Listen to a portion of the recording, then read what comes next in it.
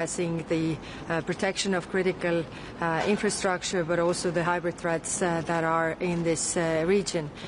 We are going to also agree on a new partnership mission for Armenia to fight the hybrid threats and FIMI that they are really encountering with there. Then we have the discussion on the Middle East.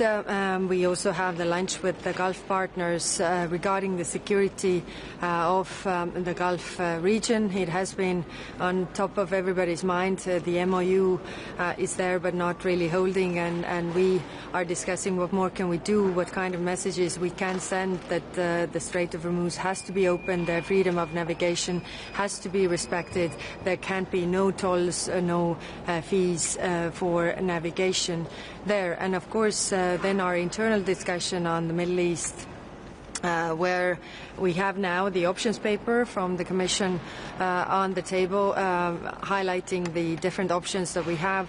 So let's see how this discussion goes, whether the member states really have an appetite for one of those measures to be more concrete to come from the Commission. And then topics that we will discuss, Western Balkans, especially Bosnia-Herzegovina and the new High Representative and the process around this, and then what is happening also in Sudan. We should not forget about this, and also send clear messages to those who are mediating, but also those who are meddling there, because we should not lose sight what is happening. High Representative, you just said there's the 21st package of sanctions, there's no agreement.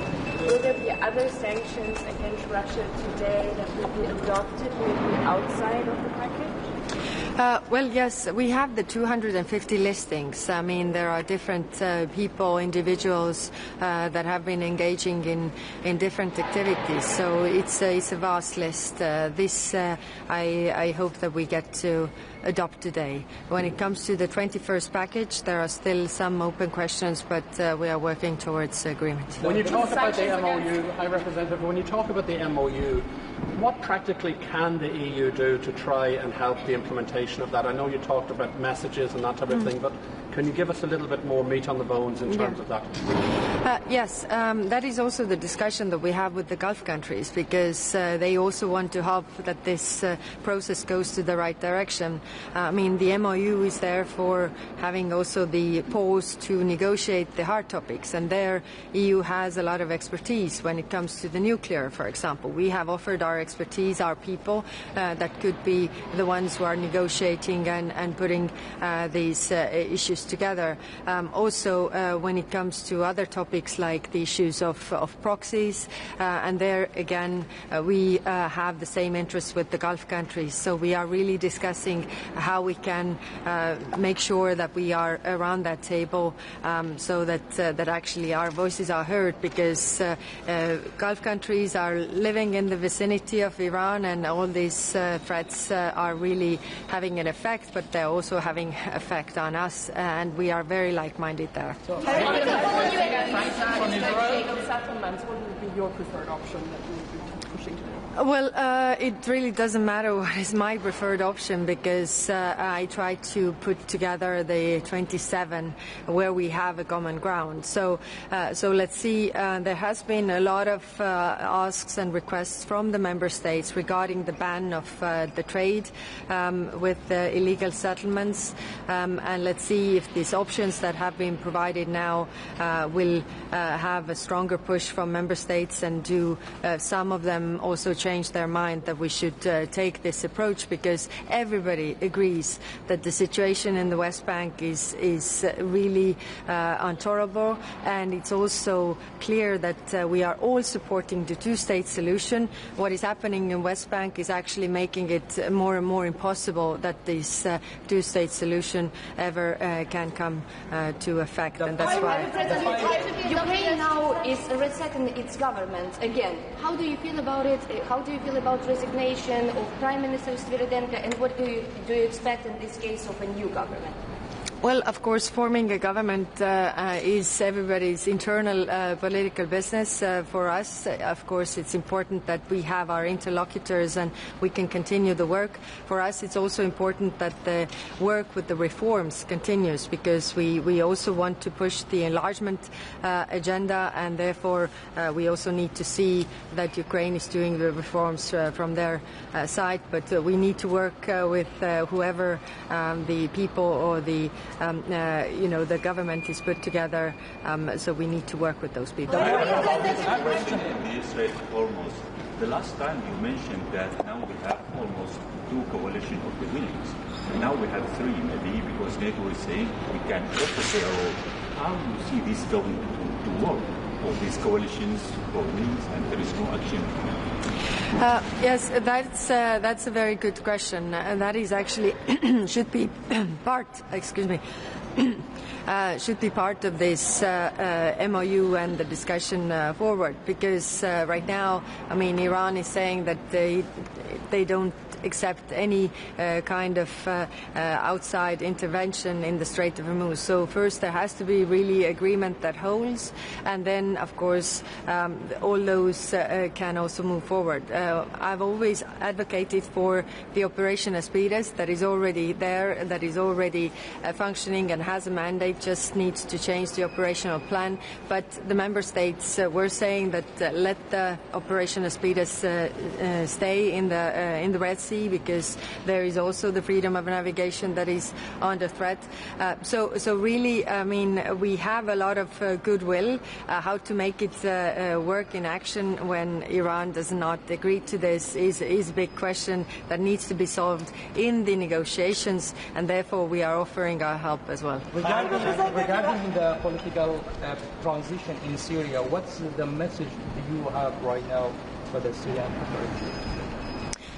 Well, the messages are actually the same with the Gulf countries. Again, I mean, this is the inclusivity of the governance that is extremely important, and also that the accountability is taken into account. When we are talking with the Syrian authorities, they are also struggling with the build-up of the institutions, and so we have offered also our help regarding build-up of institutions, putting together the constitution that is actually really inclusive of all the groups that are there in Syria. But of course, they're also struggling. For us, it is important the stability of Syria, and also that they're considering that we have the camps there, that there's no spillover effect. So far, Syria has managed to stay out of this conflict, and it is also important that it stays like that. Security policy, and to take in account Georgian Dream's policy against European Union. How do you see cooperation or involvement, Georgia, in this for us very important project, and how do you estimate the situation, current situation now? Well, yes, the Black Sea strategy we have in place already from last year. Now it's the implementation of this. The different countries around Black Sea are, of course, important part of this. Now we are also struggling with Georgia, as we don't really have connections with the government, and we don't want to support the government. We want to support the people of Georgia, and we have also had discussions how we can best do that, that people do not lose hope in Europe. On trade with settlements, do you have a legal opinion on whether it should be taken by unanimity as a trade measure or sanctions Yeah, as I'm a lawyer myself, there is a saying, when there are 2 lawyers, there are 3 opinions. So do we have the same on the table? There are different legal opinions. We are here in the council building, and the council building says, legal service, says that for this we need QMB because it's a trade issue. That's one of the legal opinions. The question regarding the Operation Regional Resolve with the U.S. The USA will leave Iraq and Kurdistan region, and member states of the European Union are among them. Does the U.S. talk with you about it, and how will be the region without the presence of the military? NATO in Iraq? Yes, Iraq is also a major concern for us, considering what is happening in Iran and also in the Strait of Hormuz, considering that the revenues for Iraq government to provide the services within Iraq actually are coming via the Strait of Hormuz, via the oil export. So if you can't provide the services in Iraq, then there's also risk for these internal collisions and conflicts. So that's why we are also in contact with the Iraqi officials in terms of what can we do, and of course that's also the concern for the regional partners. Okay, thank you very much. You mentioned yesterday Slovenian Foreign Minister.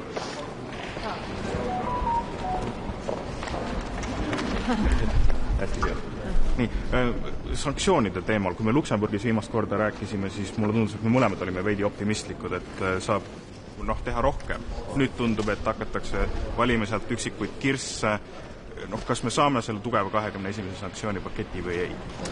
Töötame sellega, et me saaksime tugeva 21. paketi. Paraku see on nii, et kuigi kõik tahavad, et see sõda lõppeks, siis keegi ei taha seda lühiajalist valu sisse võtta, mis ühe või teise firma listimisega seotud on. Aga me töötame sellega edasi. Täna me saame 250 erinevat inimest sellesse nimekirja, kes on Euroopa poolt sanktsioneeritud, millel on ka kindlasti efekt.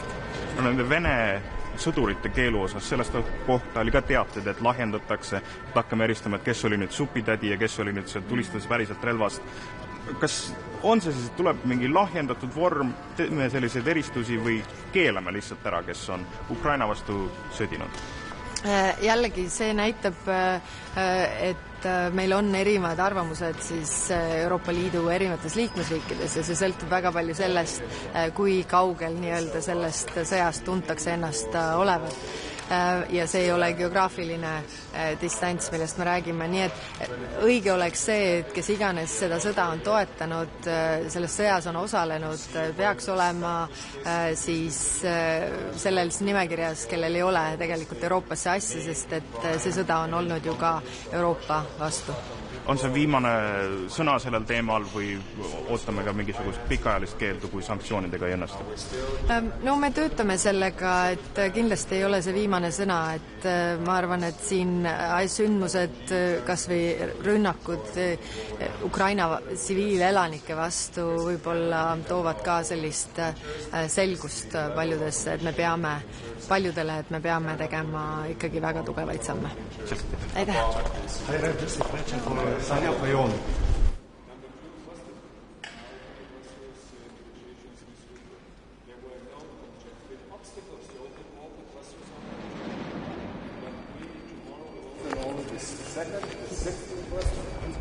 Okay. So good morning to everyone. We begin with Ukraine addressing support for its energy infrastructure and maintaining pressure on Russia. We will then discuss the Middle East and in particular Iran, Gaza and Lebanon. Our Gulf Cooperation Council partners will share their perspective during their separate meeting. And finally, we will turn to the Black Sea region with a focus on enhancing north-south connectivity. So, just a quick question about the Strait of Hormuz. How do you see the situation there? Free navigation, it's something that we strongly support, free navigation and freedom. As Croatia, as our maritime and coastal country, we have a lot of seafarers internationally. And how you see this going? I'm optimistic. I'm optimistic.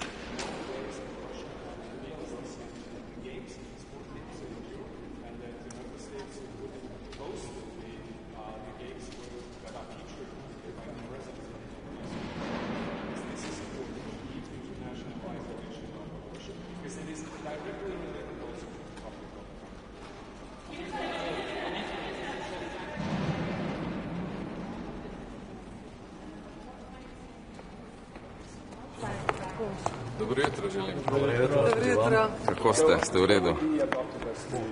Danes smo na zasedanju Sveta za zunanje zadeve. Pomembne teme, ki zelo vplivajo na varnost Evrope, od Ukrajine. Ukrajinski zunanji minister nas bo seznanil s situacijo v Ukrajini. Vi veste, da je Slovenija, slovenska vlada zelo aktivno ukrepila pomoč. Potem bomo obravnavali tudi razmere na Bližnjem vzhodu, v Črnem morju. In seveda se bomo dotaknili tudi situacije na Zahodnem Balkanu, v Bosni in Hercegovini. Tako da nas čakajo pomembne teme. Včeraj, ko ste se srečali z visoko predstavnico Kalasovo, kaj je do tema pogovorov z njo, pa seveda tudi verjetno ste govorili o Tanji Fajon, kandidaturi. Me zanima, kakšna je zdaj tukaj položaj stališča Slovenije. Jo podpira, bo glasovala Slovenija za Fajonovo? Z visoko predstavnico smo govorili predvsem o zunanji političnih prioritetah Slovenije, kar se tiče Evropske unije. Govorili smo o teh temah, ki sem jih prej omenil, in gospa visoka predstavnica in jaz smo izmenjala tudi poglede na to situacijo, v kateri pišete tudi vi, slovenski mediji. Jaz sem samo, bom rekel, izrazil pričakovanje, da se me obvesti, kako je postopek potekal, ali je postopek potekal transparentno in ali je bila morebiti kršena integriteta postopka, tako da na tem še delamo, niso stvari še popolnoma jasne. Mi si moramo prizadevati, da so vse te stvari dejansko jasne in transparentne, da ne prihaja, ker v času, ko se je zgodila ta kandidatura, prejšnja vlada je upravljala samo tekoče posle. Tako da na tej točki smo in nimam še vseh pojasnil, zaradi tega bo ta zadeva zaenkrat, kar se nas tiče, še ostala odprta. Poglejte, v samem postopku je potrebno zagotoviti transparentnost in integriteto in jaz mislim, da časovnica zdaj tukaj ne igra takšne vloge. Mi v tem trenutku nimamo še vseh pojasnil, ne gre se tukaj za kandidatke, gre se dejansko za to, da so bili vsi, bomo rekli, postulati, ki so predvideni v postopkih takšnih kadrovskih upoštevani. Na obeh straneh, pogledajte, tudi na naši strani je potrebno upoštevati postopke, ker se gre vendarle za funkcije, ki so zelo pomembne. Tako da hvala lepa še enkrat in se vidimo, jaz mislim, da hvala. Lep dan. Tudi Bližnji vzhod, mislim, da bo resna razprava upravljena o tem in pred volitvami v Izraelu je potrebno ravnati preudarno in jaz mislim, da je to mnenje, kar nas, ne samo nas, ampak tudi drugih. Tako da lep dan. Lep dan. Hvala.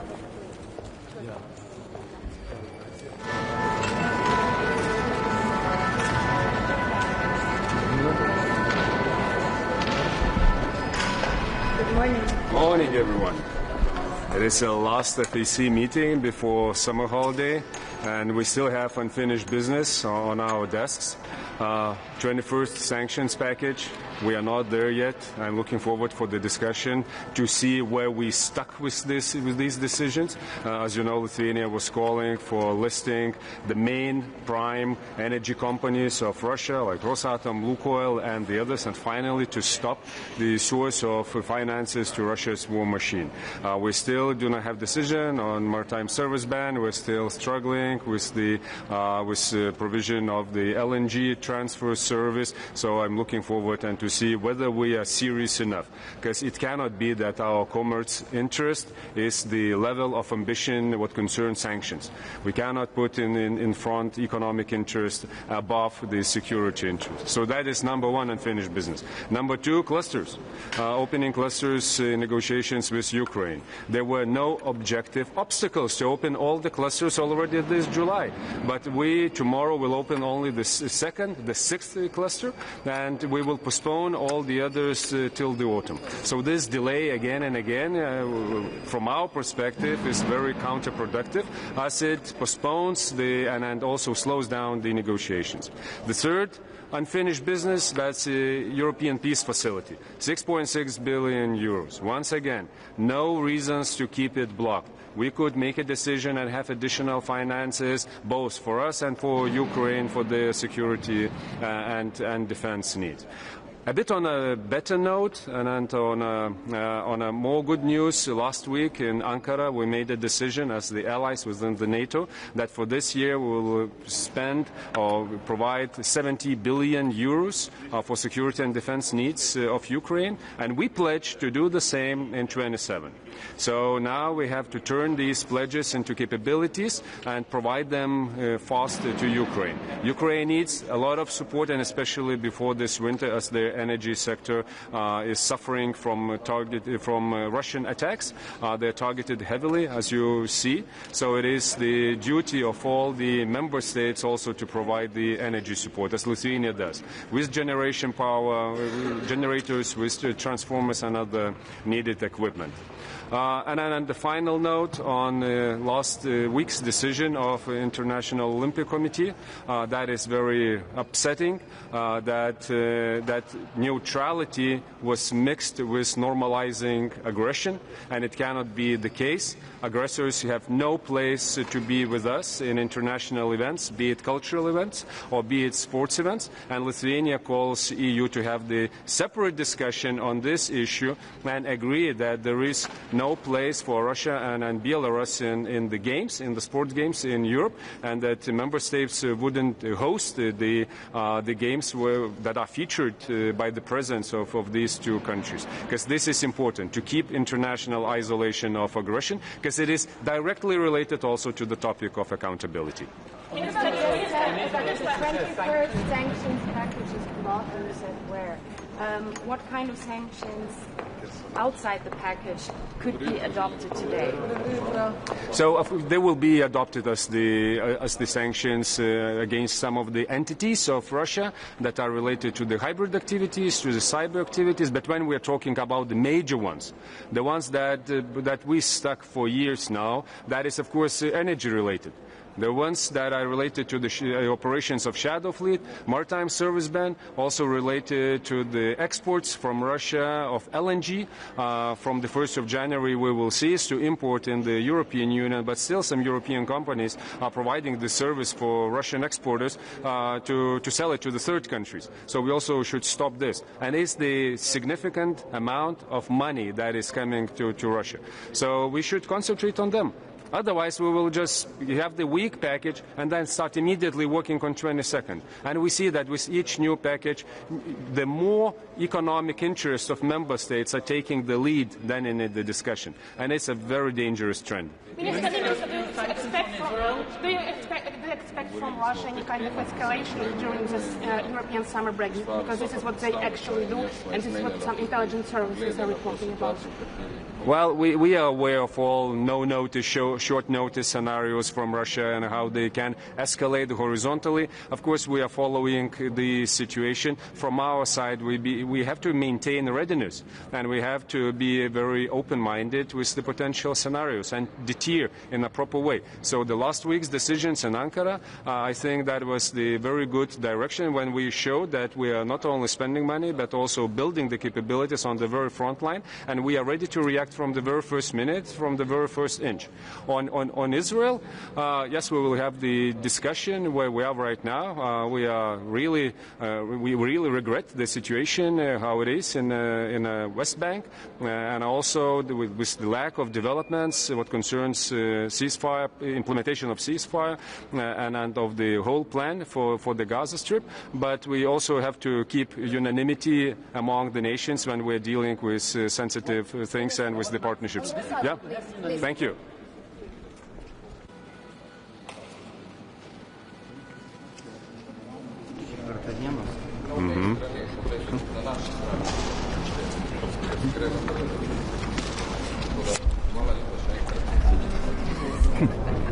Tai ministrė, su kokia dienotvarke atvykote šiandien į užsienio reikalų tarybą?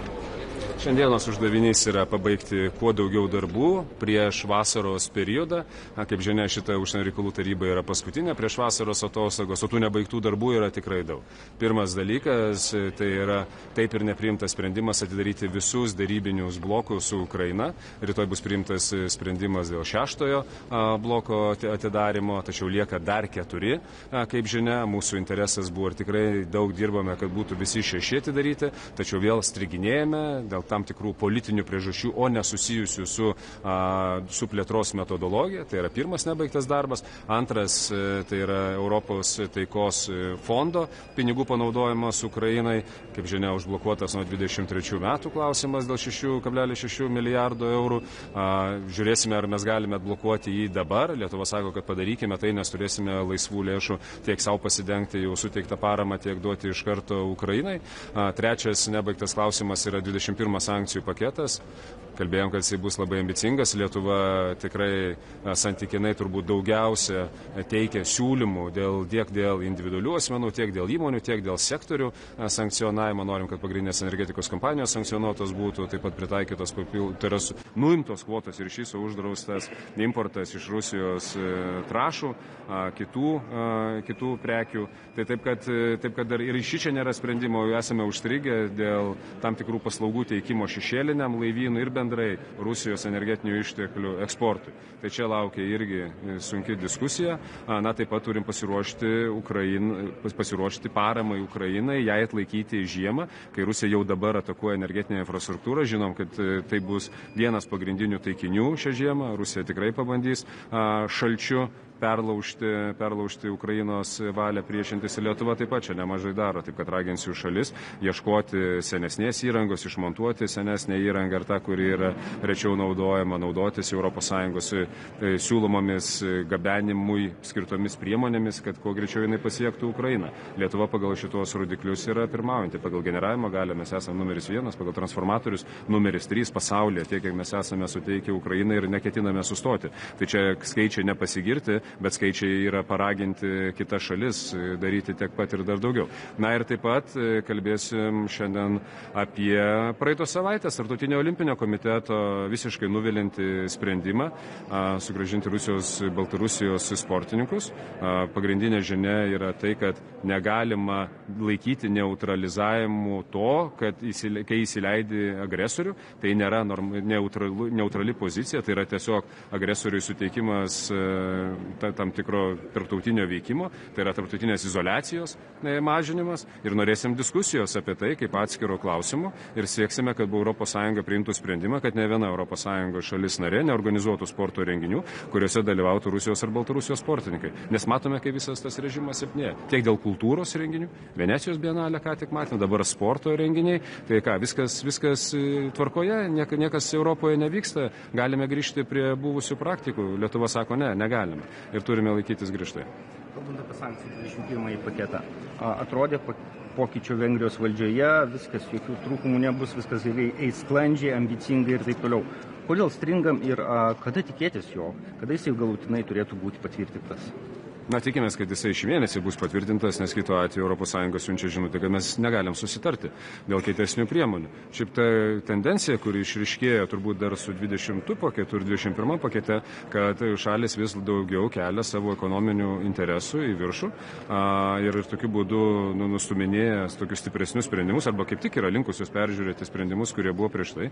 Tai yra labai bloga tendencija ir dabar tos prieštaraujančios labiau šalis yra susijusios su laivyba tarptautinė, sakykime taip, nes kalbam apie paslaugų teikimą laivynui, tai reiškia laivų aptarnavimą, kalbame apie energetinių išteklių gabenimą trečiosiam šalims, nes naftos produktam turime nusimatę viršutinę kainos ribą, kada galima gabenti, tačiau suskystintom dujom tas negalioja. Tai nuo sausio 1 dienos, kai ES nebeimportuos suskystintų gamtinių dujų, Europos kompanijos vis dar gali šiai dienai gabenti tas suskystintos dujas į trečiasias šalis. Tai mes norim, kad veikla būtų uždrausta. Kaip žinia, nėra pasaulyje tiek daug suskystintas dujas galinčių gabenti laivų ir jų nemažai yra Europoje.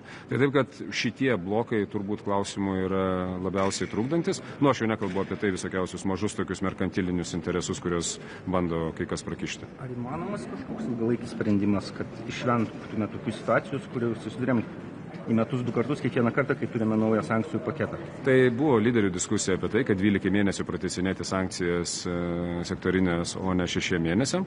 Ir dėl to tas sutarimas jisai yra čia pat.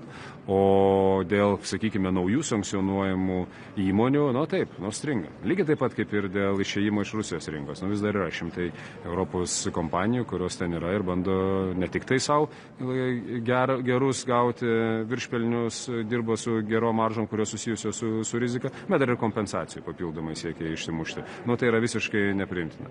Lietuvos įmonės taip pat turėjo pasitraukti iš tų rinkų ir patyrė nuostolius, tai mes dabar negalim apdovanoti tų, kurie tiesiog sėdėjo kamputį tyliai ir tiek.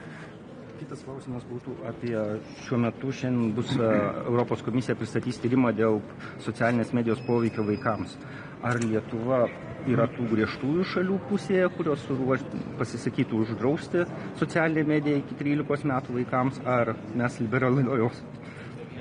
Okay. Ačiū. Grįšim prie šito. Please, quick question.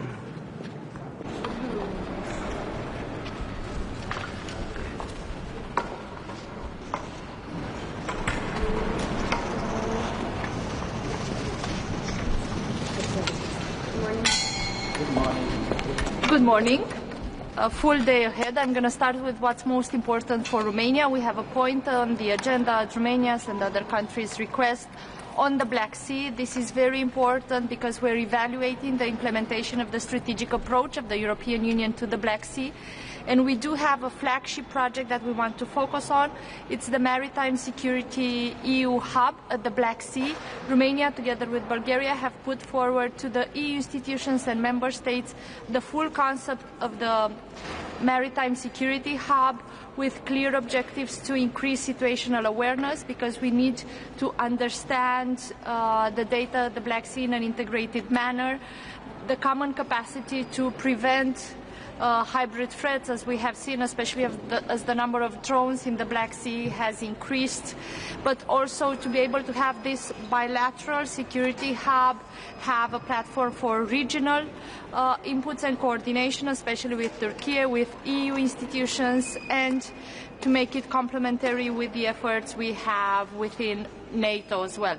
As we come from the NATO summit, an announcement that is relevant and has been made at the NATO summit by the presidents and the ministers of defense is that we have increased our partnership at the Black Sea together with Bulgaria and Turkey from demining to an increased level on protecting key infrastructure, key maritime infrastructure. That means a better protection for the energy infrastructure. As you know, Romania will increase by 80% the natural gas production next year based on the Black Sea reserves, but also critical undersea maritime infrastructure, especially in terms of cables and connectivity. Again, together with Bulgaria, we're applying for European funding for key strategic projects to increase the undersea cables on the Black Sea. And one point important in the conversation here today and the conversation we had throughout the year is to increase the know-how exchange between the Baltic states and the states at the Black Sea in terms of maritime security, allowing for commercial flows, situational analysis, and better international coordination.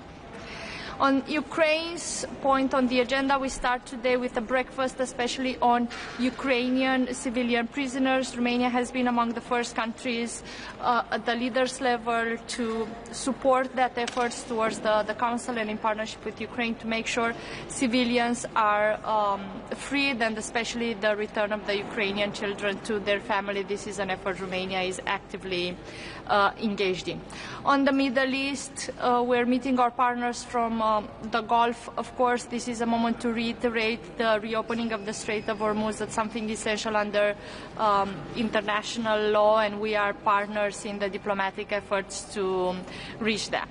One news to be said on the sanction package. Of course, we do want to increase pressure on those that have malign interferences, on those that contribute to the increased insecurity in the region. On Romania's side, this is the first time Romania has put forward a list of 6 individuals and entities in the sanction package for approval of the other member states on the cyber attacks regime.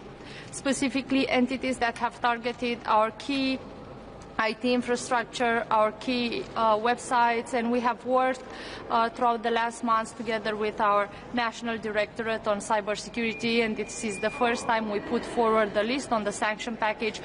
we have seen an increased level in cyber attacks, and we believe this is something that will continue. Romania, Bulgaria, and Ukraine, we have together what is called in the Odessa Triangle a trilateral agreement on cybersecurity to be able to exchange data, but also be better on how we prevent and how we make sure we protect our key infrastructure. Thank you. Have a good day. On Ukraine, please. Yes. I have two quick questions about Rosatom. Rosatom is now completing the construction of 2 nuclear power plants over the NATO countries, I mean Turkey and Hungary.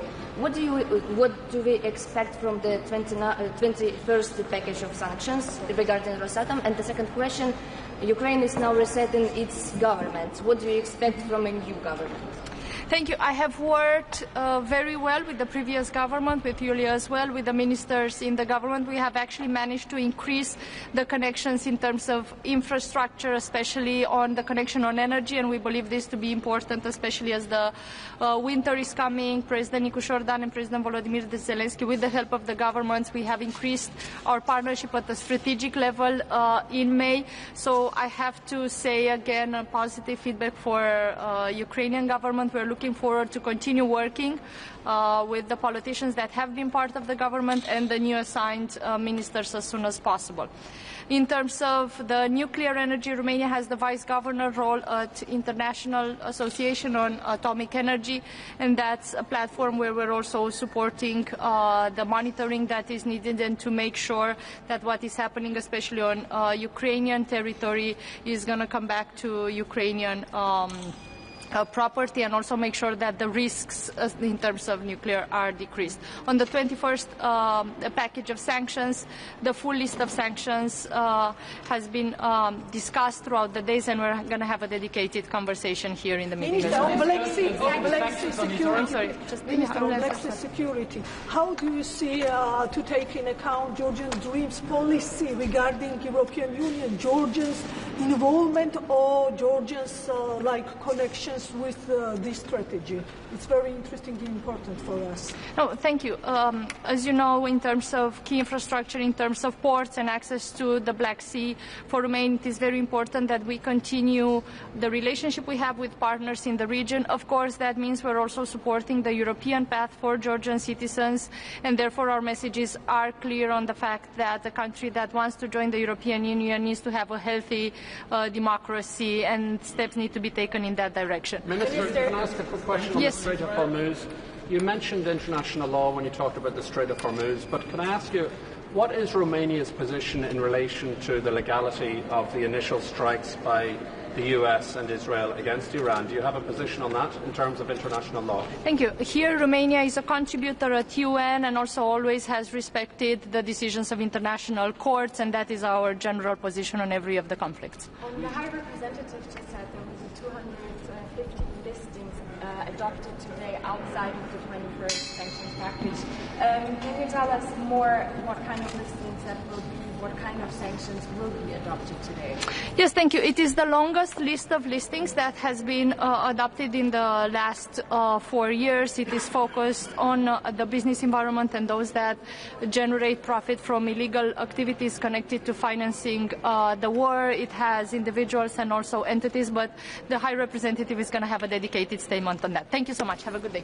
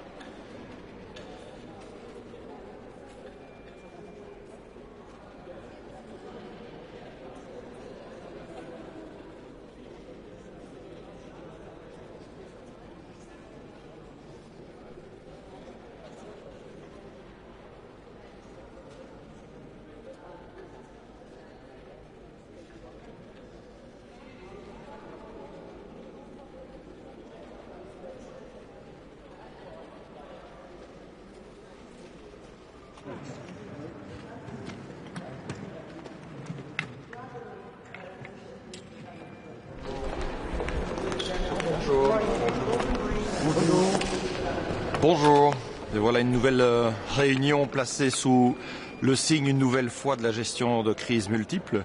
Vous me permettrez d'évoquer d'abord la crise climatique, celle dont on parle peut-être trop peu, mais qui aujourd'hui fait des dégâts, y compris humains importants, dans le sud de la France et en Espagne, où nous devons déplorer notamment des Belges parmi les victimes. Et donc, vous comprendrez que je souhaitais d'abord adresser toutes les condoléances du Royaume de Belgique à ces familles et à toutes les autres familles endeuillées. S'agissant de crise, on va évidemment commencer par mettre l'accent sur l'Ukraine, encore et toujours, et nous le ferons avec conviction à chaque fois que nécessaire, pour rappeler aussi à la Russie, sur laquelle il est indispensable de maintenir une forte pression, la nécessité aussi de respecter le droit international et notamment la dignité des prisonniers. C'est l'objet de la discussion que nous allons avoir ce matin dans un premier temps, et puis nous allons évidemment élargir le périmètre, et je voudrais déplorer qu'il n'ait pas été possible de pouvoir aujourd'hui réunir les conditions pour l'adoption du 21e paquet de sanctions. Et donc la Belgique demande que nous puissions confortabiliser dans les meilleurs délais par des initiatives adéquates de la Commission les partenaires qui ont encore des hésitations, parce qu'il est indispensable de maintenir un haut degré de pression pour pouvoir effectivement faire changer le cours des choses dans l'attitude de la Russie. On voit que ces sanctions successives portent leurs fruits, ont un impact, contrairement à ce qu'on peut parfois penser. Troisième crise évidemment sur laquelle mettre l'accent, c'est celle du Moyen-Orient. Nous allons avoir un échange important et c'est essentiel de maintenir ces contacts réguliers avec nos amis partenaires du Golfe. Je tiens d'ailleurs à rendre hommage au Qatar, à sa population et à ses autorités suite au récent décès de leur ancien émir, qui a pu jouer un rôle fondateur, bien entendu, dans l'essor et la modernisation du Qatar. Et la Belgique reste engagée, notamment dans cette coalition des volontaires menée par la France et la Grande-Bretagne, pour pouvoir apporter toute son expertise en matière de déminage, une expertise reconnue mondialement. Et nous avons déjà des vaisseaux prépositionnés dans la région pour pouvoir sécuriser le trafic maritime lorsque les conditions le permettront. Mais c'est vrai que on souffle un peu le chaud et le froid en permanence dans le détroit d'Ormuz, ne sachant plus finalement sur quel pied danser, s'il est ouvert, s'il est fermé, mais nous sommes prêts à prendre nos responsabilités. S'agissant d'ailleurs du Moyen-Orient, comment passer sous silence la difficulté, encore le drame même sur le plan humanitaire vécu en Palestine, à Gaza. Donc nous restons demandeurs qu'il puisse y avoir enfin une action forte de la Commission européenne et de ses différents niveaux de pouvoir. La Belgique a réclamé depuis des mois qu'il puisse y avoir des sujets déposés sur la table pour que nous puissions nous positionner. La Commission européenne a enfin proposé quelques options en 2 pages. Alors ça donne davantage le sentiment d'être un peu un os à ronger que réellement une volonté d'aller de l'avant. Nous sommes demandeurs qu'il y ait donc des propositions concrètes sur lesquelles se positionner, sur lesquelles les États membres devront voter, qui puissent être rapidement soumises au Conseil des affaires étrangères. Donc c'est un pas dans la bonne direction, mais encore largement insuffisant par rapport à la nécessité d'être un acteur crédible sur le plan géopolitique dans la situation israélo-palestinienne, ce que je regrette. L'Union européenne n'est plus depuis un petit temps déjà sur le sujet. Dernier élément de crise sur lequel mettre l'accent aussi, à la demande de la Belgique, rejointe par l'Allemagne, par l'Irlande, par les Pays-Bas, c'est la crise du Soudan. L'une des plus graves crises humanitaires, sinon la plus grave du moment. Et pourtant, on en parle trop peu. Vous connaissez la sensibilité africaine de la Belgique de longue date. Et donc, j'ai souhaité que nous puissions aussi remettre un coup de projecteur sur ce conflit dramatique et veiller à ce que tous les pays membres de l'Union européenne agissent en conséquence. Monsieur le ministre, une sanction au sujet d'Israël. Est-ce que vous pensez 2 types de sanctions sont sur la table vis-à-vis d'Israël? Laquelle vous privilégierez le plus? Celle au niveau du commerce ou Alors d'abord, je pense que nous devons agir à l'égard du traité selon les règles en matière de commerce, puisque celle-ci nécessite une majorité qualifiée. tandis que parler de sanctions à proprement parler nécessiterait l'unanimité. Donc je pense que le choix des mots n'est pas neutre parce qu'il influence aussi la manière dont nous devrons nous positionner, avec quelle clé de vote. Donc la Belgique est sur le point elle-même d'adopter une interdiction de l'importation des produits issus des colonies illégales israéliennes dans les territoires palestiniens, mais nous avons toujours considéré que ce serait beaucoup plus cohérent et impactant d'avoir une démarche à l'échelle européenne. Nous avons décidé d'agir à l'échelle nationale par défaut depuis maintenant trop longtemps de positions européennes qui soient convaincantes.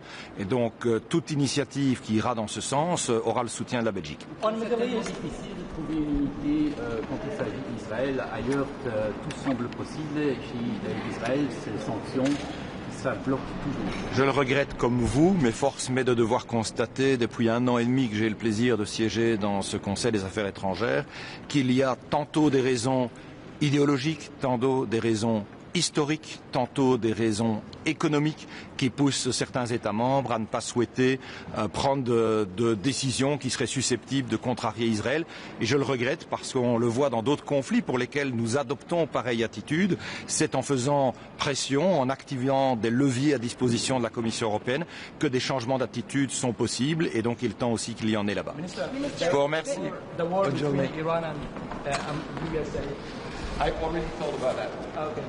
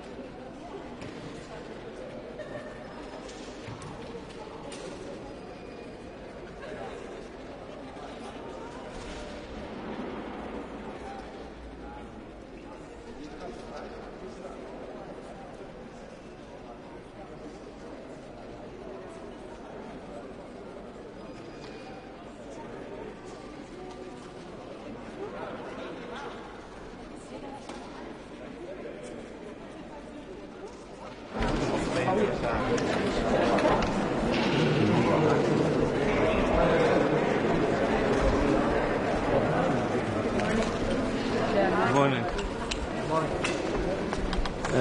A symbolic council for us today as the new trial starts its presidency, so the council kicks from the Irish presidency, but we as Lithuania were incoming already officially. So of course the presidency priorities, the Irish presidency priorities, we support them. We will be very much looking forward to engage as a partner, as a trio partner. And of course many items on the table, including the CP reform itself, for Irish presidency to do a mandate at the council, for us hopefully to negotiate with the European Parliament, but those are things to come. But on today's agenda we already have some priority points for the Irish presidency, like livestock strategy, like women in agriculture. So of course we're very much looking for discussion, as well as the new protein plan which European Commission will be presenting. So in this regard we are looking forward for maybe some upcoming legislative proposals which might be dealing upon during our term, maybe something on animal welfare, but today we're looking forward for the discussion itself. Also for us, in a sense, on livestock strategy and protein plan, we have some issues still pending. So this is the dairy milk situation in my country. So the crisis is still persistent, ongoing, prices falling down. So I will be also speaking upon that. Other points on the agenda as trade points, they are very much important. Also we'll have an opportunity to discuss on the better protection on geographical indications, and of course some special points, AOB points raised by some other member states which will be supporting. So something on the promotion policy, budget cuts, will be supporting Italian delegation, and of course the risk management, the point raised by Visegrad Group, presented by Hungarian colleagues, will be supporting those as well, as we see it as some continuation from the debate we had in Cyprus during the informal meeting of agricultural ministers. So briefly, like this. In terms of the Strait of Hormuz, for global supply chains, for the agriculture, for people involved in the agricultural industry, how important is it to get that situation sorted out? It's of course the signal from that part, this global trend, is very much important because markets, they immediately react. And to that regard, we note and we expect that it's soon finalized. We have this support package offered by European Commission, 540 million euros, which will be soon finalized, voted at the committee this week already. So, of course, it's a short relief for our farmers, but if situation persists, of course, we'll be looking for more measures. And we also have a commitment from Irish presidency as one of their priorities, also constantly to observe the markets and, if needed, to engage with the European Commission on measures needed. Thank you.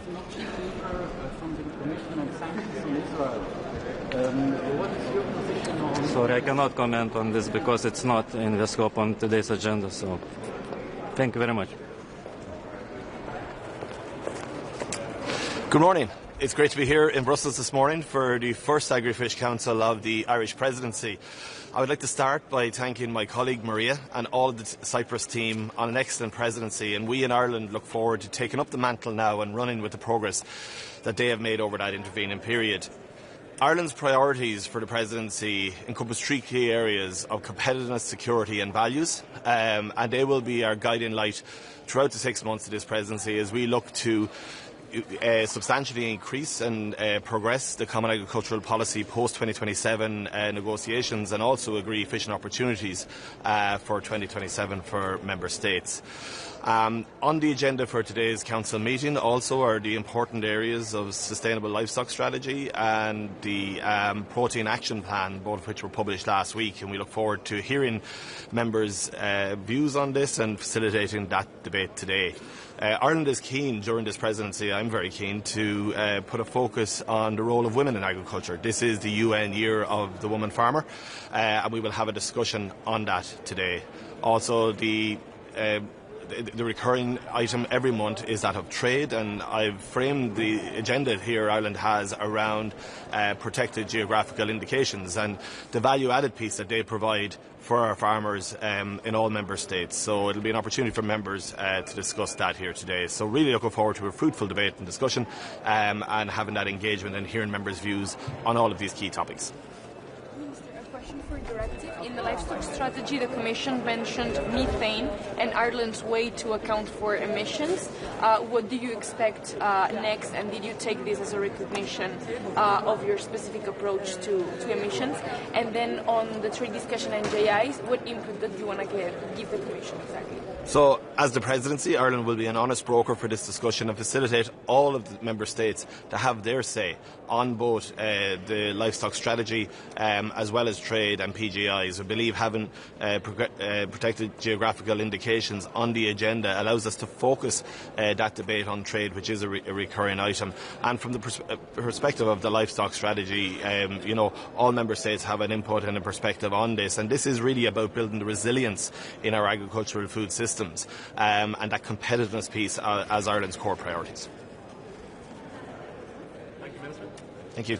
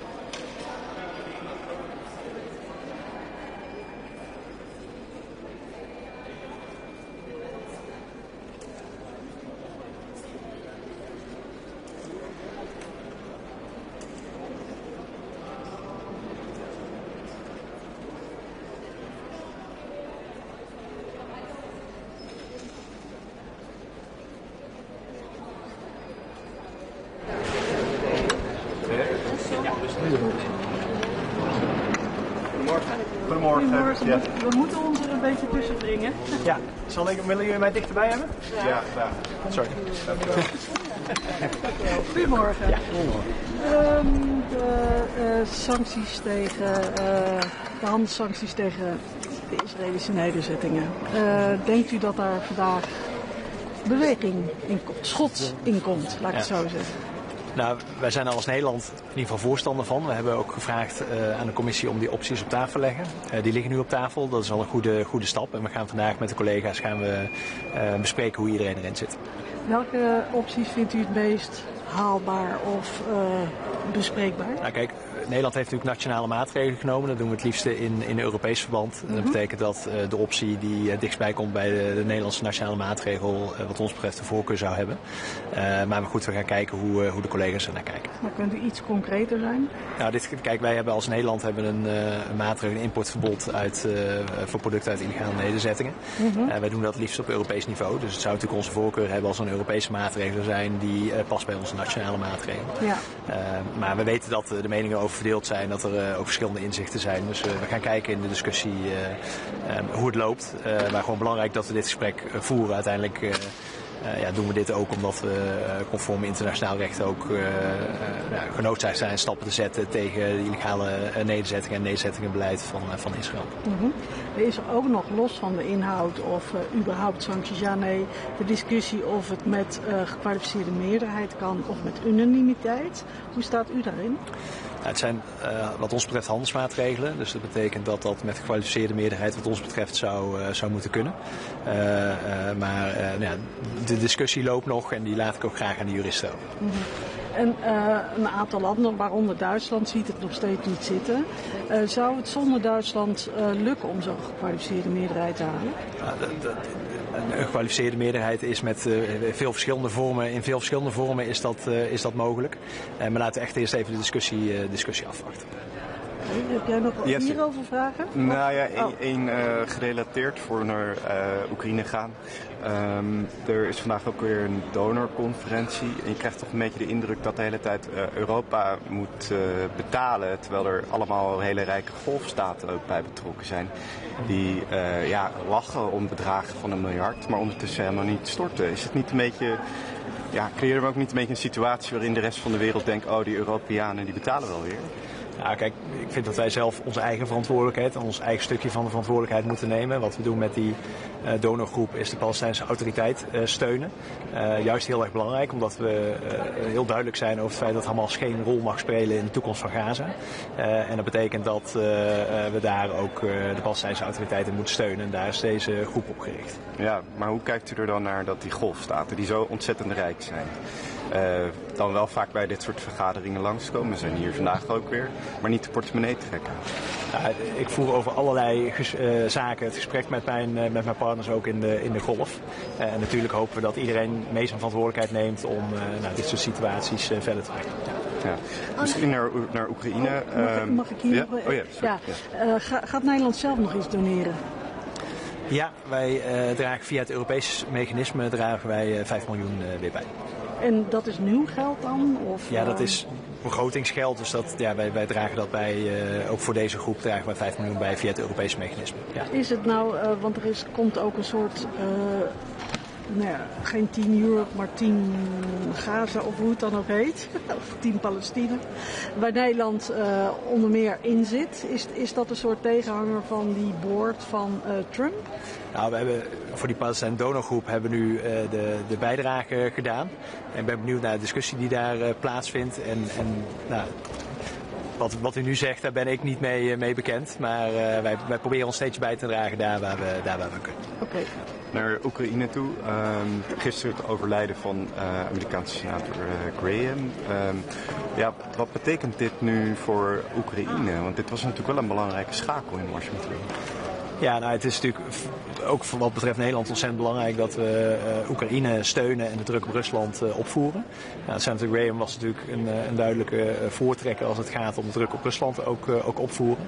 En laten we hopen dat de Verenigde Staten geïnspireerd zijn en dat ook doorzetten. Want uiteindelijk is dat wat gaat helpen, meer druk op Rusland. Bent u toch bezorgd daarover? Want zoveel pleitbezorgers die ook nog echt invloed hebben, zijn er toch niet meer? Natuurlijk is het sowieso erg verdrietig dat hij overlijdt. Politiek gezien hebben we natuurlijk liever meer medestanders en hij was er één op dat gebied. Tegelijkertijd is het ook zo dat de dynamiek rond VS, als we kijken naar de G7, ook de NAVO-top, richting Oekraïne echt aan het veranderen is. Zij zien ook dat Rusland onder druk staat, dat Oekraïne momentum heeft. Dus ik hoop ook dat de Verenigde Staten in die dynamiek meegaan. Ja, over dat momentum, het ziet er toch weer naar uit dat deze week dat 21e sanctiepakket nog verder uitgekleed moet worden om voldoende steun te vinden. Wat zegt dat dan toch over de urgentie die sommige landen blijkbaar niet voelen? Ik ben bovenal blij over de stappen die we wel zetten. Op het gebied van cyber, op het gebied van mensenrechten, op het gebied van hybride dreigingen worden er sancties aangenomen. Er vindt nog discussie plaats over het 21e sanctiepakket. De positie van Nederland is verstrekt helder. Steun aan Oekraïne opvoeren en druk op Rusland opvoeren. En dat betekent dat wij op beide onderwerpen ook landen aanspreken. Dus wij vinden dat voor steun aan Oekraïne een aantal landen echt een beentje bij moeten trekken. En als het gaat om sancties tegen Rusland vinden we ook echt dat landen mee verantwoordelijkheid moeten dragen. En we hopen dan ook dat dat in 21e sanctiepakket er zo snel mogelijk komt. On trade and trade settlements, there's a division between Council and Commission whether it should be trade or sanctions measures, so unanimity versus QMV. What do you think of this debate? Well, for us, it's we think it's trade measures. We, as the Netherlands, already have national measures in place. They're trade measures. So we think, and also on the Council side, the estimation is that it should be a trade measure. But we look forward to the discussion that's going to take place today. Do you expect any kind of escalation from Russia during the summer break? Because this is what they usually do, and this is what some intelligence services are reporting about. And what signal should Europe send Russia to change its plans? Well, I think Ukraine currently has momentum, also in summer. Ukraine is winning the summer war, as they call it, but the winter is how do you say that? It's more worrying, and that's why we also try to support Ukraine to prepare for the next winter. On the Strait of Hormuz, as Rosatom is finishing the construction of 2 nuclear power plants over the Europe, I mean, it's Turkey and Hungary. What do we expect in 29th package of sanctions to prevent this? Well, we have a discussion about the new package. This is not part of the discussions currently for the 21st package, and I hope we have a deal soon. Health ministers, what's your message to them going to be? About the Operation Inherent Resolve, Netherlands was active member among this operation against ISIS. Do you talk with the US, and how will be the future of Netherlands in Iraq and Kurdistan region of Iraq? Well, we worry about ISIS. We did so in the past. We still do so in the future, and we look with international partners to see how we can contain that risk. Minister, what are you going to discuss? The situation in the Gulf of Hormuz, the MOU, should it be renegotiated? Well, we discussed the current situation. We like to hear from them what the current situation is, and we have great interest also as Europe when it comes to the closure of the Strait of Hormuz and regional stability. So we will continue that discussion. Thank you for your Sorry. About the 21st sanctions package against Russia, it seems blocked.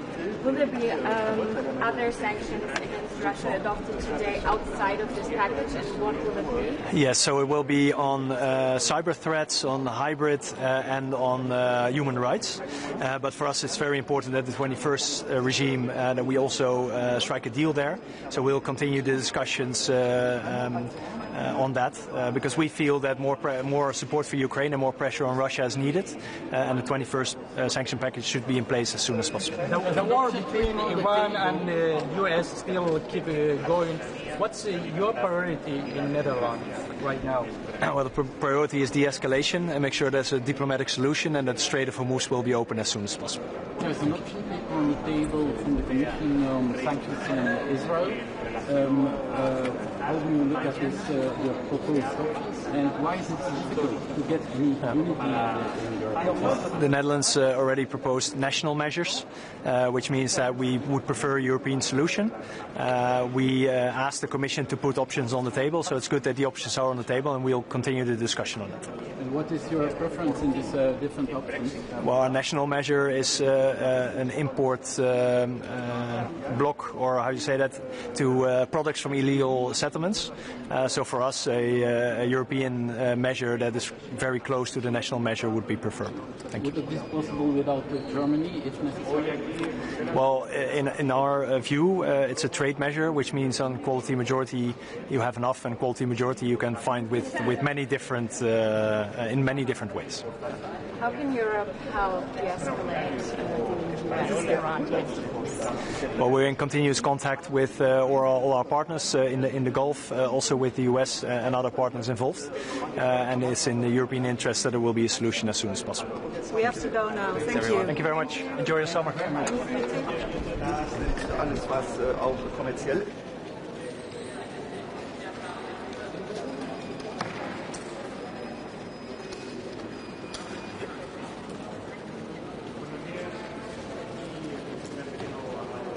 Toda la solidaridad que nos están trasladando todos nuestros socios europeos en relación a la terrible tragedia en Almería, en Andalucía, en España, por el incendio que estos días ha asolado a nuestro país en Almería. Estoy en contacto con varios de mis homólogos, especialmente con aquellos que tienen colonias importantes en Almería y que por lo tanto pueden haberse visto afectados. Estuve en contacto con mi colega belga, al que veré precisamente ahora en la reunión, también con la ministra de Asuntos Exteriores del Reino Unido, de Países Bajos, también desde Canadá, y quiero agradecer esa solidaridad. También en Venezuela hay solidaridad con los españoles. Como saben, desgraciadamente 41 españoles fallecidos ya por el terremoto, 11 españoles localizados bajo los escombros, pero a los que todavía no hemos podido acceder, y 139 desaparecidos. Precisamente hoy, a las 3:15, va a llegar un nuevo avión repatriando a españoles, 22, también venezolanos y otros europeos. Aprovechamos el avión en el que se realiza la primera rotación del personal sanitario que está operando el hospital de emergencia, el equipo START, que regresa a España en esta primera rotación. Va un nuevo equipo. Y hoy tenemos un Consejo de Asuntos Exteriores especialmente importante por la situación en Ormuz, donde vamos a tratar Oriente Medio. Vemos una nueva escalada muy preocupante. No hay solución militar para Ormuz. Tiene que ser el diálogo, la negociación, los que establezcan de nuevo una paz duradera y que permitan reabrir el estrecho de Ormuz de manera libre, segura, sin ningún tipo de pago de ningún canon. Y condenamos rotundamente los injustificados ataques que está realizando Irán a los distintos países del Golfo. Ayer estaba en contacto con mi homólogo catarí para trasladarle también mis condolencias por el fallecimiento del Sheikh Hamad, y también le trasladé nuestra solidaridad con Qatar, igual que con el resto de los países del Golfo. Vamos a tener también hoy que tomar una decisión con respecto a los productos que provienen de los asentamientos ilegales. España hace ya mucho tiempo ha prohibido su importación de manera bilateral a nivel nacional. La Unión Europea tiene que hacerlo. Hay un papel de opciones, pero yo creo que no ha lugar para opciones. Hay una opinión desde el año 2024, una opinión consultiva del Tribunal Internacional de Justicia, que dice muy claramente que es ilegal el comercio con productos que provengan de esos asentamientos. Por lo tanto, la posición de España es clara, lo hemos hecho, lo hemos plasmado en nuestra legislación nacional, estamos junto al derecho internacional y la legalidad internacional, y por lo tanto creemos que lo que tiene que hacerse es prohibir ese comercio con los asentamientos ilegales y con productos que provengan de esos asentamientos ilegales. Mucho más en estos momentos en los que vemos que la fase 2 del plan de paz está completamente paralizada, que hay violaciones constantes de la fase 1 y que la violencia sigue en Gaza y también en Líbano. No podemos permitir que en Oriente Medio se instaure una guerra perpetua y que la única forma que tenga Israel de relacionarse con los distintos pueblos y países de Oriente Medio sea a través de la guerra. Europa tiene que alzar su voz. Hoy es una muy buena oportunidad, exactamente igual que cuando tratemos el punto de Ucrania. Tenemos que dejar claro que todo aquello que no sea una paz justa y duradera, que respete la soberanía de Ucrania, nunca será aceptable. Estamos asistiendo desde hace días también en Ucrania, igual que en Oriente Medio, a una escalada, a un incremento de los ataques indiscriminados, injustificados desde Rusia hacia las ciudades rusas. Hoy tenemos que seguir respaldando a Ucrania, desde luego España lo va a hacer, y tenemos que dejar claro que cualquier diálogo, cualquier negociación en Ucrania tiene que ser exclusivamente dirigido a una paz que respete la soberanía, la libertad y la democracia de Ucrania. Mañana también seguiré aquí en Bruselas, estaré presente en la firma de ese acuerdo Unión Europea-Reino Unido en relación a Gibraltar. Mañana se abre una etapa histórica para España, para Andalucía, para el campo de Gibraltar. Una nueva etapa, una nueva era de las relaciones entre el campo de Gibraltar y Gibraltar, una nueva era de oportunidades. Mañana también se cierra, por fin, el Brexit. La última pieza que faltaba era ese acuerdo en relación a Gibraltar, que también abre nuevas posibilidades de relación bilateral entre el Reino Unido y España, entre el Reino Unido y la Unión Europea. Hoy aquí en Bruselas voy a ver a todos mis homólogos, también veré a mi homólogo francés, ayer estuve en contacto con él. Tenemos una semifinal muy importante mañana, con un extraordinario equipo español al que todos vamos a apoyar. Yo estoy seguro que nos va a seguir dando alegrías nuestra selección española de fútbol, pero el deporte también tiene que transmitir valores. Valores de tolerancia, valores de amistad, valores de hermandad, como los que tiene España y Francia, dos países amigos, dos países vecinos, y por eso lo que dejó escrito el expresidente del Gobierno, Mariano Rajoy, es absolutamente inaceptable. Nada que de cerca o de lejos pueda encubrir racismo, xenofobia, representa a España. Es todo lo contrario de lo que es España, es todo lo contrario de lo que es la selección española de fútbol, es todo lo contrario de lo que tiene que ser una fiesta de tolerancia y de pluralidad como es un mundial que acoge a todos los países. Yo quiero reiterar nuestra amistad a Francia y exijo al señor Feijóo que desautorice a Mariano Rajoy, que es un expresidente del gobierno de su partido, militante de su partido, al medio digital que publicó ese artículo, que retire el artículo y que publique una rectificación dejando claro que no comparte en absoluto eso que se vehiculó y se expresó en ese artículo de esa manera.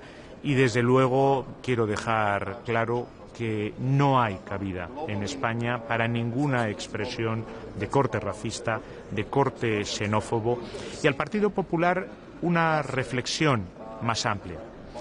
Esta semana están saboteando con un absurdo recurso de inconstitucionalidad que solamente está en su mente el Tratado de Amistad y Cooperación con Francia, el primer tratado de nuestra historia de amistad y cooperación con Francia.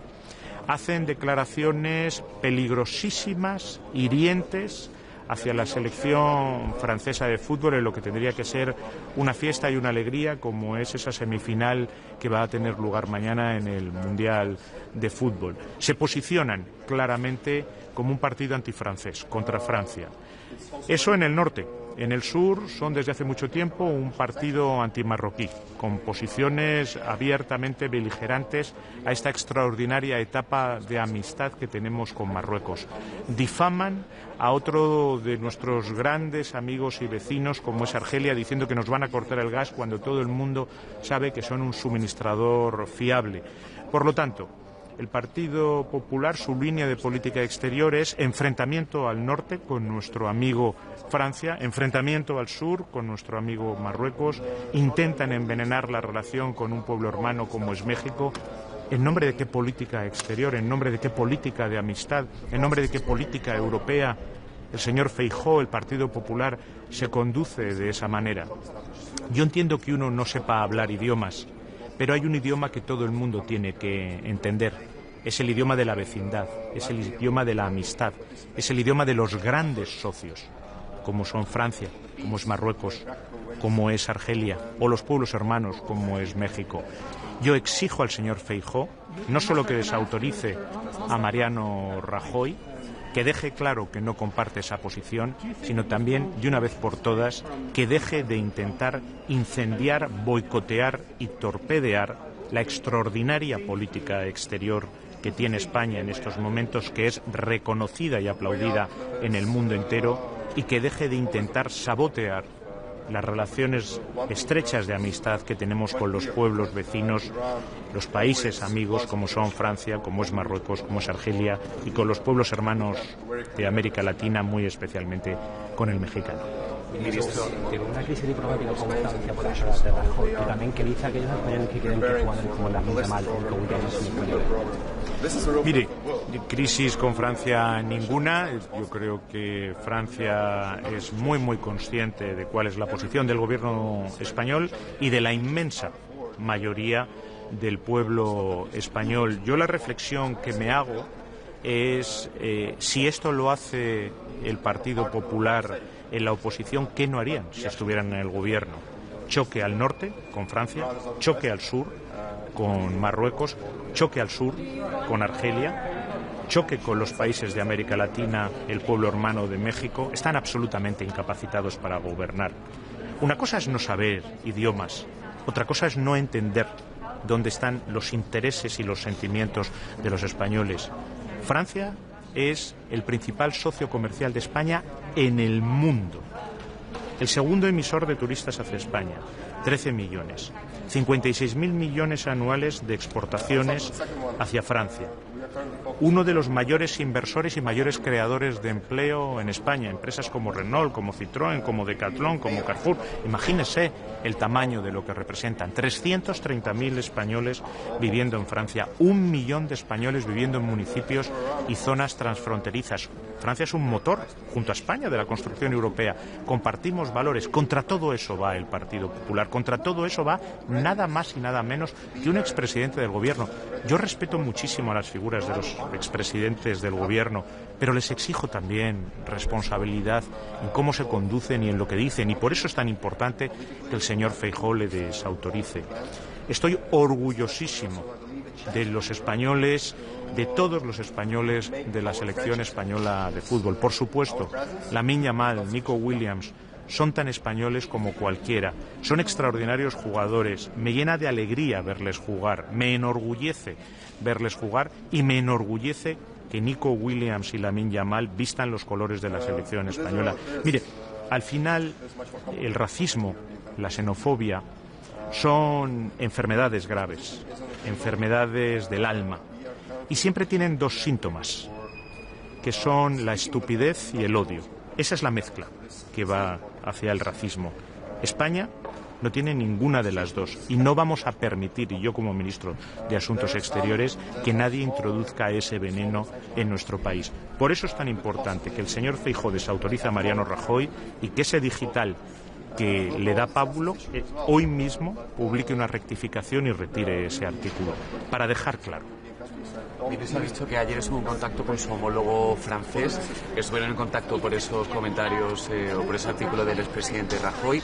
¿Le llamó usted? ¿Hablaron también del bloqueo al Tratado de Amistad con Francia por el recurso al Le contacté yo y hemos hablado en varias ocasiones de cómo avanza el tratado. Sí, no ayer en concreto, pero lo hemos hablado en otras ocasiones y le contacté yo. Sí, efectivamente. Y hoy hablaré con mi homólogo francés también. ¿Y hablaron también de esas palabras del expresidente Rajoy? Sí, le contacté y le trasladé que desde luego esa no es la posición del gobierno de España.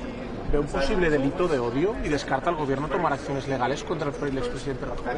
Yo no soy juez, pero desde luego esa frase encubre algo terrible.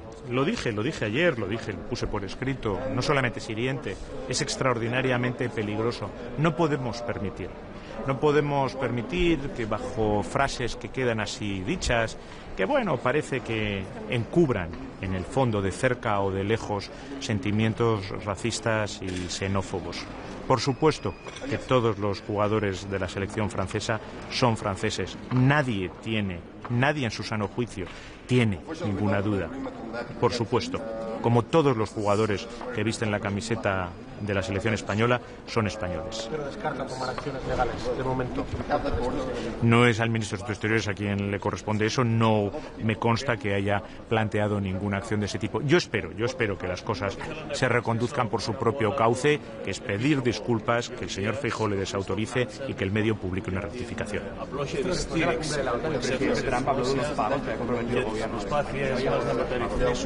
Ya lo he dicho aquel día y lo he dicho en varias ocasiones, solo el presidente de los Estados Unidos puede explicarlo, no hay nada nuevo más allá de aquellos pagos a los que España se ha comprometido como miembro de la OTAN y que por supuesto va a cumplir. Muchas gracias. ¿Se espera algún resultado concreto hoy? Porque son opciones, no son propuestas en concreto. Está la cuestión de que se ha introducido la posibilidad de la unanimidad cuando se está hablando de la NATO mayor cualificada. ¿Le preocupa que volvamos a...? Sí me preocupa, por supuesto me preocupa que estemos en una táctica dilatoria, que estemos debatiendo sin hacer algo que no necesitaríamos realmente ninguna decisión, sería simplemente la aplicación del derecho internacional. Hay una opinión consultiva del Tribunal Internacional de Justicia que es muy clara al respecto, no debería de producirse ningún tipo de comercio con productos de los asentamientos ilegales, España ya hace mucho tiempo que los ha prohibido, esa es desde luego la vía que yo creo que tiene que seguir la Unión Europea y eso es lo que yo voy a defender hoy en la reunión. Muchas gracias.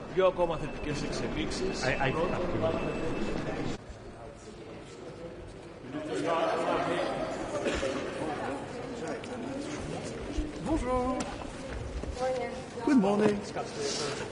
Bonjour, réunion importante aujourd'hui. Est-ce que nous allons, avant les grandes vacances, se mettre d'accord pour mettre la pression sur Israël et sur les territoires occupés? Nous avons différentes propositions qui ont été faites par la Commission. C'est pas par manque de demande, on a insisté. Je sens même de la Commission encore une certaine frilosité pour essayer de nous expliquer qu'il faut une unanimité pour éviter un vote à la majorité qualifiée. Je le sens. J'ai l'impression que dans la Commission européenne, selon les commissaires, ça change. Je suis content que Kaja Kallas maintenant ait au moins des options sur la table.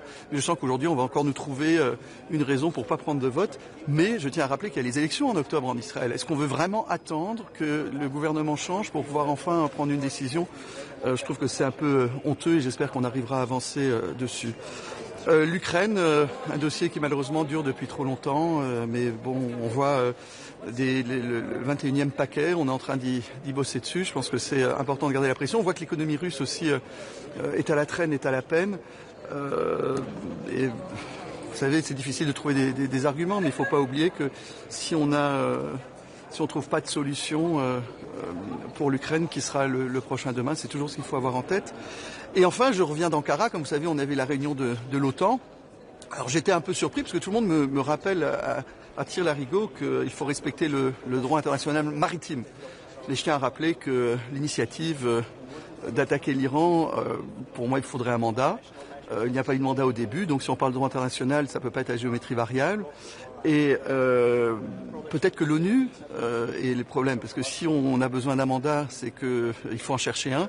Et si on a dès le départ l'impression que de toute façon ce sera bloqué et qu'on évite de le chercher, pourquoi pas une réforme un jour de l'ONU? Pourquoi est-ce que 5 pays décident encore ce qui est bon pour le reste du monde? Je pense qu'il serait important de discuter là-dessus. Voilà. Bonne journée. Es ist ja wirklich anscheinend keine Option, sich auf Maßnahmen gegen Israel zu einigen, weil das ist jetzt schon der 3. Vorschlag und es gibt noch immer keine. Es ist der 100. Vorschlag, es ist nicht der 3. Vorschlag. Es ist das 100. Mal, wo wir darüber reden, wie wir Druck auf Israel machen können, wie wir eine Lösung finden können. Und jedes Mal wird dann am Anfang war es immer, nein, geht nicht, wir brauchen Einstimmigkeit. Und jetzt haben wir, ich bin der Überzeugung, auch Mehrheitsabstimmungen, die möglich sind, alles was auch kommerziell ist. Es sind ja keine Sanktionen, es sind ja kommerzielle Verbindungen. Da können wir ja auch was ausmachen. Ich gehöre zu den Ländern, ich war ja sehr pragmatisch auch am Anfang, habe gedacht, wir müssen diplomatische Lösungen finden, aber ich sehe, ich bin mit meinen Latein an Ende. Und wenn wir einfach nachgucken und ich habe das Gefühl aber, dass es jetzt ein bisschen weiterkommt, aber in der Kommission habe ich das Gefühl, dass es auch keine Einstimmigkeit gibt in der Kommission und dass am liebsten verschiedene Leute heute überhaupt nichts auf der Tagesordnung hätten und die anderen am liebsten schon alles durch hätten. Und ich bin der Meinung, dass wir heute, wenn wir es fertigbringen, auch ein starkes Signal zu haben, mit Mehrheitsabstimmungen auch ein Signal zu geben. Was machen wir? Warten wir, bis die nächsten Wahlen vorbei sind, wenn der Netanyahu nicht mehr da ist, der Regierungschef, um dann endlich was zu entscheiden? Finde ich schade. Minister, es ist ja schwierig, wenn Israel draufsteht, weil Israel drauf gepickt wird, auch wenn es aus illegalen Siedlungen ist. Wie soll das dann kontrolliert werden? Also es gibt ja verschiedene Möglichkeiten. Es gibt ja auch einen ganzen Ban. Das ist die erste Möglichkeit. Das ist das, was, glaube ich, am besten wäre.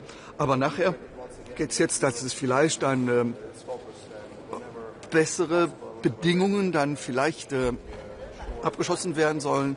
Aber also ich finde, wenn wir überhaupt nichts fertigbringen und dann wird es auf Oktober vertagt. Im Oktober sind die Wahlen auch in Israel. Das heißt, dann haben wir es fertiggebracht seit dem Anfang der unberechtigten Handlungen von Israel. Weil man muss nicht vergessen, nach dem 7. Oktober gab es wirklich eine Situation, wo auch Israel ein Recht auf Selbstverteidigung hat. Aber auf einmal gibt es keine Erklärungen mehr.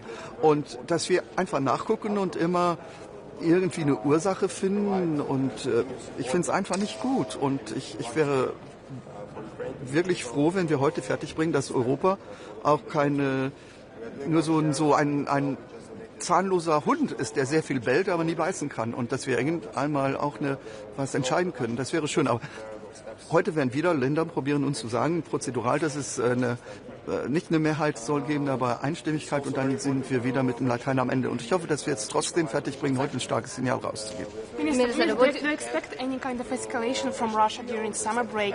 And what signal should Europe send Russia during this? I just can't tell you for the moment that Russia is so unpredictable that I can't tell you how they behave. I can't tell you. If they go less or more, I have no clue. It's terrible, but Russia is unpredictable. That's the reality. Minister, what do you expect in a cooperation with the new Ukrainian government? Because Ukraine is now resetting a government again. Yes, but if they want to have a new start, this is always possible. I just heard that it was also a decision from the Prime Minister that she said to President Zelensky that she is going to resign. Sometimes you need stability, sometimes you need new energy and new kicks. I think the decision has to be taken by the Ukrainians. It's not our job to tell what they have to do. I don't like when people tell me what in Luxembourgish politics has to happen. I don't like that. Once again, Independent Georgia Media Platform. Yes. Here. Yes. Minister, you permanently negotiate with Georgian colleagues. So what's your impression? Are they ready to come back on this European path? What's your message and what they are telling you? I always tell you, they know exactly what to do. It's their decision, but if we don't speak to them, we cannot change. And if we want... we don't have to teach them, but they know the rules, and they know which direction the rule has to be, in which direction the laws has to go. We don't have to impose. We have to propose, and the Georgians have to decide. But they won the elections, if we like it or not, that's a fact. But if we don't speak to the Georgians, we will never be able to find a solution. I understand, but what's your impression? Are they ready? Sometimes good, sometimes bad. Itsiketsi, they would say in Greek. On illegal Israeli settlements, can you take one question in English, please? Maybe Yes. Is this debate of unanimity versus QMV, Yes. is this a way of kicking the decision down the can, maybe to October or even I know later? I know that some members of the Commission would prefer even that we don't speak about it today.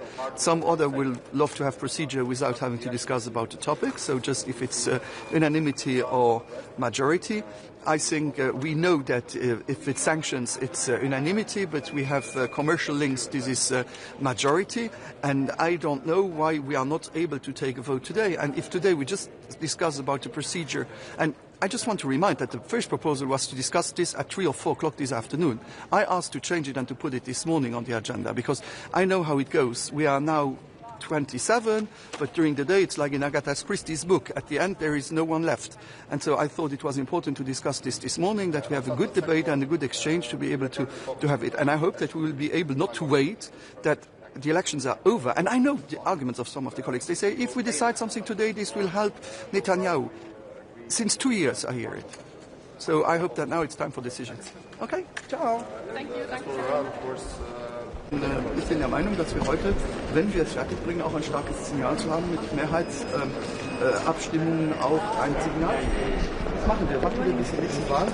Good morning all, and hello from Latvia. Sorry, I lost my voice a little bit, but we'll make it through. So from Latvian perspective, definitely the main point for today is Ukraine. And developments there. We just had a very harsh meeting with the human rights activists who are working with the detainees, with prisoners of war, with Ukrainian children, and those heartbreaking stories reiterated once again that Europe shouldn't lose its focus, and whenever possible and whenever ready, we should be sure that we put this question on the table and don't forget those people who are in a dire situation because of the war. But globally, this also is a moment to intensify our support because Russia is trying to do the same thing that they did last year, trying to bomb the energy infrastructure to make winter for Ukrainians harsh. And from that perspective, we believe that very important decisions were made in Ankara, actually, to provide continuous support in large scale for Ukraine to be able to stand for the freedom militarily. We are doing our share in Latvia as well. We just donated additional amount of money to Pearl Initiative. We are supporting the drone production, so basically there are those steps that we are doing to make sure that Ukrainians stand there. It's also very important to make sure that we can provide additional sanctions, and we are doing all that we can to actually agree on the sanctions package as soon as possible. We hope that agreement will come maybe today, maybe tomorrow, in the upcoming days definitely. But for us, the easing of sanctions is not acceptable. And Latvia will not support the proposals from some of the member states to get a lift of some of the sanctions. It's not acceptable for us. And shortly on the Middle East, we'll probably discuss Iran mainly, and the process is very challenging over there. We hope that the real peace in the region will establish soon. It's important for all the countries in the region. We have a lot of partners who are also coming to speak with us today. And Latvia will be ready to participate in the efforts for the peace in very practical ways when there would be that opportunity, when there would be no attacks anymore. Minister, can I ask you, Minister, on that last point, do you think it was one huge mistake from President Trump and Benjamin Netanyahu, this situation with Iran? I mean, it doesn't seem to be a way out at this stage. Well, the way out is always not easy in those kind of conflicts. But one thing for us is quite clear, that Iran always was a huge threat for all the region, not only for Israel, and we have very clear evidence on that now. And those claims and accusations, how they are preparing for the ballistic program, preparing the nuclear program, this is a real threat for the world. And there should be some response to that. We are unfortunately not in a situation when every region in the world is friendly to each other. We just can't afford for the hostile countries to do as they want. So this is that reality. Well, it's hard to say if it was a mistake or not, but the action was needed definitely. And we see that if Iran is not addressed, it will be even more problematic for the region. On Israel, are you in favor of sanctions? Let's start with you, and then please. About Iran again, but do you see the need for de-escalation, and how can Europe help de-escalate the situation? If I may ask also a second question on the sanctions on Russia. You said the 21st package is blocked. Will there be sanctions adopted today, though, outside this package, and what will they be? I'll start with the second one. We are currently focusing on actually the final agreement on 21st section package. So we want to adopt it as a block. If we will fail to adopt it as a block, we'll probably agree on some partial sanctions, but all focus is on 21st package as a whole. And as for Iran, of course, Europe tries to engage diplomatically as much as we can. We try to show our readiness to be there in the region and readiness to support our reliable partners in the region. Actually, we have several of them.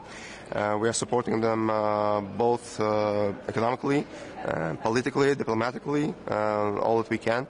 And this is actually also, I believe, a chance for Europe to make our friendships better, because our presence is not sufficient enough at the moment. The sanctions on Israel, there's an option paper on the table from the Commission. Are you in favor of sanctions? And why is it so difficult for Europe to speak with one voice?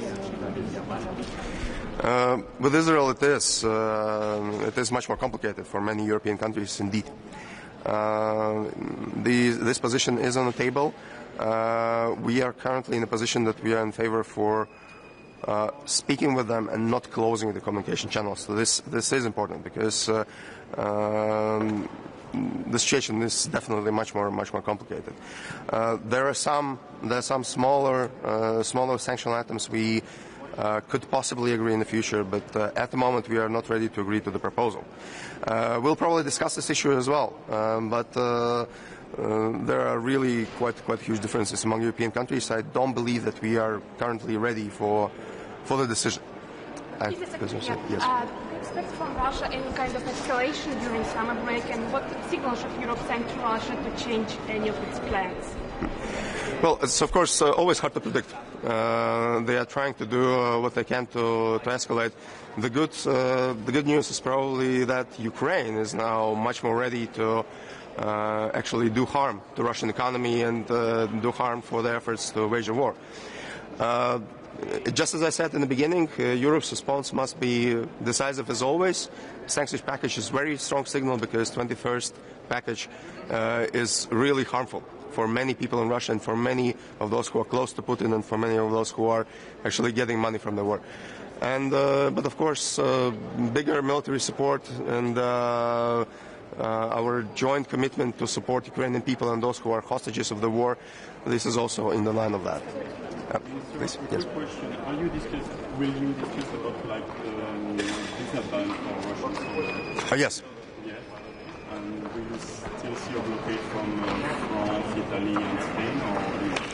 Unfortunately, we don't have an agreement on that yet, but this is a very principal question for Latvia. That is true, because we have that border, and in the last 20-30 years we have seen a lot of people, of course, from Russia traveling in and traveling out.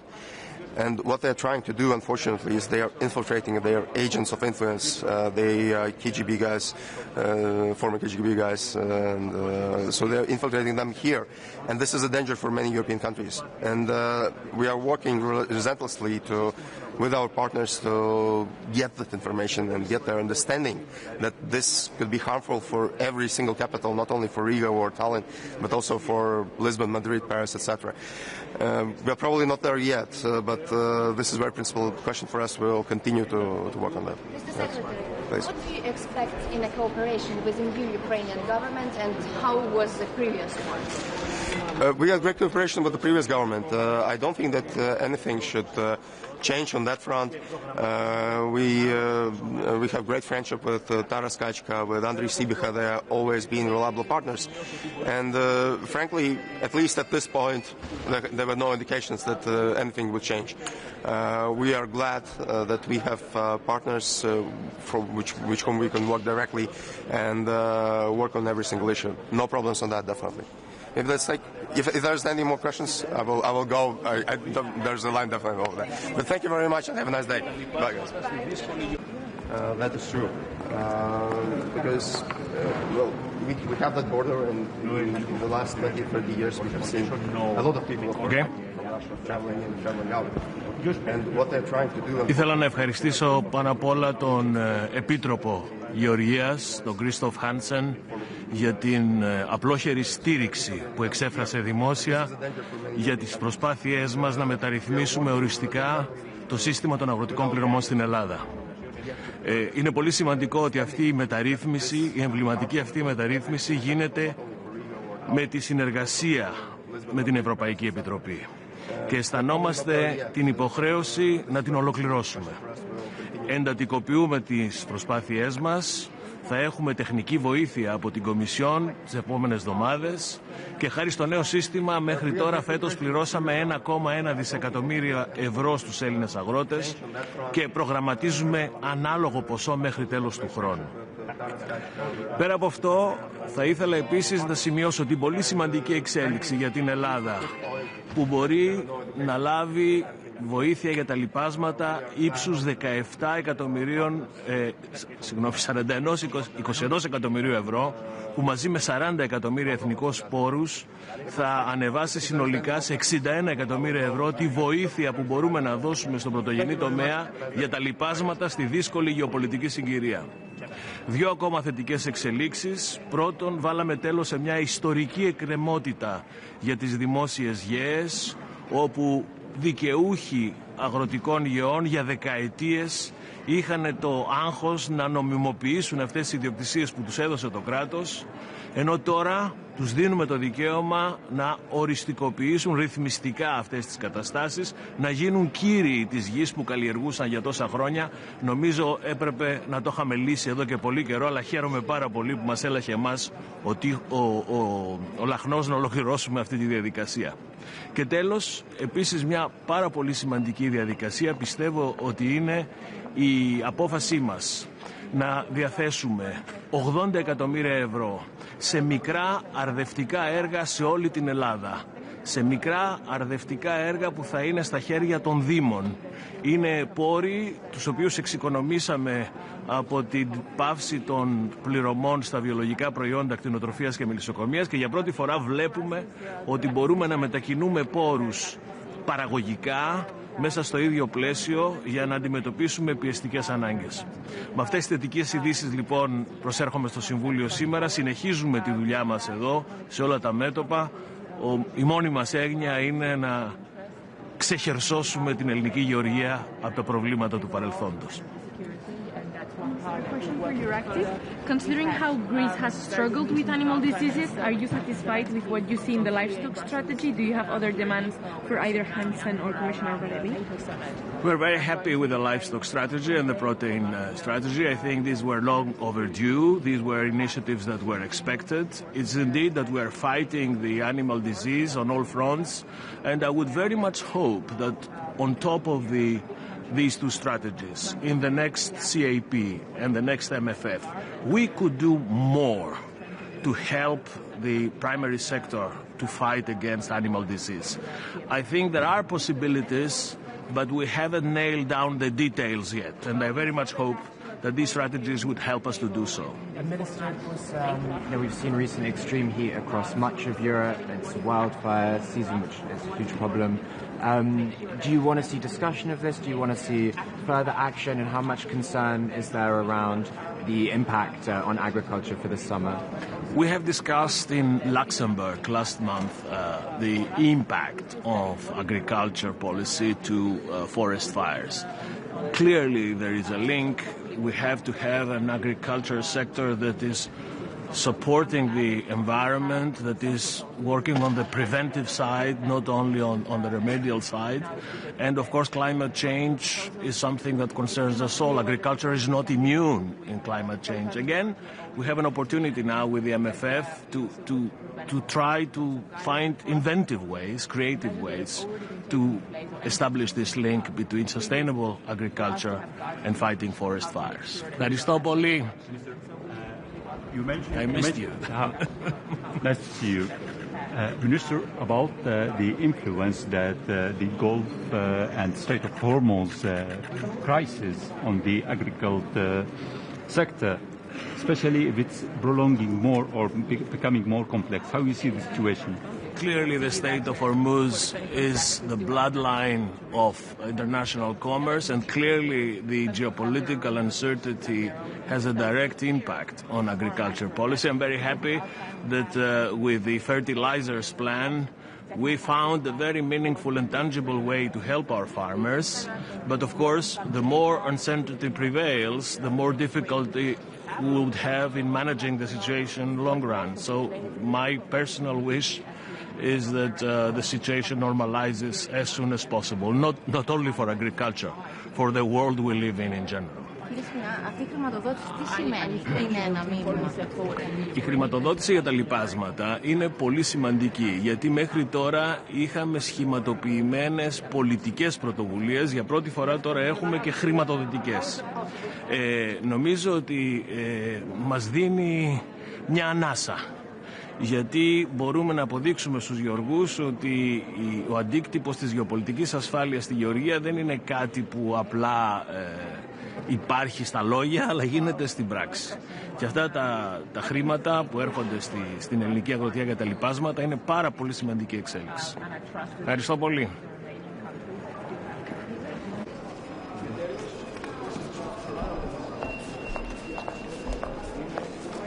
Good morning. We have the last Foreign Affairs Council before the summer, but a lot on the agenda. For us, first on sanctions.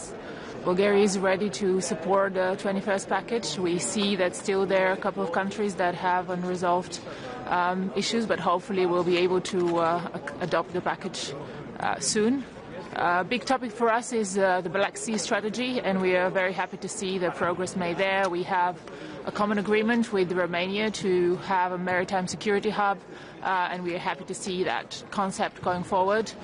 Beyond that, the connectivity topic is really big for Bulgaria as well. We see a lot of interest on behalf of Ukraine as well, for Bulgaria to play an even bigger role in energy security, and that's one part that we'll work even further.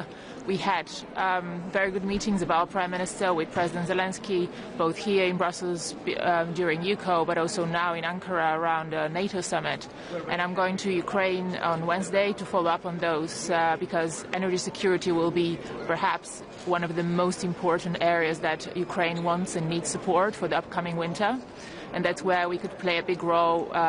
We are a big country when it comes to transit of gas and support Ukraine in that regard. And there's opportunities to strengthen this even further. So that's something that we'll discuss going forward in Kiev on Wednesday. Well, you saw that proposal came to the table in this format late last week on Thursday.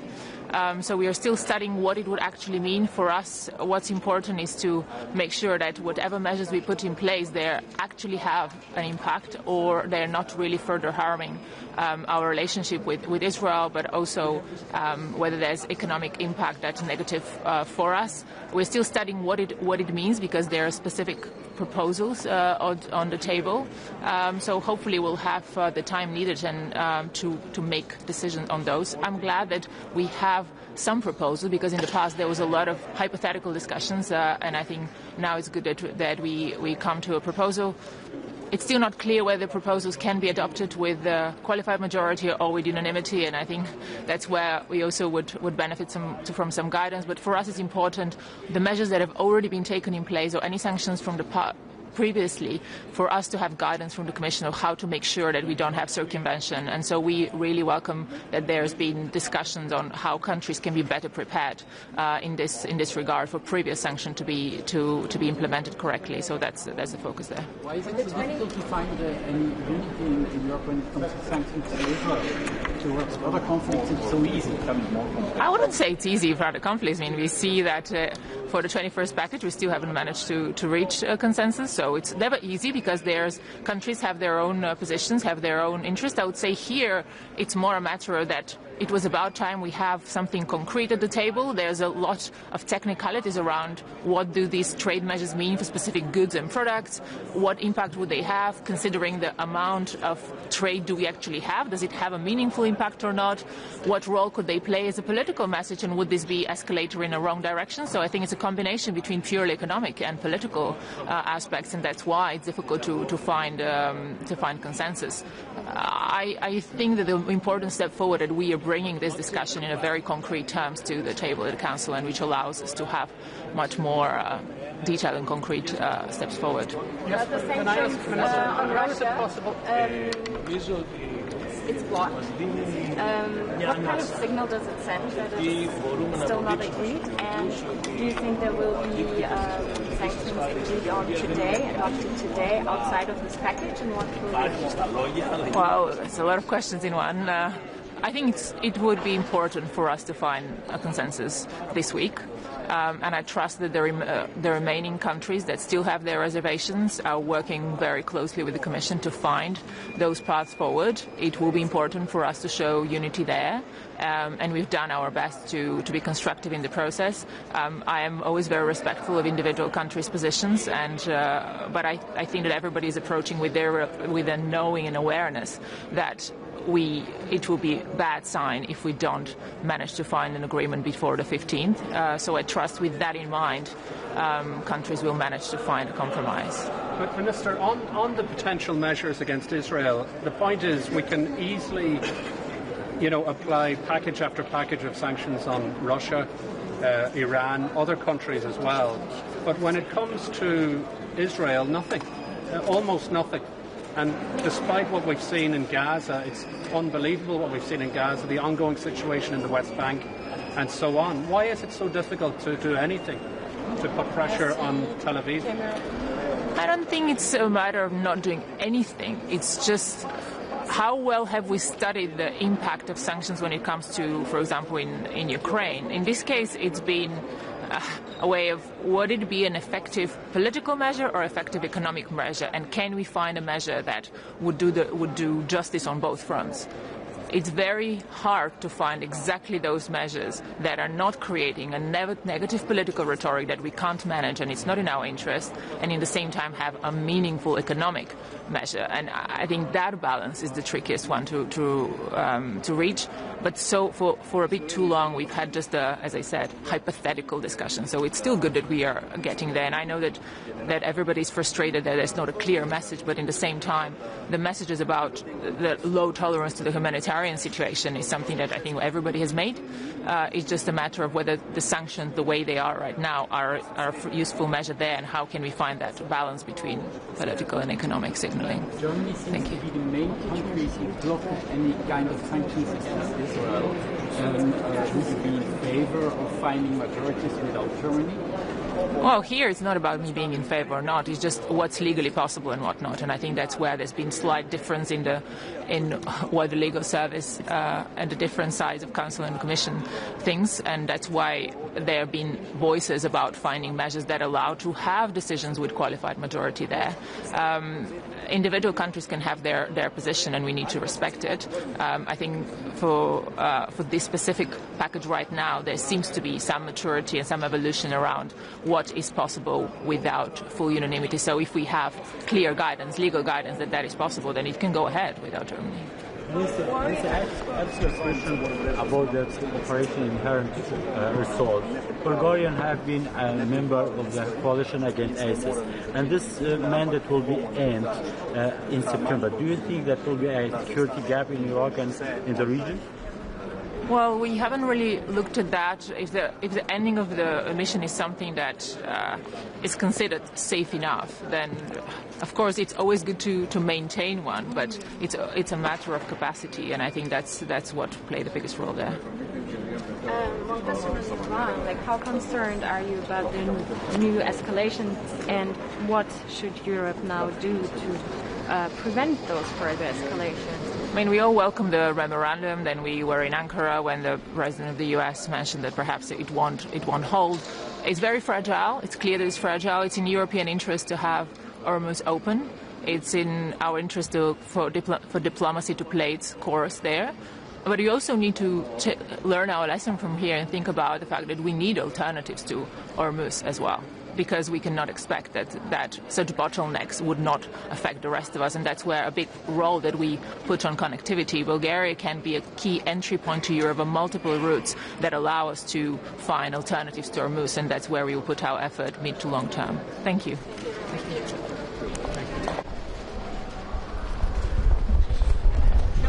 Добър ден. Паднаха ли като пъс? Моля да се нагласи. Кажете къде сте. Може се, да, така сте идеално. Само, Мити, може тия хора да ги малко да ги бъдат. Де си, моля да потвърди, когато работим. Да, готово. Изпаднаха ли окончателно патриарх Кирил и Вагита Лекперов от санкционния списък? Българските резерви бяха взети предвид и тези две лица вече не са в предложения пакет, така че от наша страна ние имаме готовност да подкрепим пакет. А какво ще се случи реално на днешното заседание? Къде очаквате пробив? Възможно ли е да не се приеме нищо от този пакет? И какво може евентуално да бъде прието? Вижте, има предложение за пакет, ако има държави, които имат резерви към части от този пакет, като в случая до вчера, след обед, знаете, че нашите постоянни представители дискутираха и вчера, не беше постигнат консенсус, защото две страни, това не е България, две други страни имат своите резерви, които не са отчетени. В случая полезното за нас и хубавото за нас, че нашата позиция беше отчетена, така че ние можем да подкрепим. Също важното послание в случая е, че очевидно защитата на националната позиция не води до изолация. България може да постигне своето тогава, когато успее аргументирано да си защити позицията. Така че видяхме, че в този случай нашите резерви бяха взети предвид. А какво ще се случи днес и в следващите няколко дни, зависи от способността на съответните държави членки, които все още имат резерви, да дискутират и да стигнат до компромис с комисията. Надявам се това да се случи. А кои са проблемните точки? Това са пак винаги има голям интерес какво точно се дискутира. Опитваме се до голяма степен да запазим конфиденциалността на процеса, защото всяка държава членка има чувствителности там. В енергийната сфера са от една страна, от страна на Гърция, а от друга страна, от страна на Австрия са в финансовата сфера съответни казуси, в които те изпадат като конкретна страна. Така са частни казуси на съответните страни.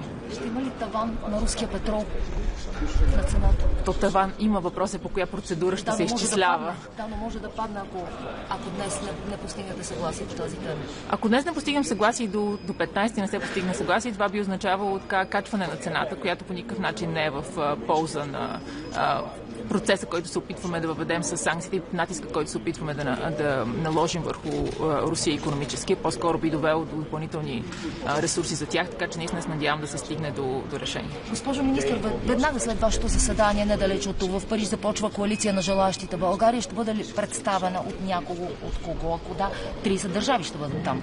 Тази седмица е изключително натоварена. Коалиция от една страна премиера утре ще бъде на парада за 14 юли. От друга страна, друго важно, което се случва тази седмица е, че в сряда аз ще бъда в Киев, тъй като вече мисля, че видяхте 2 пъти. Имаше поредица от срещи на премиера, както тук, така и в Анкара, с президента Зеленски за възможности за развитие допълнително на енергийната сигурност на Украйна и начините, по които България може да помага там. Когато говорим за механизми за помощ, България наистина търси тези варианти, които биха били от най-голяма помощ на Украйна и в същото време биха имали положителен ефект и за България, и представляват интерес за България, така че по двустранен план с Украйна работим много активно в енергийната сфера. Именно това ще бъде и фокуса на моята среща. Козлодой ли имате предвид? Нямам предвид Козлодой, имам предвид конкретни възможности за допълнителен пренос на газ, които да помогнат на Украйна през следващата зима. И по-широк план има разнородни интереси в енергийната сфера, към които България може да бъде от помощ. Така че в тази сфера се фокусират нашите усилия. За да съм сигурна, че правилно ви разбрах, българският премиер е в Париж заради парада утре за националния празник на Франция или ще участва в коалицията на желащите и вечерята тази вечер? Аз не искам да коментирам детайл програмата на премиера. Мисля, че може така директно да адресирате към него кой на какво ще участва или не. Това, което е важно в случая е как България намира начин да помага на Украйна. Добре, и това ще се случи по двустранна линия, по начина, по който Украйна е заявила своите желания към България и начин, който е полезен и от полза и за българската енергийна индустрия. Добре, да попитаме така. Ще има ли представител български на среща на коалицията на желаящите? Да или не? Аз няма да бъда на среща на коалицията на желаящи и мога да коментирам само моето участие. Може да обясните още един път защо патриарх Кирил в България не иска да бъде с Русия? България подхожда много принципно към процес на приемане на санкции. Те трябва да са санкции, които да имат ясен икономически ефект върху Русия и да създават ситуация и система, в която Русия иска да седне на масата на преговорите, защото за нас това е основен приоритет. От друга страна, санкциите трябва да имат ефект, който да е по-голям за Русия, отколкото за държавите членки. Този ефект има както и икономически аспект, така и не трябва да създава всякакъв вид антиевропейски настроения. Когато започваме да се намесваме в сфери, които нямат нищо общо с икономическите последствия за Русия, а намесваме сфери, към които може да има политическа чувствителност в различните страни, в случая в България, тогава санкциите са контрпродуктивни. И заради това ние имахме резерви към неговото вписване и се радвам, че тези резерви бяха прияти от нашите партньори, така че той да отпадне от пакет. Извинете, но патриарх Кирил открито подкрепя войната в Украйна. Той нарича свещена война, освещава бойните знамена. Това не е ли подкрепа за войната в Украйна? Не е ли участие на практика в тази война? Тук говорим за две различни неща. Едното е оценка на патриарх Кирил, а другото е ефективност на санкции. Ефективността на икономически санкции върху лице като патриарх Кирил няма никаква по отношение на Украйна, по отношение на Русия и способността и да продължава войната. Така че именно върху това е фокуса. Не е оценка на него като лице или не. И нека да се фокусираме именно върху тази част на санкциите. Каква е ролята на санкциите? Да оказват икономически ефект. На един човек, като патриарх Кирил, спирането на неговите банкови сметки или всякакъв друг санкции няма да повлияят на неговата способност да пропагандира или да пропагандира в една или друга посока. Так по-скоро създават обратните впечатления, че той може да бъде такава жертвена фигура, която Европа поставя, санкционирайки го. Така че нека наистина се фокусираме върху ролята на санкциите, не върху оценката на патриарха и него. Чакате ли днес санкциите да бъдат приети първо и второ, бихте ли отбелязали кои държави още, освен България, имат някакви възражения към варианта, който е предложен за сега?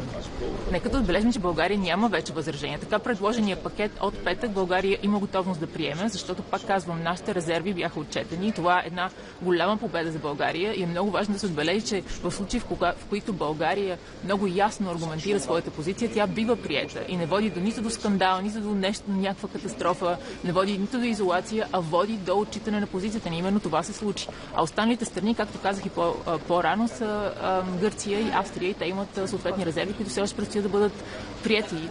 Надявам се това да се случи. Госпожо министър, в процеса на преговори около 21-я пакет България изразява ли съображения и за други физически лица, освен Алитперов и патриарх Кирил? Има ли други физически лица, за които България да имала съображения? Аз го казах неколкократно вече, че тук става въпрос също и за собственик на компанията, която доставя части за софийското метро.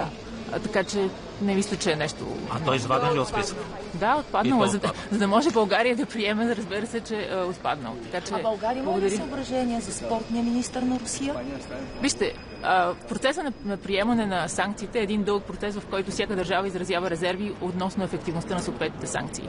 И в този процес ние се опитвахме да намерим начин, по който да изберем точно тези санкции, които да могат да имат най-силен икономически ефект и тези, които все пак да показват единство на европейско ниво. Така че всяка една държава търси своя консенсус и компромис, но принципната ви позиция винаги е била в тази посока. Не мисля, че има някаква нужда да разчепкваме допълнително кой какво би оказал за кого. Важното е, че българската позиция беше отчетена и ние имаме готовност да приемем пакет.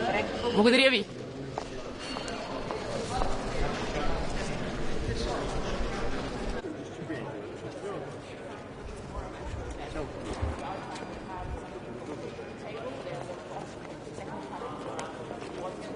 Dobar dan, želim. Danes začenjamo z svetom ministrov za kmetijstvo in ribištvo. Predvsem z vidika Slovenije sta pomembni glavni dve vsebinski točki, in sicer strategija glede živinoreje in pa beljakovinska strategija. Pri ta drugi je ključna strateška neodvisnost, strateška avtonomija glede proizvodne beljakovinske krme. Vidimo, da zaradi geopolitičnih razmer smo vedno bolj, lahko rečem, odvisni in nesigurni glede dobave krme in Evropska unija mora tu doseči strateško avtonomijo na tem področju in v to smer gremo. Na tak način bom tudi razpravljal. Glede živinoreje pa je za Slovenijo še posebnega pomena, saj dodaja 50% vse dodane vrednosti v sektorju kmetijstva, tako da moramo zaščititi interese slovenskih rejcev. Poleg tega, poleg pridelave hrane, torej mesa, mleka in ostalega, pa je pomen živinoreje za Slovenijo ključen pri ohranjanju obdelanega podeželja zaradi naravnih danosti, kakršne imamo. In tudi v to smer bom danes razpravljal. Hvala lepa, lep dan želim vsem. Gospod minister, vprašanje glede teh dveh strategij, kaj prinašata za slovenske kmete po vašem mnenju, kaj je ključno? Ključno je, da se slovenskemu kmetu omogoči, da bo nadaljeval specifiko našega kmetovanja, ki je pogojena z naravnimi danostmi. Mi imamo večino države v območjih omejenih dejavnikov in živinoreja je konkreten odgovor na to. Mislim, mi v večini slovenskih delov nimamo alternative živinoreji. Živinoreja omogoča preko tega, da se pač živina pase, omogoča obdelano podeželje, omogoča kulturno krajino, ki jo pravzaprav tudi tržimo na drugih področjih, v turizmu in tako naprej, na katero smo tako ponosni in preprečuje zaraščanje. Hkrati je pa to strateška panoga za proizvodnjo hrane, ki pa smo jo v tej koalicijski pogodbi za ta mandat dali zelo visoko kot nacionalno, torej stvar nacionalne suverenosti. Kako pa zagotoviti, da bo slovenski živinorejski sektor trajnosten, da se zmanjšajo tudi izpusti toplogrednih plinov iz tega sektorja? V Sloveniji to ni problem. Ko pogledate številke, vidite, da slovensko kmetijstvo ni generator velikega deleža izpustov, tako da tudi v tem kontekstu je treba živinorejce pravzaprav še spodbuditi. V Sloveniji ni intenzivne živinoreje, v Sloveniji je ekstenzivna živinoreja, to so srednje velike kmetije, ki pa so pravzaprav tiste, na katerih lahko najbolj stabilno gradimo tudi na dolgi rok našo živinorejo in to je treba samo opolnomočiti, razvijati. Predvsem bomo to storili tudi z novim strateškim načrtom kmetijske politike, ko bomo nastavili ukrepe, ki bojo res učinkovito spodbudili mlade prevzemnike na kmetijah. To je ključno za dolgoročen obstanek, zato da mladi dobijo recimo orodja in pa tudi sredstva preko učinkovitih ukrepov, da se bojo odločili ostati, prevzeti kmetijo in kmetovati naprej ali pa se celo vrnili iz drugih področij nazaj na svoje kmetije in tam kmetovali, proizvajali hrano in skrbeli za urejeno kulturno krajino. Kdaj pa bo pripravljen ta načrt, ki ste ga omenili? To se zdaj pripravlja in bo do konca leta pripravljen tako, kot je treba v skladu s časovnico. Moram reči, da so nam pustili sicer popolnoma nepripravljene stvari in smo morali začeti iz nule, ampak bomo nadoknadili ta manko in ta zaostanek in bomo vse on time tudi oddali in poslali na Evropsko komisijo. Hvala lepa. Srečno.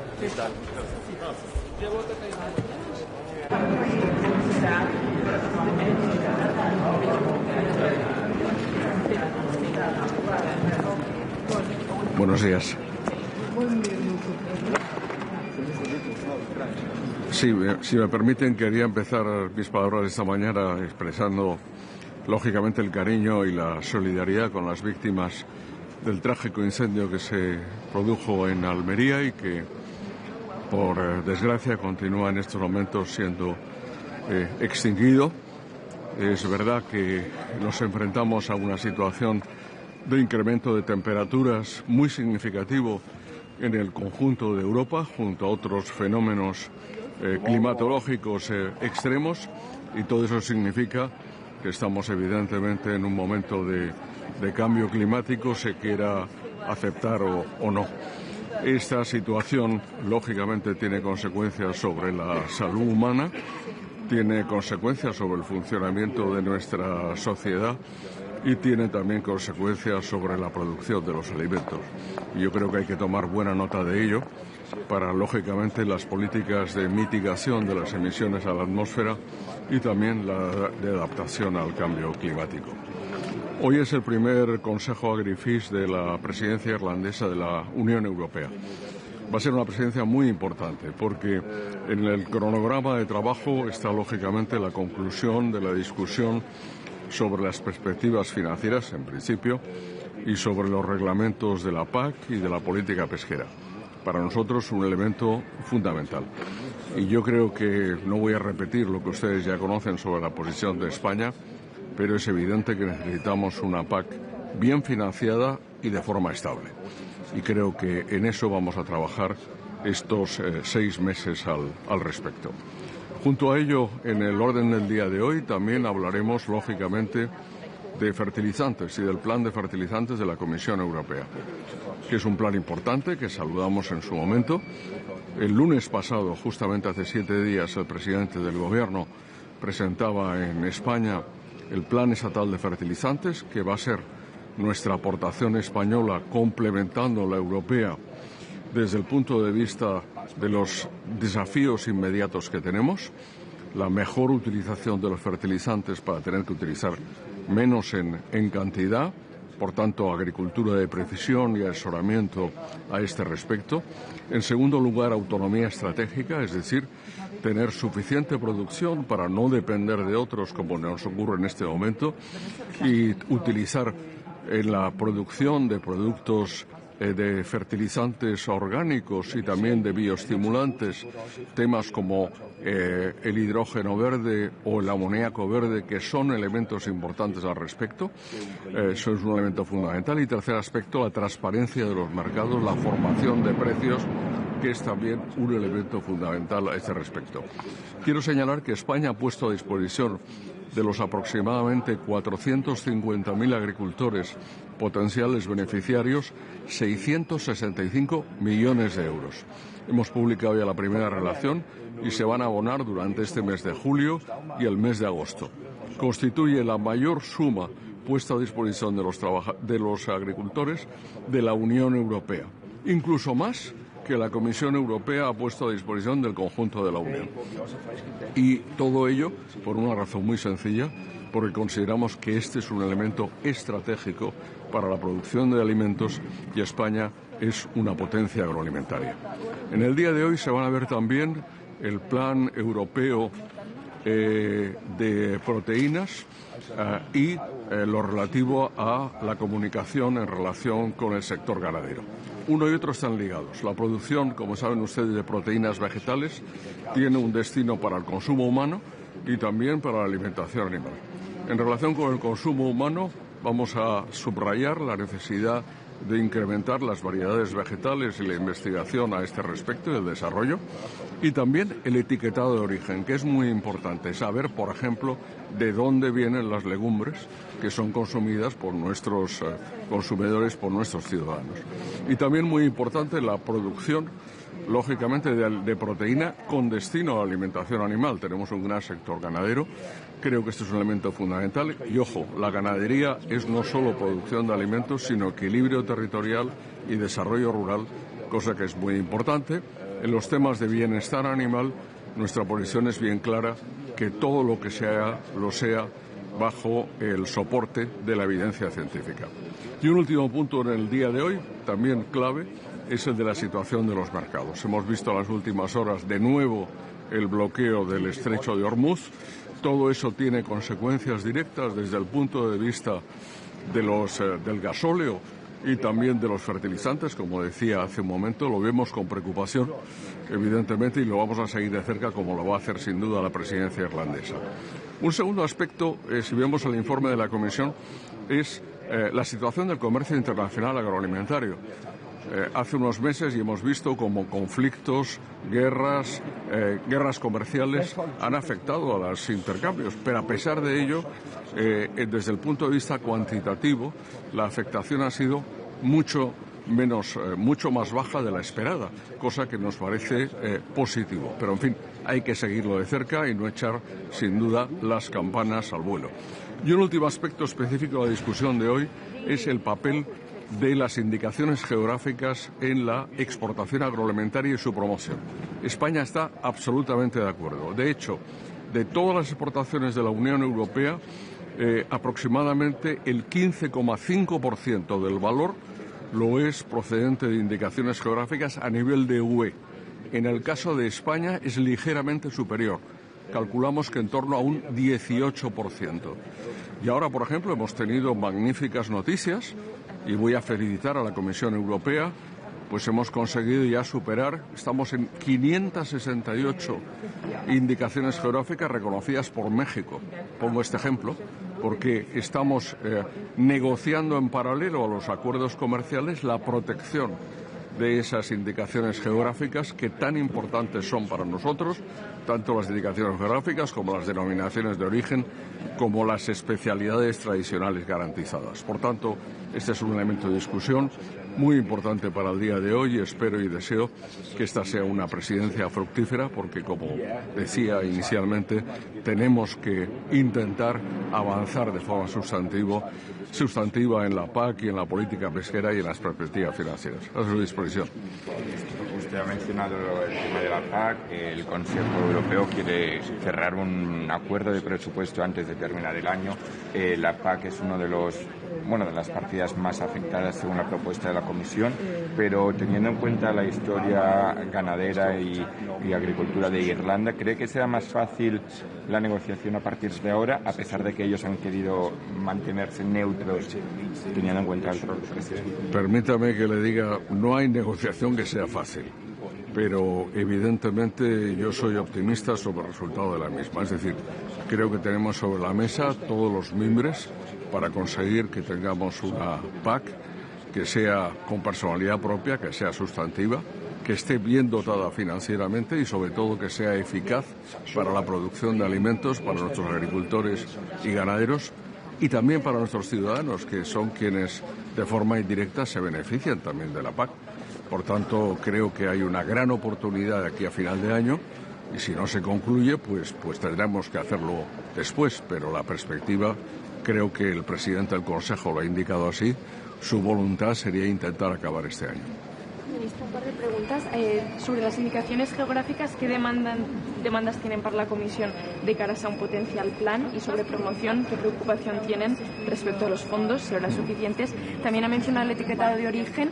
¿Querría que esto fuera a nivel Unión Europea para potenciar el mercado único o a nivel de país, porque esto tendría unos beneficios? No son tres preguntas. Muy bien. Primera, etiquetado. España está en favor del etiquetado de origen de todos los productos agroalimentarios. Esta es nuestra posición de principio. El consumidor europeo, y no rompemos el mercado único en absoluto, el mercado de interiores y fronteras, debe saber de dónde procede un producto. Si procede fuera de la Unión Europea o de la Unión Europea. E incluso, le diría más, incluso en España, pues hay muchos consumidores que quieren saber de dónde viene exactamente un producto alimentario. No hay... Yo creo que es transparencia de cara al consumidor. Primer punto. Segundo, promoción. Le pedimos a la Comisión que se mantengan las nuevas perspectivas financieras y, sobre todo, para este año concretamente, para el año 27, los mismos fondos que se han tenido en el año 26 en relación con los temas de promoción. Nos parece fundamental.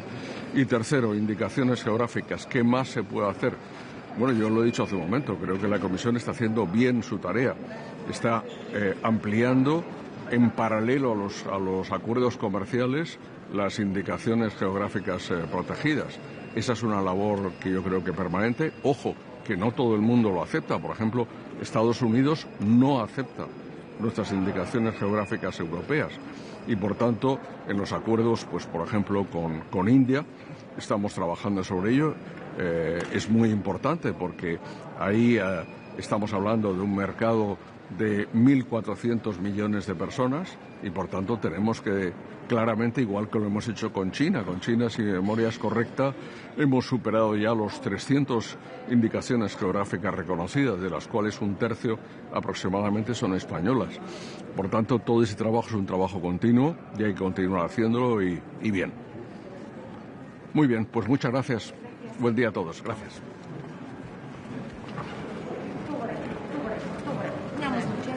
Fenómenos meteorológicos extremos y todo eso significa que estamos diskutere den 21. sanktionspakke. Flere medier allerede nu skriver, at centrale punkter er ved at blive udvandet, blandt andet restriktionerne, det dynamiske price cap. Hvad bliver dit budskab til dine udenrigsministerkolleger i dag? Det bliver i overensstemmelse med den danske tradition, som det har været ved de foregående 20 sanktionspakker, at vi skal have de hårdest tænkelige sanktioner mod Rusland. Og vi skal se at få den her 21. sanktionspakke på plads. Det kan godt være, at det ikke bliver i dag, men så skulle det meget gerne blive inden for ganske få dage, også af hensyn til det her olieprisloft. Så den 15. juni er en slags deadline, ikke? Men der er der sikkert nogle nødder, der skal knækkes.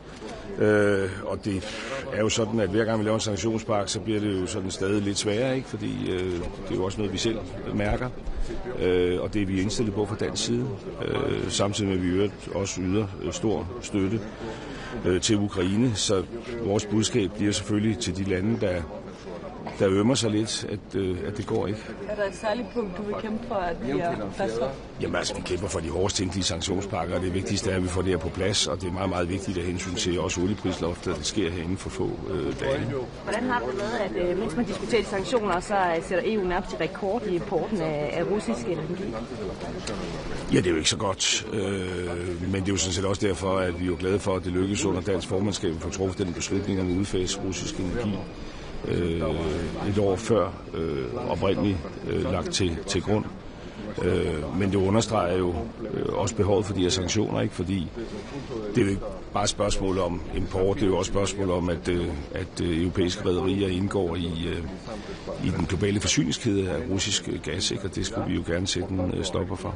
Samtidig med, at I taler om den 21. sanktionspakke her i dag i Bruxelles, som mødes koalitionen af de villige jo også i Paris i dag, hvor de skal tale om at skaffe mere luftforsvar til Ukraine. Hvordan ser du chancerne for et nyt momentum i forhold til at lægge pres på Rusland? Jamen, jeg ser egentlig relativt positivt på det, også efter det Ankara-topmøde, vi havde i sidste uge, hvor amerikanerne jo også i hvert fald principielt gav Ukraine mulighed for at fremstille Patriot-missiler selv, og hvor vi jo altså havde faktisk en amerikansk præsident, som så sendte fornuftige signaler, og hvor vi jo også fik bekræftet altså de NATO-allieredes støtte til Ukraine, og der er jo for nærværende noget momentum også på slagmarken, men der er jo også skyer i horisonten, og noget af det, vi jo ved, det er, at efter hvor kommer sommer, så kommer vinter, ikke? Og der vil Ukraine på ny være udfordret. Det er også noget, vi skal tale om i dag, hvor vi også har friske danske penge til den ukrainske energisektor, ikke? Så den også bliver rustet over for en forestående vinter. Sidste spørgsmål om Ukraine. Zelensky siger, at der er 8 europæiske lande, der vil gå sammen om at hjælpe Ukraine med at opbygge deres luftforsvar. Er det noget, Danmark er med i den her aftale? Altså, vi har jo i den sidste pakke, vi fik igennem Folketinget her, det var vel de sidste eller forrige uge jo, på de her 4,4 milliarder, jo også afsat ressourcer til det her. Vi har jo ikke selv noget, vi kan donere, men vi har jo ressourcer til, at Ukraine selv kan producere våben, ikke? Og det er jo også derfor, der er et perspektiv i det her amerikanske tilsagn, som så lige skal manifestere sig i praksis først om, at Ukraine selv får en bedre mulighed for at producere luftforsvarssystemer. Så i den forstand er vi jo tæt inde i kernen af alt det her. Vi skal også tale Israel i dag, hvor vi for første gang skal tale om det her optionspapir, som kommissionen har lagt frem. Hvad er dine forventninger til den drøftelse i dag? Ja, ønsker en ting og forventninger noget andet. Altså mit ønske er jo, at vi nu får strammet grebet. Vi støtter de idéer, der er præsenteret i det her optionspapir, og vil argumentere for det, som vi også har gjort ved tidligere møder, men jeg er jo helt opmærksom på, at vi jo nok ikke helt er der endnu, hvor vi har et kvalificeret flertal. Og der er jo også nogen, der stiller spørgsmålstegn ved, om man overhovedet kan bruge et kvalificeret flertal, eller om det skal foregå ved enstemmighed. Vi er jo på det hold, der synes, at der skal ske noget, og det er jo ikke mindst i forhold til hele den ulykkelige situation på Vestbanken, som fylder os med stor bekymring, ikke? Fordi der jo de facto er ved at ske så stor en gennemhulning og en opsplitning af området der, at enhver tanke om tostatsløsning, det bliver jo en teori. Og det er vigtigt at fastholde en tostatsløsning som noget, der er i horisonten, altså som en mulighed, og derfor er der brug for, at vi strammer grebet omkring de ulovlige israelske bosættelser. Og stod det til Danmark, så vil vi tage de skridt nu, men altså, jeg er også nødt til at respektere, at der skal være et flertal, og det er der ikke endnu, selvom at jeg synes, man kan se det sådan langsomt begynder at nærme sig. Er det egentlig et helt forbud, du helst ser med varer fra de områder? Jo, vi så sådan set gerne et importforbud af varer fra de ulovlige bosættelser. Og et alternativ til det kunne være, at man brugte tariffer, ikke? Og mener jo sådan set, at de handelsinstrumenter, EU har, kunne tages i brug. Men det bliver desværre lidt en akademisk diskussion, fordi det vil selvfølgelig være lettere, hvis man kunne gøre det med kvalificeret flertal, men det kræver, at det kvalificerede flertal er der, og det er der nok ikke endnu, vel? Nu er der jo valg i Israel til oktober, hvis vi for eksempel kigger på de her ministre, der støtter de israelske bosættere. Risikerer man sig ikke at give dem noget, de kan bruge i valgkampen og potentielt medvind, hvis at man går ind netop nu og prøver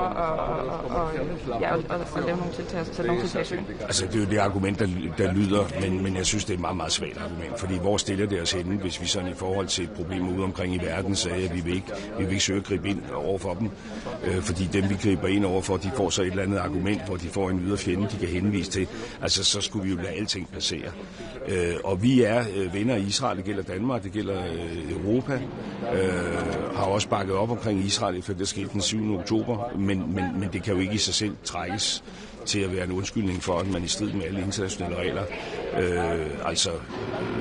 fortsætter ulovlige bosættelser på Vestbredden. Hvis I kommer videre med det i dag, vil Danmark så gå videre med at indføre egne sanktioner?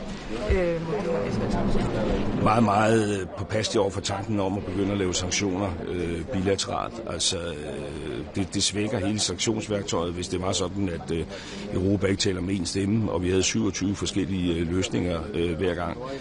Så det indgår ikke i den danske planlægning. Det, der indgår i vores planlægning, det er, at vi presser på for de hårdest tænkelige sanktioner i forhold til Rusland, og altså også i forhold til de ulovlige bosættelser. Og så må det være det argument, vi skal prøve at sætte igennem. Jeg tror ikke, vi kommer noget godt sted hen, hvis vi forsøger at køre med sanktioner, hvad enten det gælder Rusland eller noget andet, som er særligt danske. Hvis vi ser på Iran, situationen i Iran.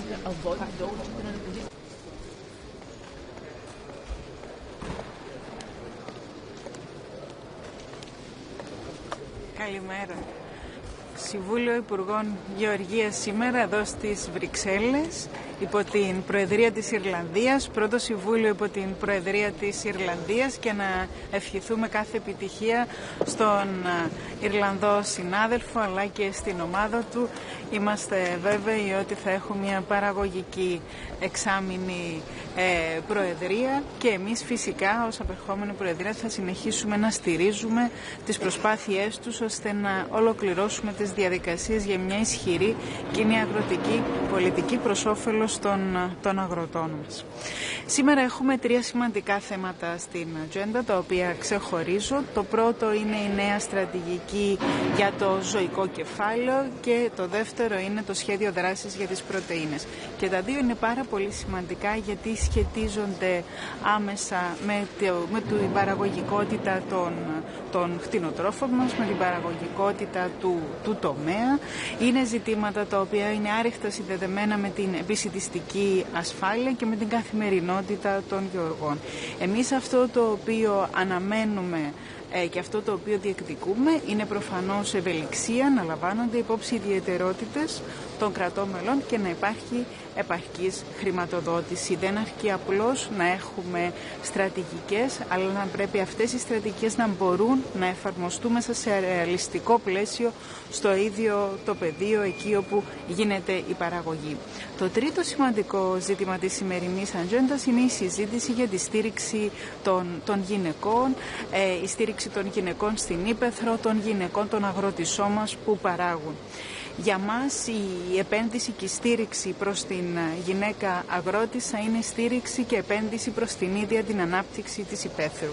Είναι ένα ζήτημα άρρηκτα συνδεδεμένο με το θέμα της κοινωνικής συνοχής και της ανάπτυξης της υπαίθρου. Ως Κύπρος έχουμε να επιδείξουμε φυσικά ένα ολοκληρωμένο πλαίσιο το οποίο εφαρμόζουμε που σχετίζεται με την στεγαστική πολιτική, τη στήριξη της ιατροφαρμακευτικής περίθαλψης και της εκπαίδευσης στην υπαίθρο, αλλά φυσικά θέλουμε να δούμε σε ενωσιακό επίπεδο πρόσβαση σε επαρκή χρηματοδότηση, πρόσβαση στη γη και όλα αυτά τα οποία χρειάζεται μια οικογένεια αγροτών για να αναπτυχθεί, να μεγαλώσει και να είναι βιώσιμη στην Ύπαιθρο. Προσδοκώ σε μια πολυπαραγωγική συζήτηση σήμερα, πάντα προς όφελος των αγροτών μας, προς όφελος αυτών που παράγουν τα προϊόντα, που απολαμβάνουμε καθημερινά στο πιάτο μας, γι' αυτό και οφείλουμε να τους στηρίζουμε. Ευχαριστώ.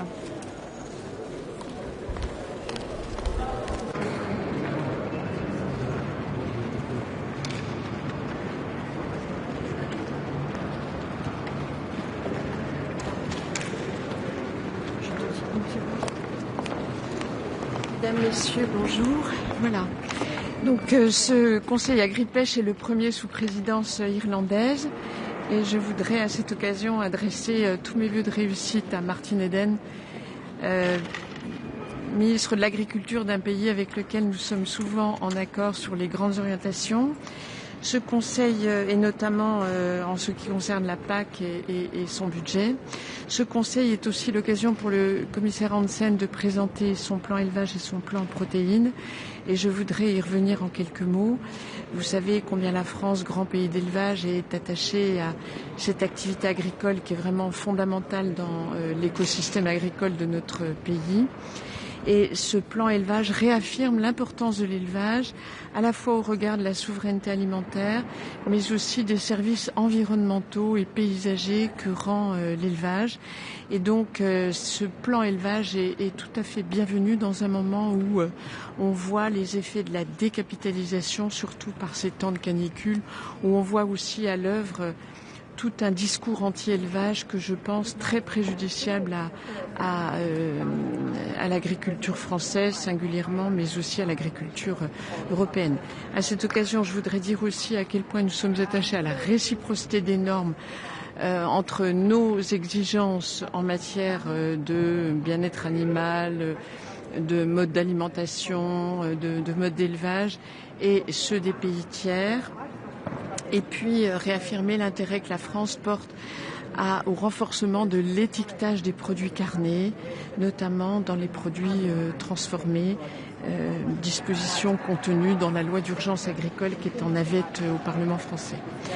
Le deuxième plan présenté par le commissaire Hansen, c'est le plan protéines. Depuis 2020, la France a activé un plan protéines, consciente d'abord de son intérêt sur le plan agronomique pour l'enrichissement des sols, et puis aussi dire que la France souhaite qu'on puisse y intégrer le colza et le tournesol, les oléoprotéagineux, souligner le lien avec les acides aminés et l'importance pour l'Europe de renforcer sa souveraineté en matière d'acides aminés et tout comme elle doit le faire aussi en matière d'engrais. Je voudrais à ce titre saluer également le plan engrais que le commissaire Hansen a annoncé la semaine dernière.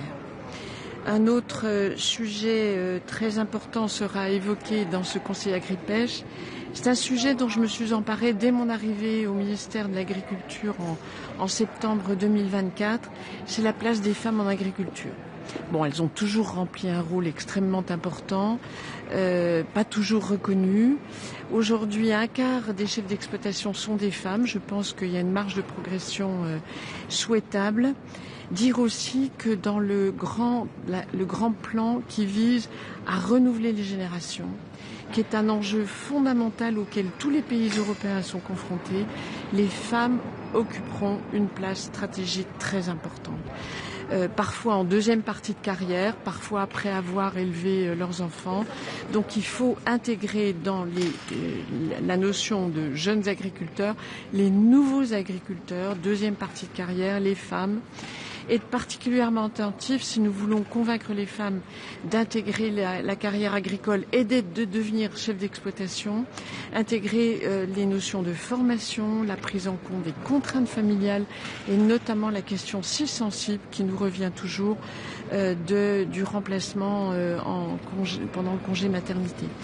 Toutes ces mesures, je les ai forgées au fil des rencontres et des réunions que j'ai faites avec des agricultrices, parce que je voulais être au plus près de leurs préoccupations.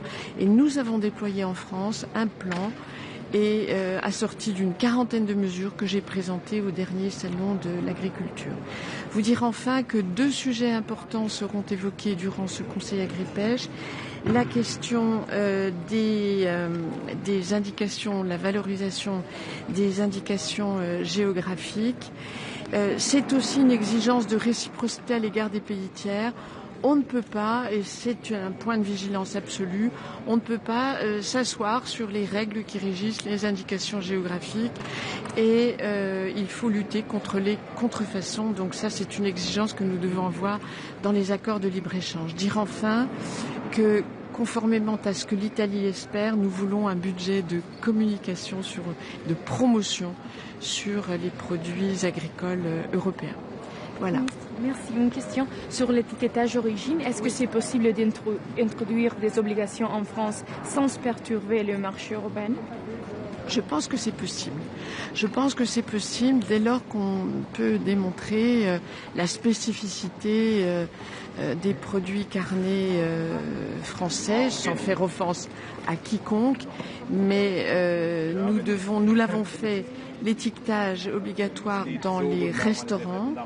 Nous voulons le faire aussi en matière de restauration collective publique, où là, nous nous concentrons sur l'approvisionnement des produits européens et puis renforcer l'étiquetage dans les plats transformés. Ce qui ne veut pas dire interdire, c'est simplement une question de transparence de l'information à l'égard du consommateur. Voilà, c'est une information. Après, le consommateur est libre de choisir ce qu'il entend. Madame la ministre, le plan d'élevage contient aussi des mesures sur le bien-être animal, notamment tuer les poussins mâles, les cages pour la volaille, et la Commission a annoncé des mesures là-dessus. Que pensez-vous de ces annonces?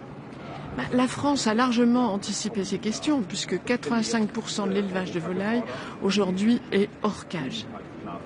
Il y a déjà plusieurs années que nous avons progressé en la matière et la quasi-totalité de l'élevage français de volailles est hors cage. Deuxièmement, nous avons interdit le broyage des poussins mâles par l'ovosexage. Donc la France est très en avance, elle ne peut que souscrire à la généralisation de ces mesures en Europe. Ministre, pour les indications géographiques et plus généralement la protection des produits européens pour les négociations avec les autres pays, vous êtes content, la France est content avec l'ambition du Commission européenne, vous voudrez avancer ça, comment ça peut changer, je veux dire? Je pense que, et c'est une position que la France porte depuis très longtemps, il faut protéger naturellement la spécificité de la production agricole européenne, singulièrement les indications. C'est une politique publique que la France promeut depuis très très longtemps. Et la France, comme l'Italie du reste, s'honore d'avoir des indications géographiques nombreuses qui valorisent une production diversifiée et de très grande qualité. Donc cela pose la question dans les accords du libre-échange et dans les accords internationaux d'une protection de ces indications géographiques. C'est à la fois une force et aussi un rempart contre la contrefaçon, le moins-disant sur le plan environnemental, sur le plan sanitaire. Donc on a tout intérêt à porter à la défense des IG une attention très particulière et une action très résolue de défense. Donc de ce point de vue-là, la position française, à l'instar d'autres pays comme l'Italie, qui possède elle aussi beaucoup d'indications géographiques, est constante. Et je dirais même qu'elle fait école, et pas seulement en Europe, mais dans le monde. En Afrique, j'ai pu constater, en rencontrant des homologues africains, qu'ils étaient très attentifs à défendre leur propre production. Et ça, c'est très important.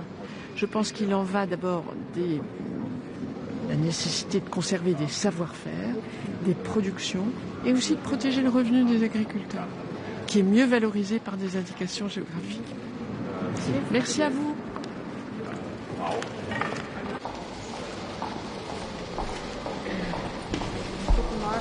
Guten Morgen. Noch ein.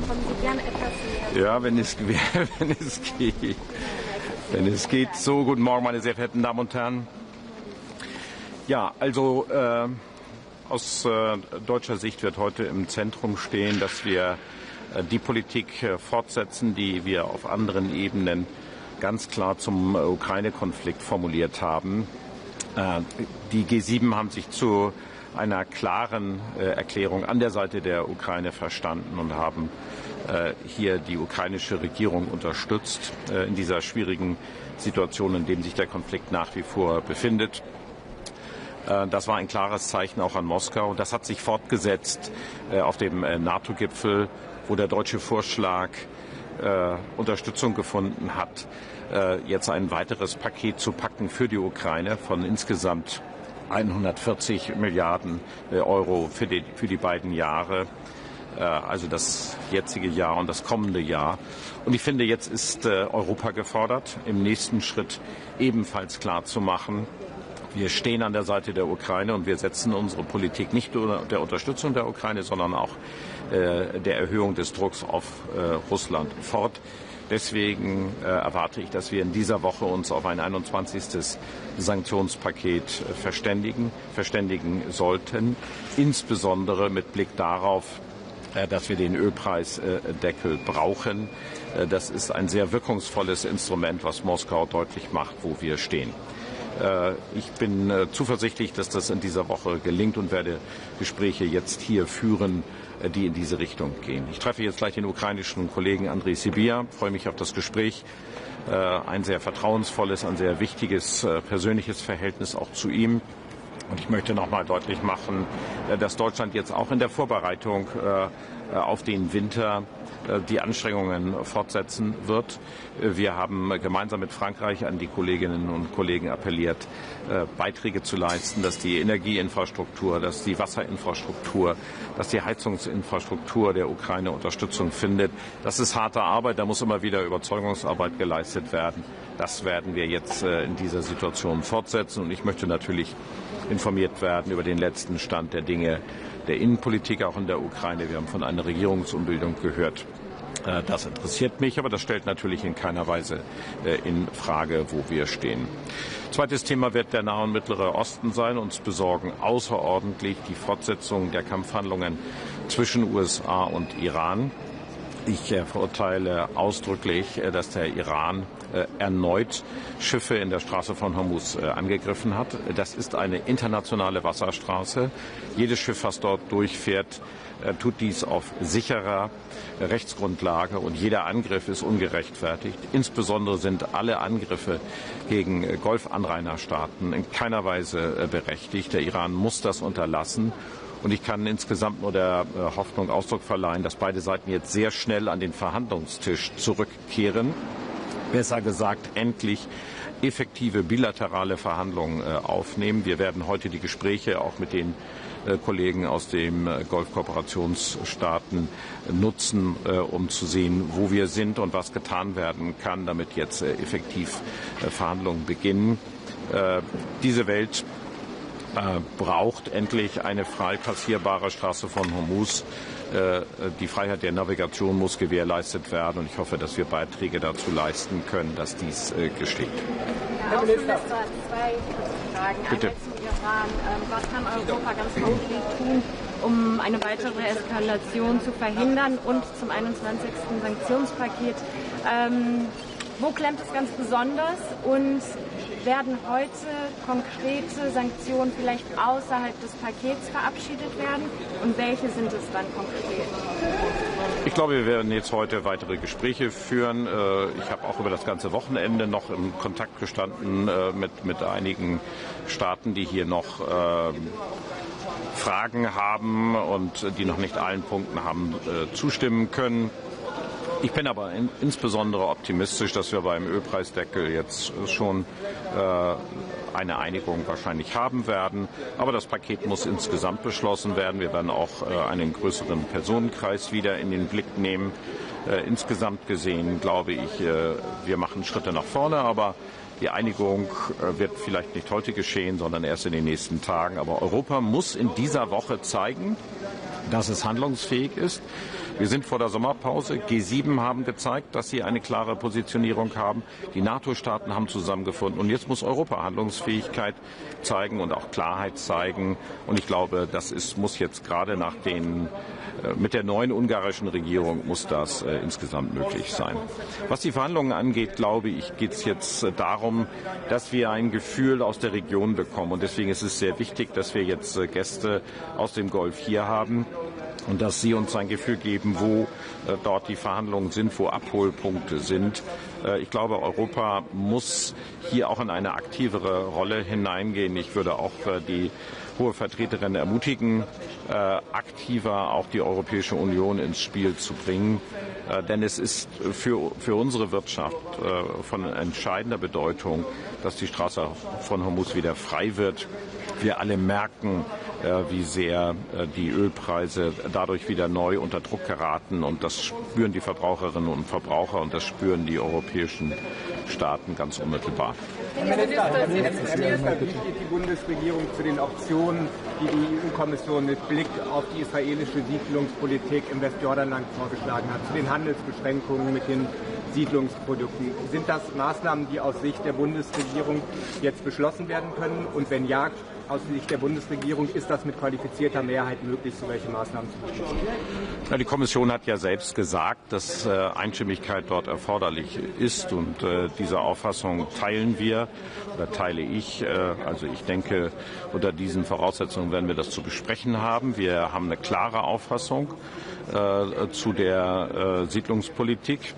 Sie steht nicht im Einklang mit internationalem Recht. Das habe ich auch noch mal bei einem Besuch in Israel in der vergangenen Woche klar gemacht und insbesondere deutlich gemacht, dass wir erwarten, dass die israelische Regierung gegen Siedler, die mit Gewalt dort vorgehen, hart und entschlossen vorgeht. Das ist eine geschlossene Position, ich glaube, die ganze Europäische Union hat. Und ich denke, wir müssen darauf setzen, dass diese Gespräche jetzt mit der Regierung trotz des Wahlkampfes in Israel effektiv sind. Und darauf würde ich mich konzentrieren wollen. Ich glaube, das ist das Entscheidende, was wir tun können. Wir dürfen nicht vergessen, es gibt nach wie vor und glücklicherweise einen sehr konstruktiven Prozess mit der libanesischen Regierung, was dortige Verhandlungen angeht. Ich finde, darauf sollten wir sehr viel Energie verwenden, auch als Europäische Union. Ich denke, das ist sinnvoll und das trägt dazu bei, einen Konflikt beizulegen. Und auf der anderen Seite ist natürlich das gesamte Thema Gaza völlig ungelöst. Der 20-Punkte-Plan wird faktisch nicht umgesetzt. Ich habe in Israel verlangt, dass mehr humanitäre Hilfe in den Gazastreifen hineinkommen muss. Und auf der anderen Seite sollten wir uns auch darauf konzentrieren, von denjenigen, die Kontakt zu Hamas haben, endlich zu verlangen und zu erwarten, dass Hamas entwaffnet wird und nicht jeden Tag stärker wird. Vielen Dank. What do you expect from the Ukrainian government?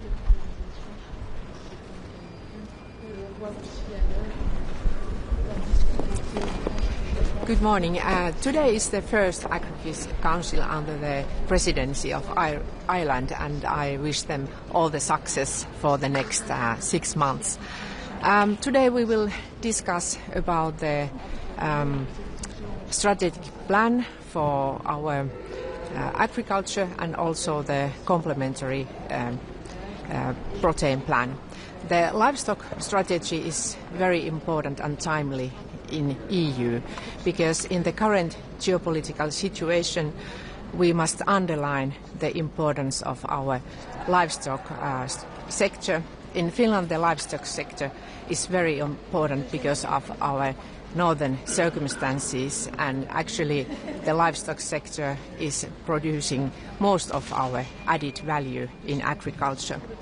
The livestock sector and protein plan are also important because of the less dependency of third countries in EU, and it's very important to underline the profitability of our farming sector and also to get rid of those dependencies from the third countries. And this is also opening many possibilities for our agriculture. For example, the biogas production and also the use of nutrients circulation. And so these are the important issues on our agenda today. Thank you.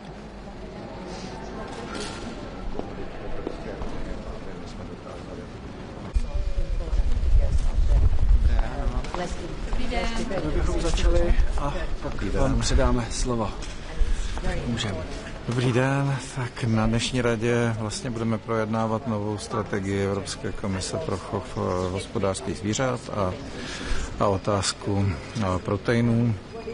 Jsou to dvě témata vlastně důležité pro Českou republiku, protože z pohledu hospodářských zvířat Česká republika má poměrně nízkou intenzitu pod průměrem Evropské unie a pro nás je důležité, aby ty pravidla byla taková, která budou jednak udržovat nějakou vyrovnanou produkci živočišných komodit v Evropské unii, ale aby my jsme dokázali naši soběstačnost zvyšovat. Z pohledu proteinů je to opět věc, která si myslím, že a krmiv je pro Evropu důležitá, aby jsme byli co nejméně závislí na dovozu krmiv z Evropské unie. Mimo Evropskou unii, pardon. Jinak z těch dalších bodů, které se budou řešit, je otázka postavení žen v zemědělství. Česká republika v současné době má asi něco kolem 5 podniků, které vedou ženy v českém zemědělství, takže je to otázka toho, aby jsme se dohodli na těch jasných pravidlech, jak tento poměr zvyšovat.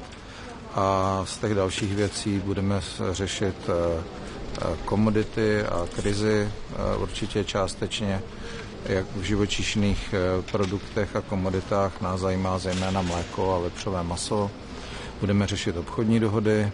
U těch obchodních dohod pro nás teď klíčová věc je nová obchodní dohoda s Filipínama, kde bychom byli rádi, aby než vlastně bude dokončen ten proces dojednání všech těch podmínek, aby ty dílčí dohody nebo ty dohody jednotlivých států obchodních, které byly uzavřeny v předešlém období, ať se to týká České republiky, Maďarska nebo Portugalska, tak aby zůstaly v platnosti. Kontinuální téma, pane ministře, na evropské úrovni je podoba toho nového rozpočtu 7letého a taky společné zemědělské politiky. Kam se ta jednání posunula? Já si pamatuju, že GAC v červnu schválil architekturu toho rozpočtu, to znamená národní regionální plány a to sloučení koheze se zemědělstvím. To už je definitivní věc? Nějaké oddělení už nebude možné? Jak to vidíte? Tak všechno je to v jednání, samozřejmě jsou to návrhy a já předpokládám, že ta myšlenka toho jednoho fondu nebo toho společného fondu a vlastně NRPP jako takového je jako asi přijatelná pro většinu těch států.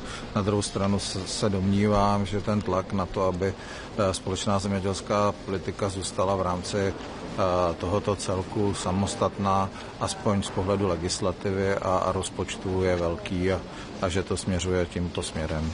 Jinak my vlastně dnes máme i jednání V4. Myslím si, že tohle je společná pozice všech států Visegrádské čtyřky i kolegů, vlastně, kteří se s náma naposledy teď sešli, to znamená +4, Bulharsko, Rumunsko, Chorvatsko, Slovinsko. Pane ministře, my jsme podle toho kyperského negoboxu zveřejněného dostali něco trochu navíc. Tak jak jsme s tou současnou výší financí pro společnou zemědělskou politiku budoucí spokojeni? Tak musím říct, že je to opět návrh. To znamená, ta částka, která by mohla být přiznána České republice, tak my jsme na to samozřejmě rádi. Udělali jsme tam nějaké kompromisy. Myslím si, že to nemůžeme úplně si říkat, že jsme dosáhli přes něco, čeho jsme chtěli, ale je to tak, že jsme ty jednání chtěli posunout dál a myslím si, že je to dobře. Že jsme byli a patříme mezi ty státy, které byly nejvíc zkráceny na tom rozpočtu a že se teď ta situace blíží nějaké spravedlivějšímu přerozdělení těch prostředků. Ještě bych se zeptal na otázku potenciálního střetu zájmu premiéra Babiše. Týká se to i vašeho ministerstva, tak jestli nás můžete aktualizovat, kde právě teď jsme. Víme, že odeslali jsme dopis do Evropské komise. Budete případně vy osobně třeba se účastnit nějakých jednání nebo iniciovat nějaké vysvětlení směrem k Evropské komisi, když jste právě teď v Bruselu? Já se tady ničeho v této věci nebudu účastnit. Česká republika, respektive Evropská komise, má vlastně akreditovanou platební agenturu v České republice, což je Státní zemědělský intervenční fond, který má za povinnost chránit finanční zájmy Evropské komise a ten je v neustálém kontaktu s DG Agri. Víte, že ta refundace proběhla, to znamená ty prostředky, které ZIF vůči Agrofertu proplatil, tak byly teď vlastně v minulém týdnu refundovány těch uváděných 200 milionů a ten proces dál probíhá. A tam nám komise upřesnila, že se to jednalo o žádosti, které byly podány ještě předtím, než se pan Babiš stal premiérem. Tak myslíte, že bude schopná komise proplatit i žádosti podané po 9. prosinci 2025? Já bych to úplně takhle jako nezjednodušoval, jestli to přesně tak bylo. Byly to žádosti, které měly jít proplacení po tom, co se pan Babiš stal premiérem, čili ZIF je pozastavil, udělal k tomu ty posudky, předložil je komisi a teď se prostě dál jedná o těch dalších vlastně platbách. A víme, kdy budou se podávat další ty žádosti o proplácení? To funguje na jakém čtvrtletním nebo na jaké bázi? To funguje na té pravidelné kvartální bázi, to znamená kvartál plus nějaký týden k tomu, kdy se ta žádost podává a je to standardní proces a takhle to funguje. Mě zaujalo, že se budete bavit o navýšení množství žen ve vedení zemědělských podniků. Tak jak toho může Česko dosáhnout? Tak já si myslím, že Česko, ať už z pohledu vzdělávání, vytváření těch příležitostí, dokonce v Česku funguje klub zemědělských manažerek i některých nevládních organizací, takže Česko spíš má řadu podnětů, jak ukázat, jak to funguje u nás, protože si myslím, že to číslo České republiky je dobré a určitě se budeme snažit získat i ty příklady dobré praxe z ostatních států. Děkujeme.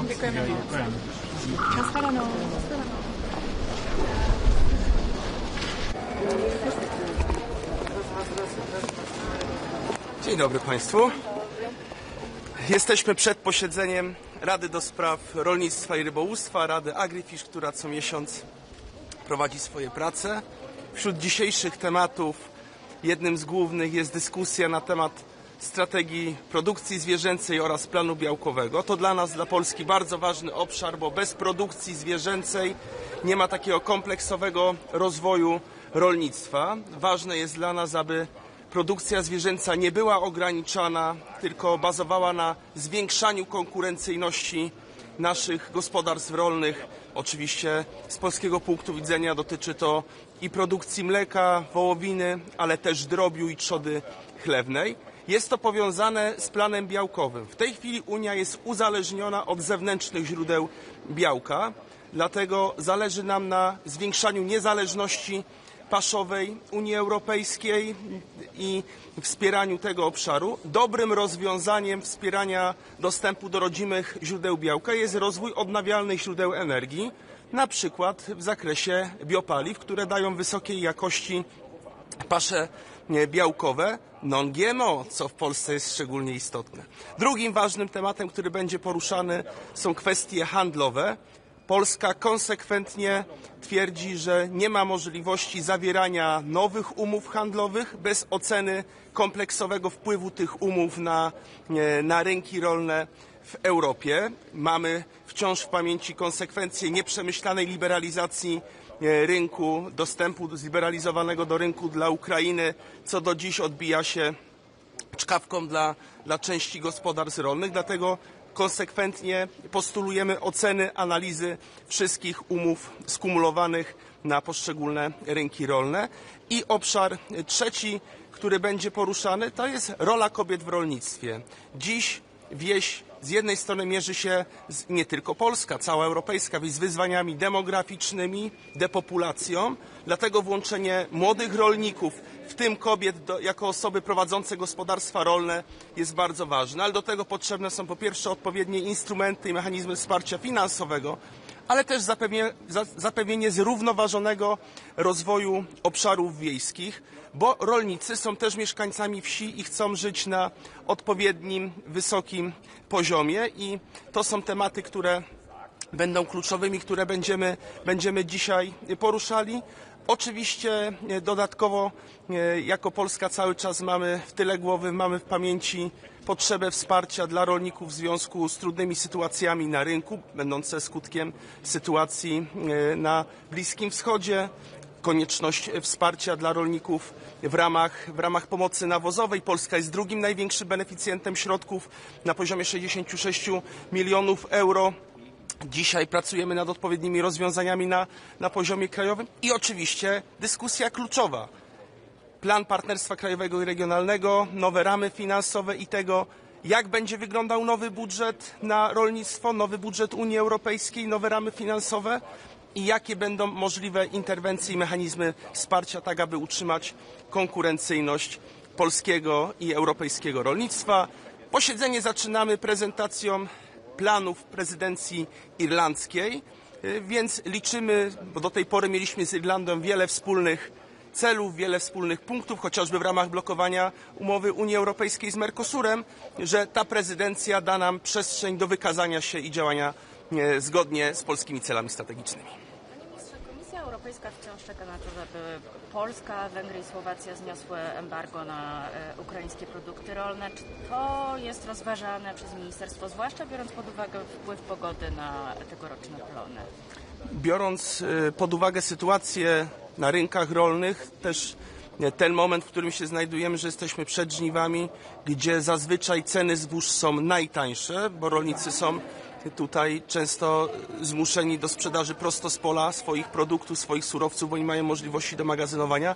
Nie widzimy możliwości zniesienia tych rozwiązań, tego jednostronnego zakazu, który wprowadziliśmy na ten moment, ponieważ byłby on niekorzystny dla polskich rynków rolnych, dla polskich rolników i co najważniejsze również w naszej ocenie dla konsumentów, bo Ukraina zyskała zliberalizowany dostęp do europejskich rynków bez konieczności spełnienia tych wygórowanych standardów, które musieli spełnić i spełniają polscy rolnicy, więc na ten moment nie widzimy takiej perspektywy. Komisarz do spraw rolnictwa i żywienia Christoph Hansen był niedawno w Polsce na Krajowych Dniach Pola, miał szereg spotkań z sektorem bankowym, organizacjami rolniczymi, połączonymi komisjami sejmowymi i my jasno sygnalizowaliśmy, że nie widzimy możliwości zniesienia tego mechanizmu, bo jest ta liberalizacja handlu niekorzystna dla Polski, to jest jedyny ratunek dla stabilizacji rynku rolnego w Polsce. Panie ministrze, dzisiejsza decyzja w sprawie pomocy nawozowej to dla Polski jest ważna, nie ma znaczenia, czy jak postąpić? Jest ważna, ta decyzja jest dla nas ważna, bo my jako Polska jesteśmy w znacznej części uzależnieni też od, zresztą jak duża część Unii Europejskiej, od zewnętrznych nośników energii. Ta dynamika, która dzieje się na światowych rynkach paliw, gazu w znacznym stopniu wpłynęła na ceny, więc każda możliwość dodatkowych środków finansowych, w tym przypadku w ramach tej rezerwy kryzysowej dla polskich rolników jest dla nas dobrym rozwiązaniem.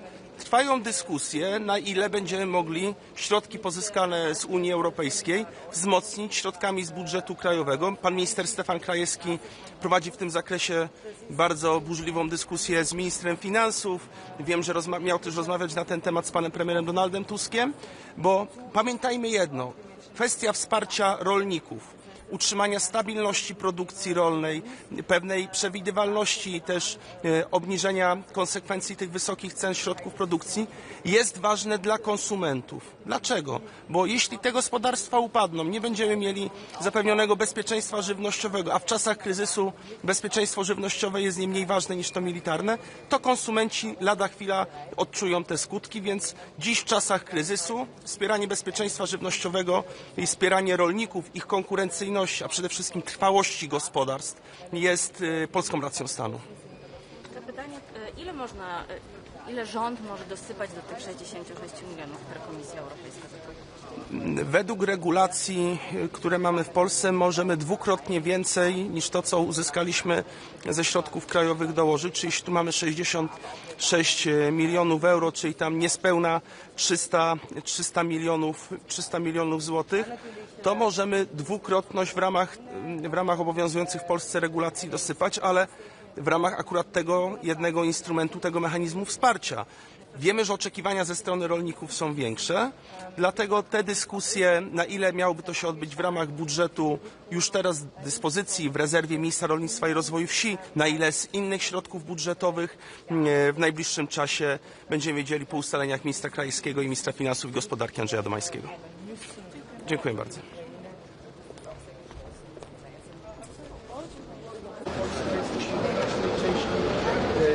Uzależnieni też od Unii Europejskiej, od zewnętrznych źródeł energii, ta dynamika, która dzieje się na gazu, znacznie wpływa na ceny, więc każda możliwość dodatkowych Schönen guten Morgen. Heute eine wichtige Ratssitzung, wo viele Themen im Mittelpunkt stehen. Ich möchte gleich einmal beginnen mit der erneuten Eskalation im Nahen Osten rund um die Frage der freien Schifffahrt in der Straße von Hormuz. Das ist natürlich ein Anliegen für die gesamte Welt. Die Weltwirtschaft ist davon massiv betroffen, wenn diese Straße zu ist. Das spüren auch die Menschen in Österreich an der Zapfsäule. Das heißt, das ist ein ganz wesentliches Thema für uns, dass der Iran diese Straße offen hält. Ich halte es für sehr wichtig, dass man jetzt wieder versucht, der Diplomatie den Vorrang zu geben und weiterkommt, aufbauend auf dem Memorandum of Understanding, aber dann wirklich auch sicherstellt, dass diese Freiheit der Schifffahrt gewährleistet ist.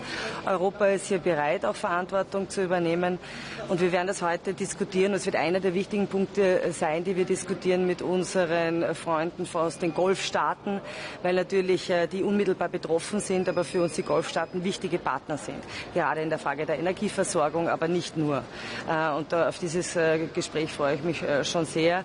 Und in diesem Zusammenhang möchte ich auch allen Staaten, die jetzt wieder von iranischen Angriffen betroffen waren, das betrifft vor allem Kuwait, Bahrain, aber auch Jordanien, unser Mitgefühl aussprechen und unsere Solidarität, weil das inakzeptabel ist. Dann natürlich der Krieg Russlands in der Ukraine mit einem sehr klaren Statement der EU 27 gemeinsam in der Ukraine betreffend der verschleppten Zivilistinnen und Zivilisten. Sie wissen, wir machen uns, auch Österreich macht sich jetzt schon sehr lange stark für die Rückholung, insbesondere von verschleppten Kindern. Ich halte es für sehr wesentlich, dass wir heute dieses klare Statement haben in Richtung Russland, dass die Zivilistinnen und Zivilisten zurückkehren kommen müssen in die Ukraine, und dass das auch sehr geschlossen ist, gemeinsam mit der Ukraine. Was auch wesentlich ist, ist es ein klares Zeichen, das wir als Europa heute setzen gegen russische Cyberattacken. Das ist bedauerlicherweise ein Thema, das immer größer wird, immer mehr zu einer Bedrohung wird, wirklich jedes europäische Land davon betroffen ist, und mit der Sanktionierung von diesen Cyber-Hackern oder eben auch Institutionen dahinter gehen wir hier einen sehr entschlossenen Schritt, das auch zu sanktionieren und ein klares Signal an Russland zu setzen, dass wir uns wehren gegen diese Angriffe.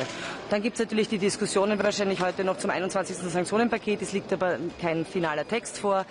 Ich hoffe sehr, Österreich steht auch dahinter, dass das Paket diese Woche beschlossen wird, weil wir brauchen den Druck auf Russland, wir brauchen diese Schrauben, die wir andrehen in Richtung Putin, damit der Druck hoch wird, damit dieser Krieg endlich enden kann. Last but not least, Nahe Osten Gesamtregion. Wir werden heute sicherlich diskutieren über die Frage Israel, Gaza, aber insbesondere auch das Westjordanland. Sie wissen, dass insbesondere die zunehmende Aggression, Aggressivität, Radikalität von israelischen Siedlern und auch diese illegalen Besiedlungen ein Thema sind, das wir absolut inakzeptabel finden, dass auch de facto eine Zwei-Staaten-Lösung immer mehr unmöglich macht. Wir haben hier schon Sanktionen beschlossen. Wir sprechen uns auch aus, da weiterzugehen. Es liegt jetzt ein Optionenpapier am Tisch. Wir als Österreich sind der Meinung, dass alle Optionen diskutiert und geprüft werden, dass das alles am Tisch ist. Es braucht aber, um ernsthaft dann das auch prüfen zu können, einen Vorschlag mit einer wirklich soliden Rechtsgrundlage und mit einem soliden Rechtstext. Den haben wir nicht. Aber es ist kein Geheimnis, dass wir hier durchaus bereit sind, weiterzugehen, wie wir das ja auch als Österreich sind, wenn es etwa um die Sanktionierung von Itamar Ben-Gvir geht.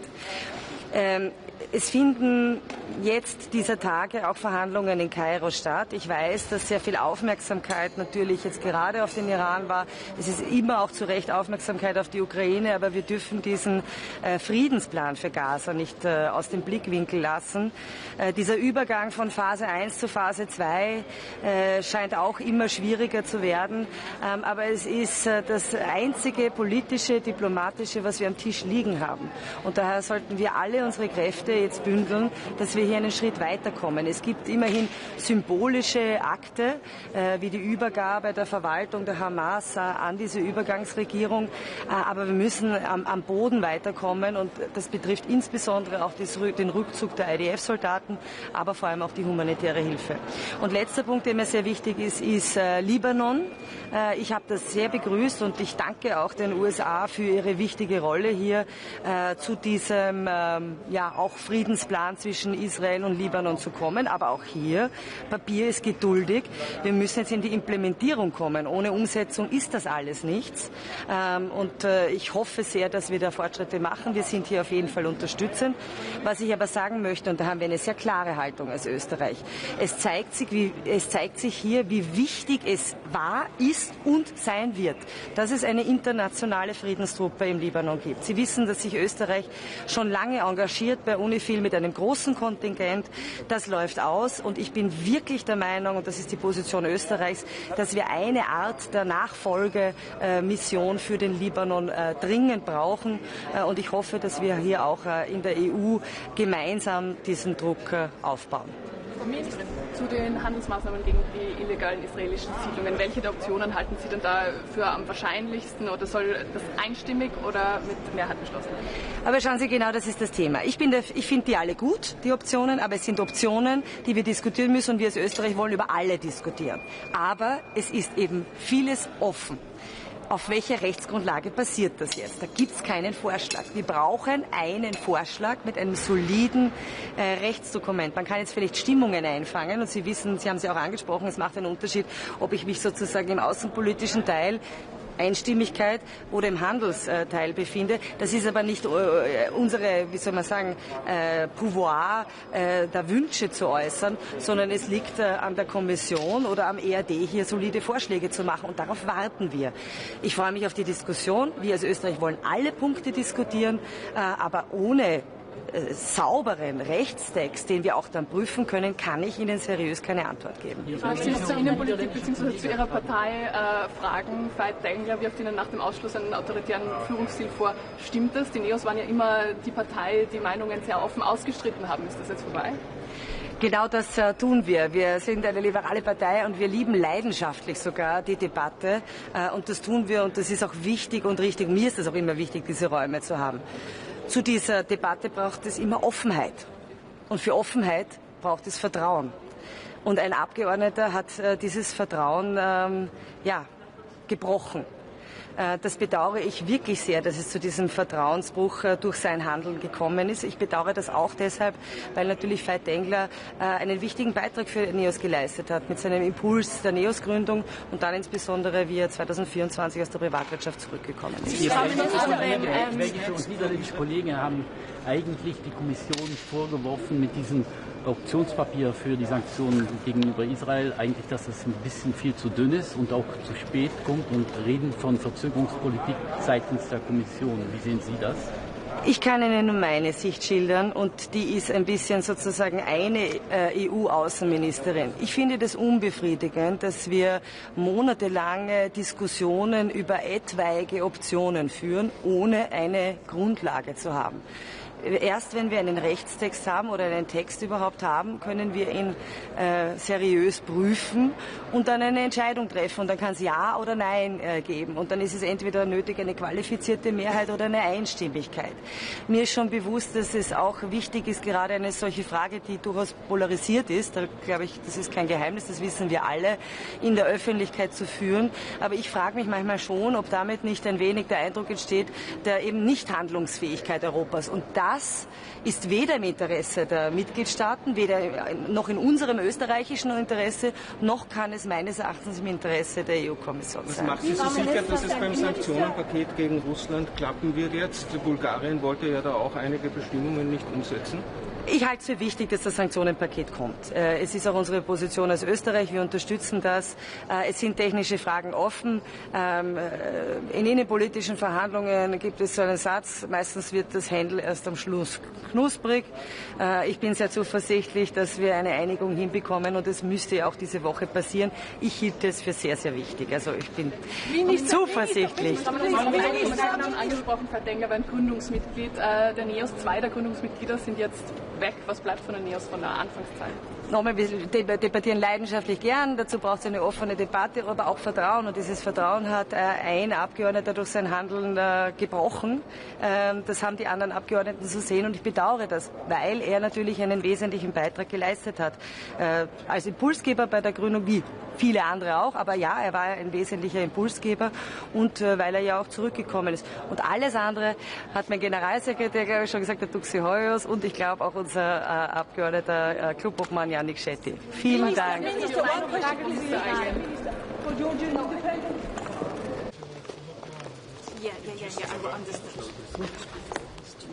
Dzień dobry.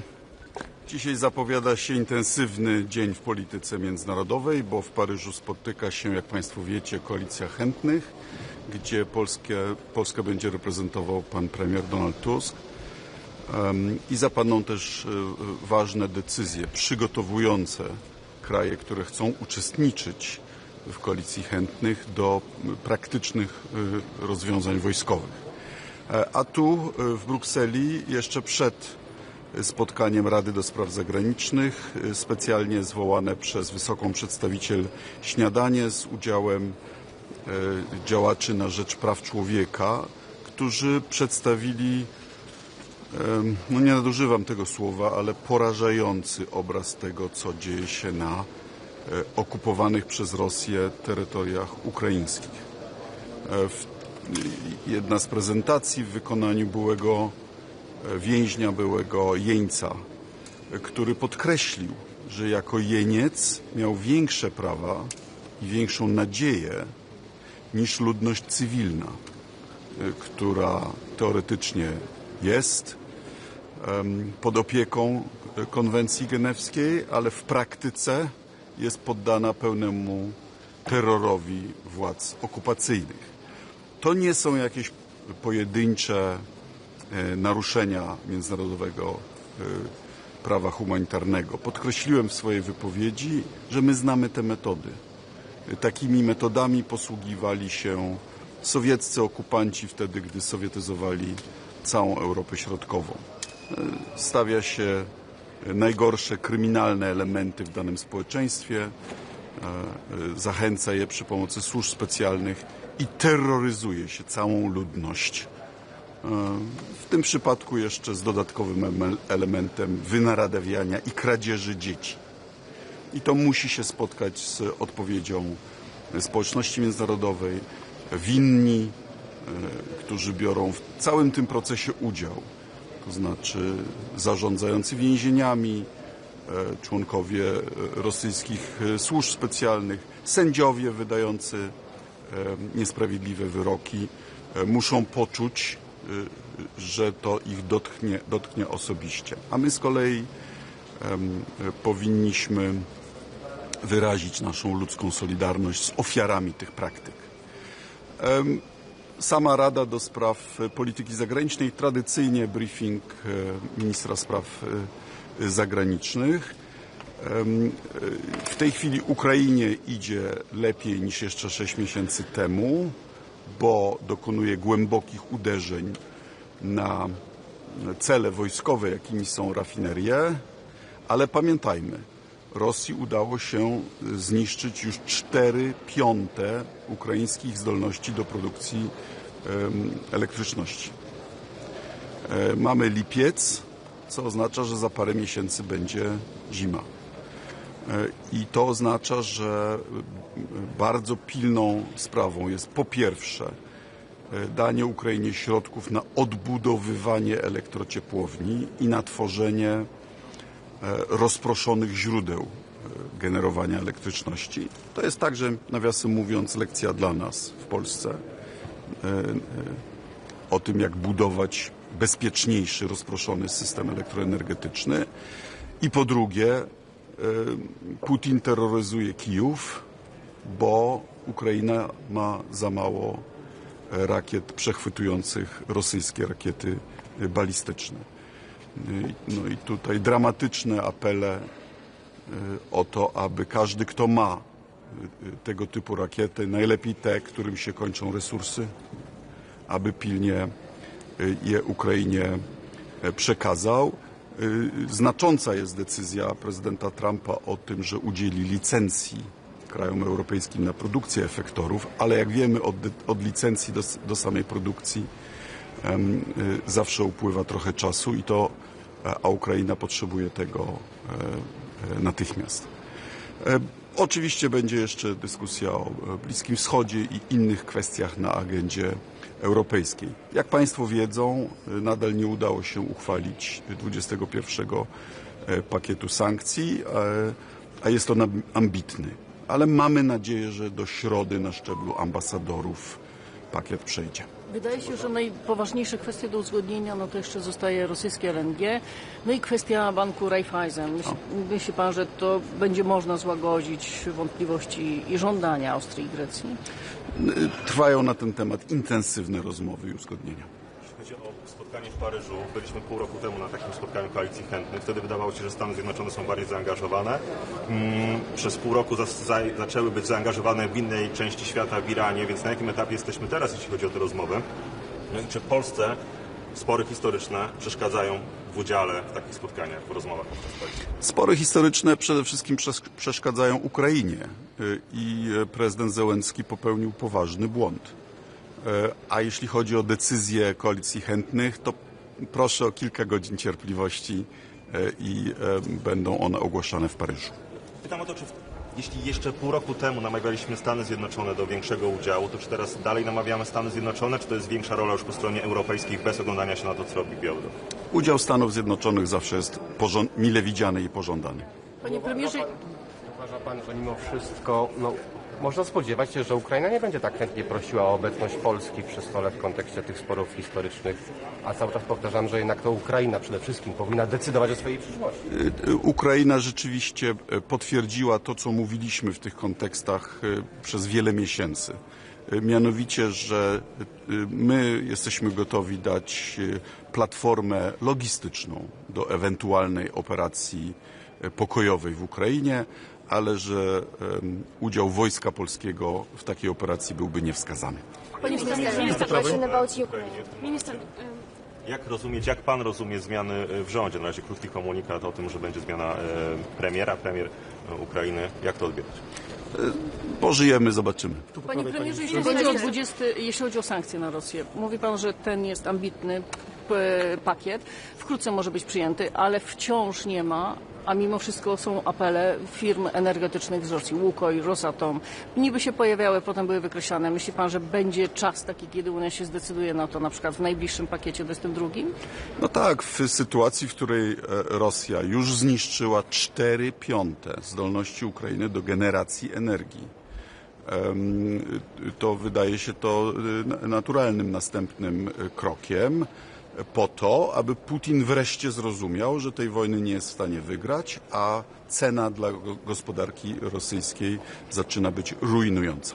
Minister, do you expect any kind of escalation from Russia during European summer break? Because this is what intelligence services are actually warned about, and how to deter any plans. That depends on your definition of the word escalation. If Russia could do something to win this war, she would have done it already. a card that Putin can play, and you know the rumors and all the risks for him would be mobilization.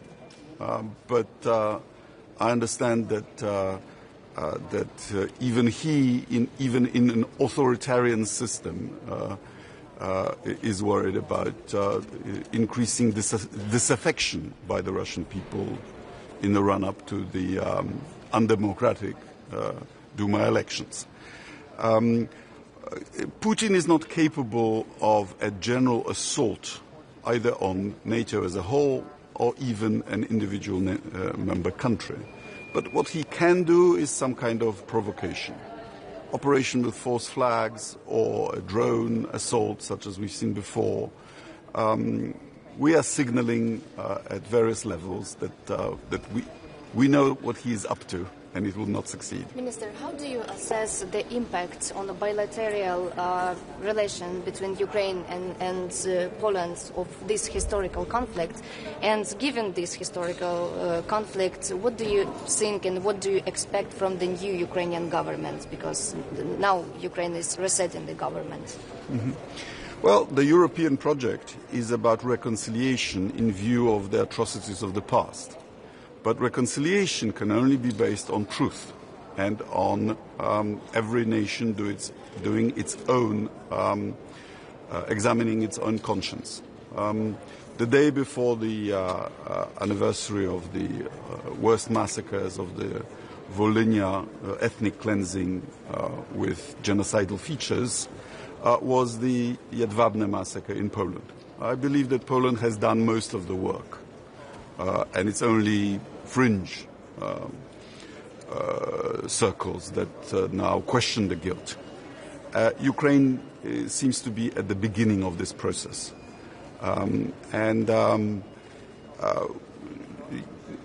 Europe is about choosing to be in the same families so that such atrocities does not happen in the past. But certainly decisions by President Zelensky and his refusal to move away from those decisions have not helped bilateral relations. Dziękuję bardzo. Jeszcze zapytać o słowa Piotra Łukasiewicza. No, nie wszystkim się te słowa w kontekście Wołynia spodobały. Serdecznie pana zachęcam do przeczytania reakcji Komitetu Centralnego Polskiej Zjednoczonej Partii Robotniczej z lat 60. w reakcji na list biskupów polskich wobec Niemiec z kluczową frazą wybaczamy i prosimy o wybaczenie. Bardzo są podobne do niektórych reakcji na przemówienie pana ambasadora, które było w podobnym duchu. Dziękuję bardzo. Dziękujemy.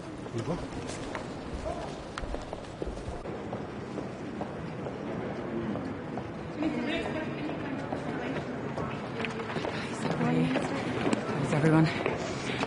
Well, good morning, guys. Really pleased this morning to be at the first Foreign Affairs Council for the Irish Presidency. This morning we started off with a really important engagement with the Foreign Minister of Ukraine, with Andriy, but also with Alexandra and Maxim, who represent civil society organisations. I had advocated with Kaya that we would have this on the agenda, that we would particularly focus on the impact that the illegal occupation of Russia in Ukraine is having on civilians and those in particular that are being detained.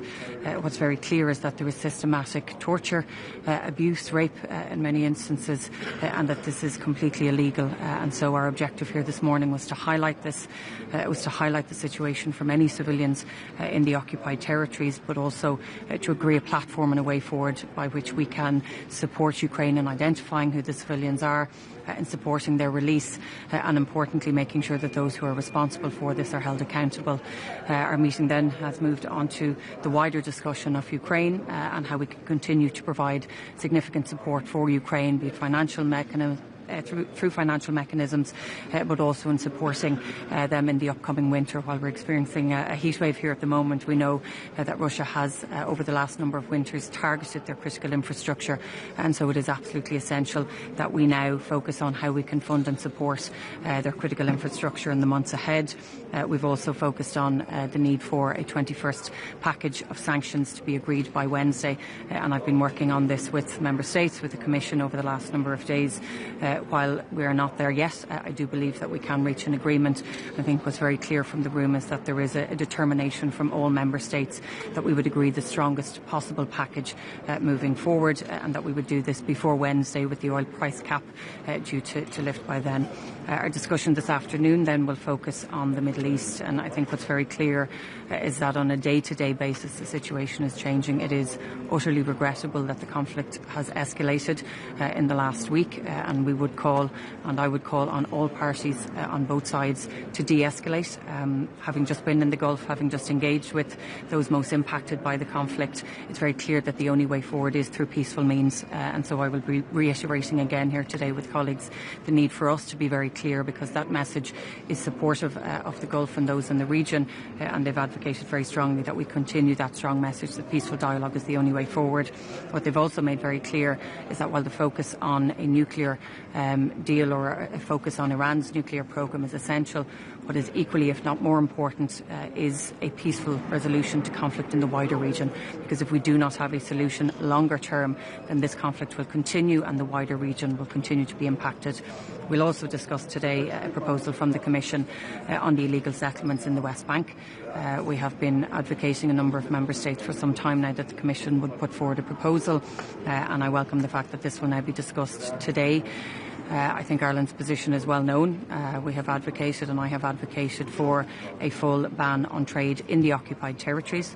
That is not what is in the paper here today, but I think it's an important step that we can have these discussions. But I will be advocating for concrete proposals, and that this would happen under the Common Commercial Policy. I believe the legal advice is clear that that could happen, and that this can be done under QMV. Minister, just on that, I mean, it seems that there's not a legal proposal on the table from the Commission today that can be voted on, so it has to be put back again.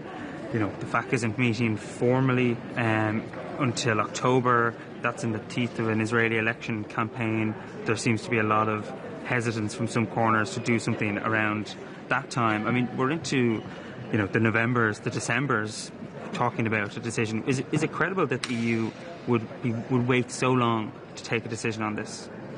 Well, look, I think at the outset it's welcome that we now have proposals from the Commission. I appreciate they are not specific actions from the Commission, but that's what we will be advocating, and I will be advocating for following today's meeting. Today's meeting is an opportunity to hear from all Member States what their views are on the proposals, but also what's not in the paper, I think importantly, needs to be discussed as well. I think it's very clear from the legal advice that we have that we can move forward with QMV, and that's not to say that it has to be done in this current Council, but there are potentially other options by which we can make progress as well. I mean, look, we are a community within the EU of laws. We uphold laws, we respect international laws, and so I think it is absolutely essential that the EU responds in a way that upholds international law and responds to the ECJ ruling of 2024. At home, obviously, I'm bringing forward legislation that will support that, that will ban goods in the occupied territories, and I hope to have that enacted by the end of next week. But the EU as a whole needs to go further and needs to respond. But as I said, I welcome the discussion here today. I think it's an important next step. What the timeline beyond that is, I think we need to be as ambitious as possible, and we need to respond to what are continuing efforts by Israel to completely eradicate the option or the possibility of a two-state solution. We are all very clear here within the 27 Member States, within the Commission, within the Council and the EA, that this is our overall objective and our goal, and the longer that we do not respond to these illegal settlements, the less and less that becomes a future possibility. Minister, can I ask, what's your sense, given your contacts with other Member States, on whether there's a majority, if it is voted by QMV, there's the requisite majority in place for a ban, part or full? And what was your takeaway from the tone of the Commission paper? Obviously, they're very sceptical on the fact that these bans will even work because of the mislabelling of products coming from Israel itself. I mean, look, there are three options in the paper. I think the first two are not ones that we should be discussing, quite simply because the ECJ ruling is very clear that we should not have any trade with the occupied territories. These first two options would obviously legitimise trade by including tariffs or by looking at other options, so I don't think that we should be looking at these options. The third option is very clearly a way towards what had been asked by Member States, and that's to ban trade completely within the occupied territories. But we need to discuss with Member States, and I do look forward to engaging with colleagues today. There was a very clear ambition and ask from quite a significant number of Member States the last time to have this options paper on the table, to have clear and concrete proposals from the Commission beyond what was already there around the association agreement, and that is what we will be discussing today. And I think we need to assess after today's meeting where we stand and what the possible options are. But as I said, it is welcome, but I do believe that we need to go further beyond today. This is a legal interpretation. Sorry, you say it's QMV, but the Commission apparently in its paper says no, it should be unanimity, and I understand Germany believes that too. How are you going to bridge that divide in kind of interpretations, legal interpretations?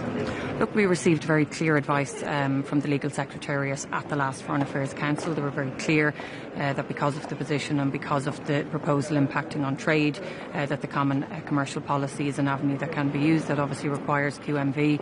Appreciate that there is a different opinion that has been presented that would require this to have unanimity, but we obviously receive our advice through the Foreign Affairs Council here, and that advice has been very clear that QMV is something that we can progress, and that is why I'll be engaging with colleagues throughout the meeting today, but also beyond today, to see what proposals or options are available to us all. On Syria, regarding political transition, what message do you have for new government or new parliament in Syria? Okay, I welcome the transition and I suppose the reform and the transformation that's taken place in recent months. I met with a number of colleagues, particularly at the Munich Security Conference, and the message was very clear that support from Europe was essential. Support for the reconstruction and support for civil society was absolutely essential during this time to give that confidence and that boost to ensure that civil society, that civilians do not turn to other fractious groups that have caused nothing but hardship in recent years. And so that needs to be our ambition and our goal as an EU, but also individually as Member States. How can we, from an enterprise perspective, from a supportive rebuilding perspective, look to assist the new government in that transition in solidifying and supporting civilians on the ground? Because I think with any conflict where you support civil society, where you support civilians in everyday life, where you show them that there is another pathway forward, that is how you maintain that peace. So that needs to be our objective and our goal throughout. One more on the settler sanctions. Would you say this is also a struggle between the Commission President and HRVP, or would you say that the way that the Commission presented this option paper was helpful? Look, I think the fact that we have, as Member States, sought a proposal or a number of proposals and the Commission has responded is welcome. As I said, I do believe that we need to go further. I do believe that some of the options in the paper do not allow us to comply with the international ruling from 2024, and so we need to have a discussion today as to how we move forward and how we uphold our own obligations and I think our own objectives, and that is a two-state solution. The longer that we see more illegal settlements in the West Bank, the more people we see on a permanent basis there, the less likely a two-state solution is, and this is something that we all agree. The Commission agrees with this, the EAS agrees with this, all Member States agree that this is our position, and so we need to take today's discussion and make sure that there are concrete actions from this, and I think we all agree in that regard. Minister, just on alumina and Organish, it seems that some commentary from the government in recent days, Sunday, seems to suggest there's almost a growing acceptance that sanctioning the plant might be becoming a more realistic prospect from the EU. What's your opinion on that? We have been engaging with the EU, with the Commission throughout, I suppose, all of this discussion around Organish alumina. We've been very clear that there's a review underway, that will be concluded shortly. We've engaged with the Commission throughout this process, and once that review is completed, we'll continue to engage. But I would stress we have agreed and supported every single package of sanctions that have been proposed. This is not not something that has been proposed to date. If it were to be, we will work with the Commission, but we have never rejected or pushed back on any package of sanctions. In fact, we are advocating, obviously, for as strong sanctions as possible. But it's important that we have all of the facts here. It's important that we know exactly the information that comes out of the report, and we will engage directly with the Commission once we have that. We're also engaging directly with Ukraine. So when President Zelensky visited Ireland for our opening ceremony, I sat in a meeting with him and with the Taoiseach where we discussed this directly, and we made it very clear that Ireland does not want to in any way support the manufacturing of arms that are quite literally killing civilians on a weekly basis, nor do we want to contribute to this war that has been waging for many, many years. And that's why we are advocating in the way that we have in the last 2 weeks alone for the next package to be agreed by Wednesday. And of course we want to look beyond that as well. Sanctions are working. We know they're having an impact on the Russian economy. We know they're having an impact on their ability to wage this war. So we will continue to support sanctions in whatever form. But specifically to this, I do think we need the facts. And once we have that, we'll engage directly and continue with the Commission. Thanks a million, guys.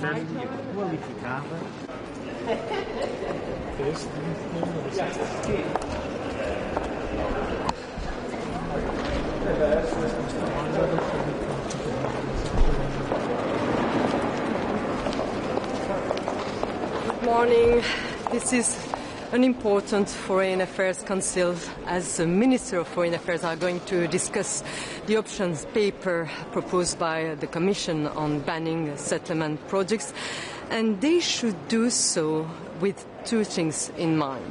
First, the ruling of the ICJ, International Court of Justice, was very clear on banning trade with settlement projects. And second, the humanitarian situation on the ground. And I'm here once again to brief ministers on the situation on the ground. And I have to say that I have no words to describe this situation. 9 months after the ceasefire, the so-called ceasefire, shelling continues, disease is spreading, people are dying. The humanitarian situation is unbearable. And the rest of the infrastructure, the Gaza infrastructure, are about breaking down because of the lack of everything. And we, the EU, as a first humanitarian donor, we are denying access to Gaza. This is something that I'm requesting for more than a year now. We must have access to Gaza. We must have the possibility to reopen our office, but I don't receive any answer, neither positive or negative. There is a clear lack of political will and engagement from Israeli authorities. And as I said, people are dying, and what remains of Gaza's infrastructure is collapsing. Hospital, water sanitation system are close to breaking down. People do not have the very basics to survive. International NGOs are working in impossible condition, and staff can no longer be deployed on the ground because of the new requirement procedure, the new registration requirements. Food, water, medical supplies are blocked with the opening and closing of crossing points. And as I said, as the first humanitarian donor, we are denied access to Gaza. Everything what is happening in Gaza goes against international law and against international humanitarian law. 1 month ago, around 1 month ago, late May, we presented a humanitarian strategy which is underlying the necessity to put into place the nexus, the famous nexus, humanitarian aid, cooperation in development and peace. But there cannot be cooperation and development, neither peace, if there is no humanitarian aid. People are dying, so they must survive first.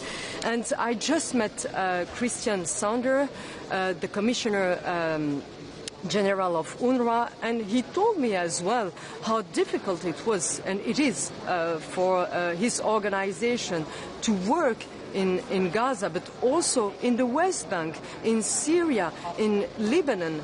And so for them as well, the priority is put into place cooperation in development. We need to give a future to young Palestinians. And yes, the situation that I just described is true for Gaza, but also for the West Bank, where the situation is only worsening. We see more and more violent settlers grabbing territories, gaining territories with the support of the Israeli army.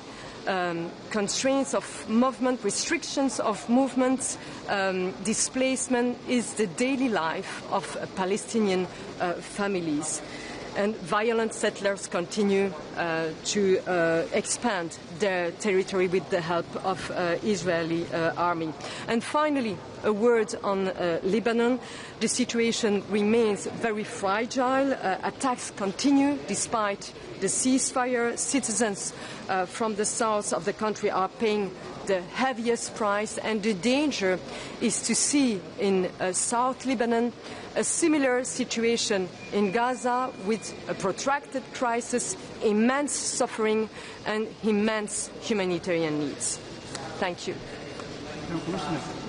What is the European Union position or approach regarding UNRWA, since the Board of Peace of Mr. Trump did not want to see UNRWA involved in the early, let's say, recovering of Gaza or later on reconstruction? Our position is very clear. UNRWA is essential. It's thousands of doctors, nurses, teachers, all the ingredients that give hope and a future for Palestinians, not only in Gaza, but also in the West Bank, in Syria, in Lebanon, in Jordan. So they are part of the solution. On Sudan, you issued, the High Representative issued a communique on Friday. The situation is worsening, mainly in El Ubaid. Did you see any specific action for for humanitarian on humanitarian level that Europe can provide, can do, can coordinate? Yes, the crisis in Sudan is one of our top priority in Africa. It's the top also of our budget in the region, and we must avoid a second El-Fasher. So I know that the situation is very critical, and that's why we delivered the humanitarian strategy.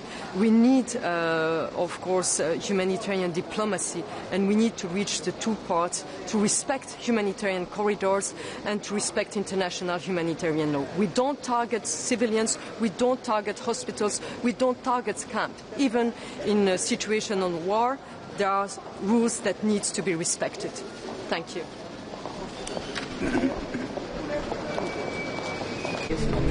Bom dia. Podemos ir às perguntas? Começamos com perguntas. Então vamos a isso. Só aqui garantir o microfone. Caso Ministro, bom dia.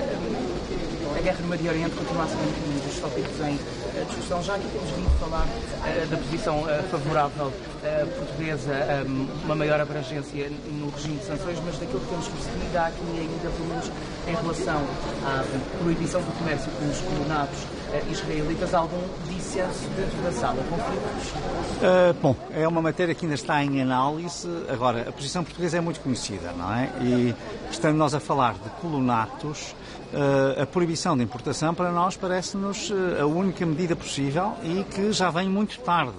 Isto é, uma coisa era falarmos do acordo de associação e do lado comercial desse acordo, também já se falou no passado.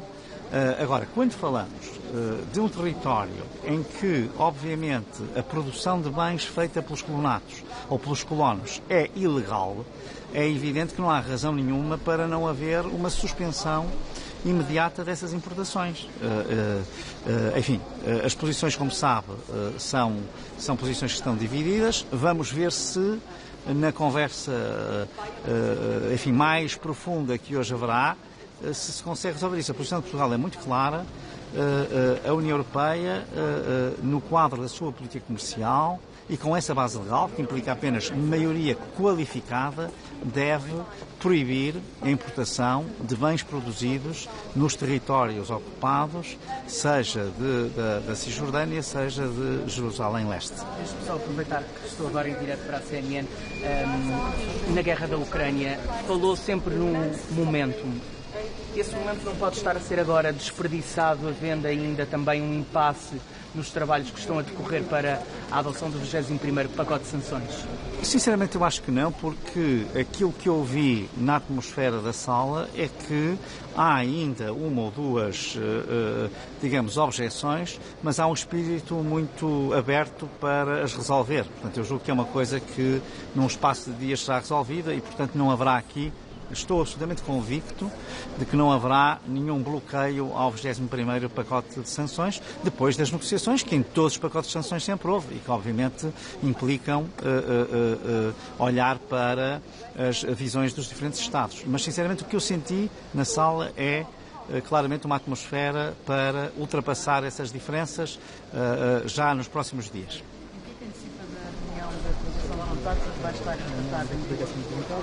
Bom, como sabe, essa reunião vem também num momento muito especial, que é o pós-Cimeira NATO.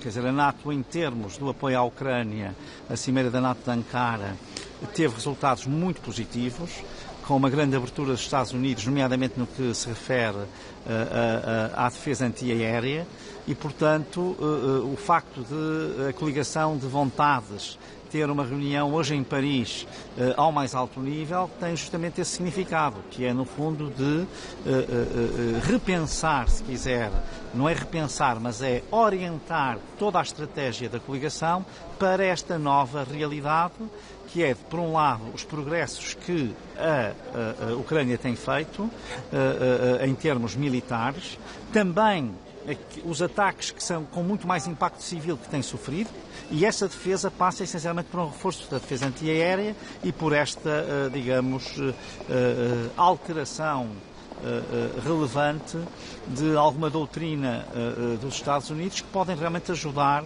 a que, enfim, se possa aumentar a pressão sobre a Rússia e também reforçar a defesa da Ucrânia. Isso até tem mais a ver, não com a coligação da boa vontade, mas com esta reunião de hoje, a questão da energia e de, enfim, preparar o próximo inverno, porque obviamente será mais uma vez um grande desafio reforçar aquilo que nós chamaríamos a resiliência energética da Ucrânia, que está altamente debilitada e que obviamente precisa de, enfim, enfrentar o próximo inverno em se mantendo a situação de guerra, que obviamente neste momento também não tem havido progressos nos esforços de paz, portanto é preciso aumentar a pressão com sanções, com resiliência energética e hoje também com o enquadramento militar que a coligação de vontades em Paris, sobre a presidência do Presidente Macron, do Primeiro-Ministro Starmer e do Chanceler Merz, tomará lugar.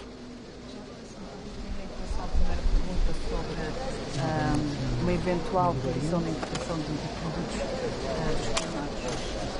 A posição que hoje, no papel que circulou, era que fosse decidido por unanimidade. O Conselho tem uma visão diferente. O que acha que vai? Não sei se o Conselho tem uma visão diferente, é isso que vamos ver. Sim, não, mas eu devo dizer que a Comissão, quanto a isso, não é clara. Deixa as duas interpretações em aberto.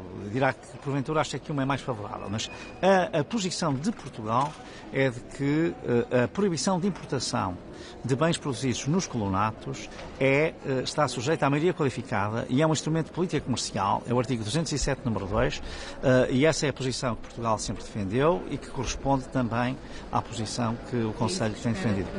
Era isso que desejávamos que fosse. Enfim, sinceramente, temos que ver aqui como é que vai decorrer a discussão, mas a posição de Portugal é muito clara. Medidas de proibição de importação de bens oriundos dos colonatos vêm, não é tarde, é tardíssimo. Apesar de ser um documento muito limitado em termos de valor, há ainda duas outras opções que são ainda menos penalizadoras.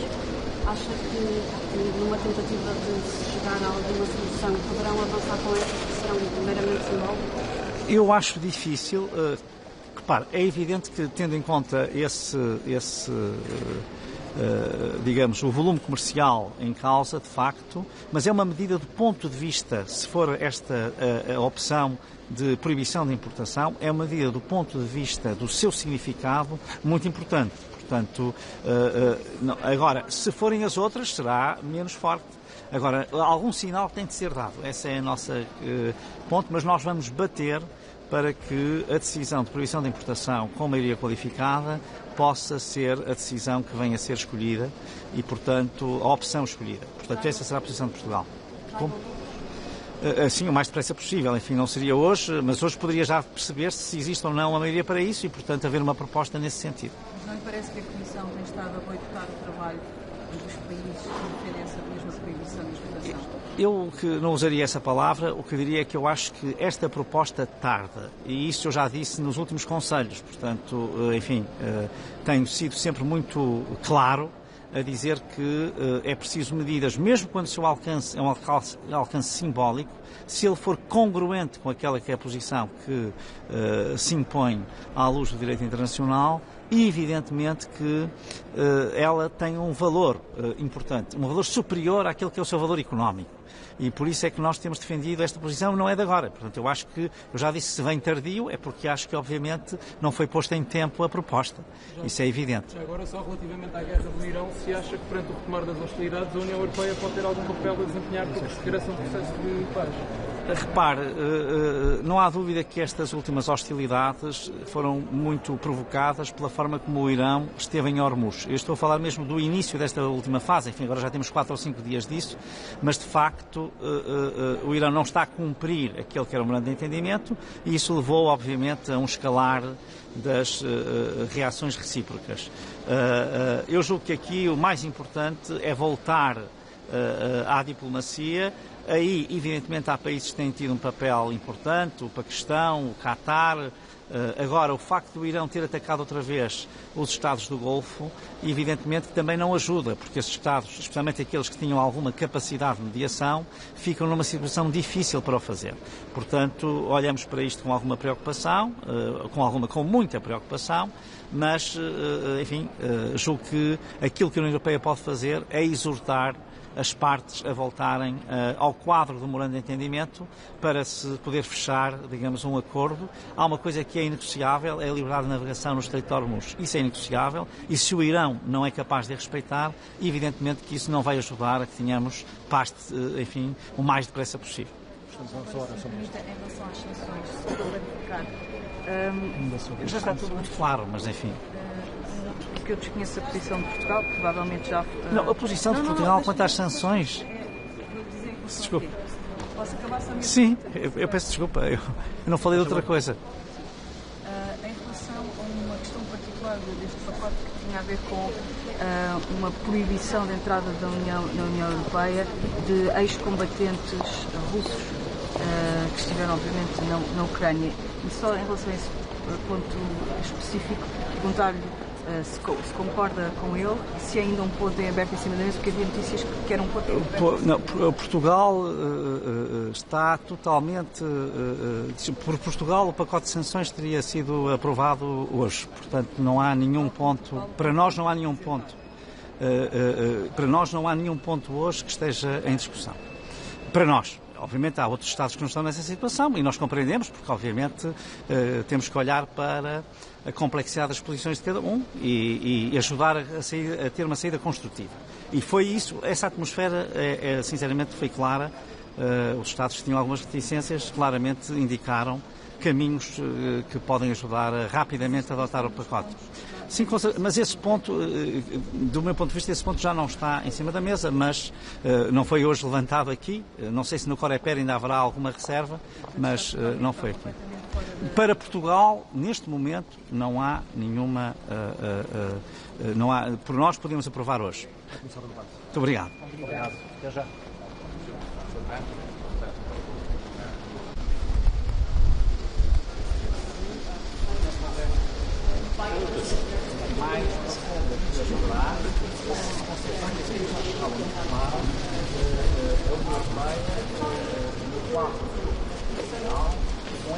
Buongiorno.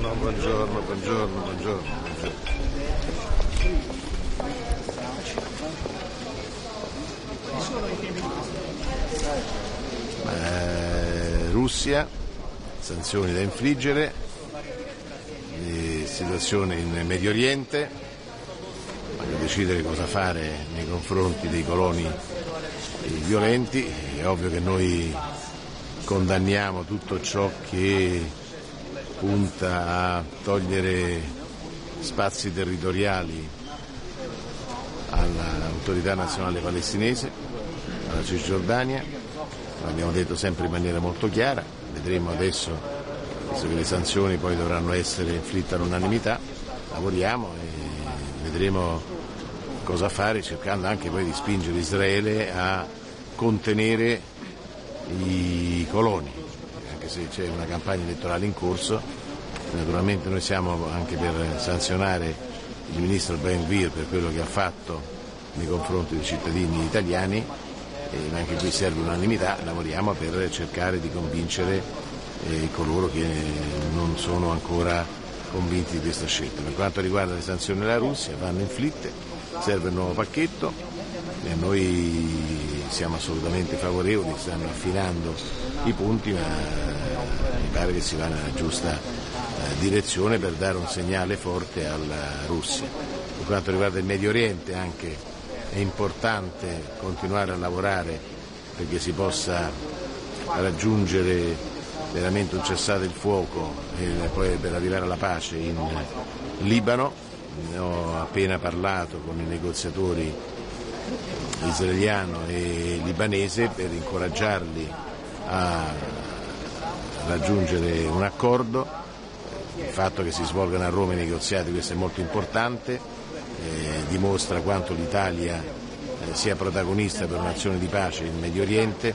Era la richiesta che avevo fatto ad Aoun, a Rubio e a Sar, offrendo la disponibilità italiana. È stata accolta la nostra proposta e da domani si comincia a discutere. Noi, ripeto, incoraggiamo Israele, Libano e Stati Uniti a far sì che si possa trovare un accordo per la pace in questo paese martoriato e dove l'Italia intende svolgere un ruolo importante anche dopo, sia con una presenza una volta conclusa la missione UNIFIL, sia per quanto riguarda la formazione dell'esercito regolare libanese al fine di rinforzare le attuali istituzioni.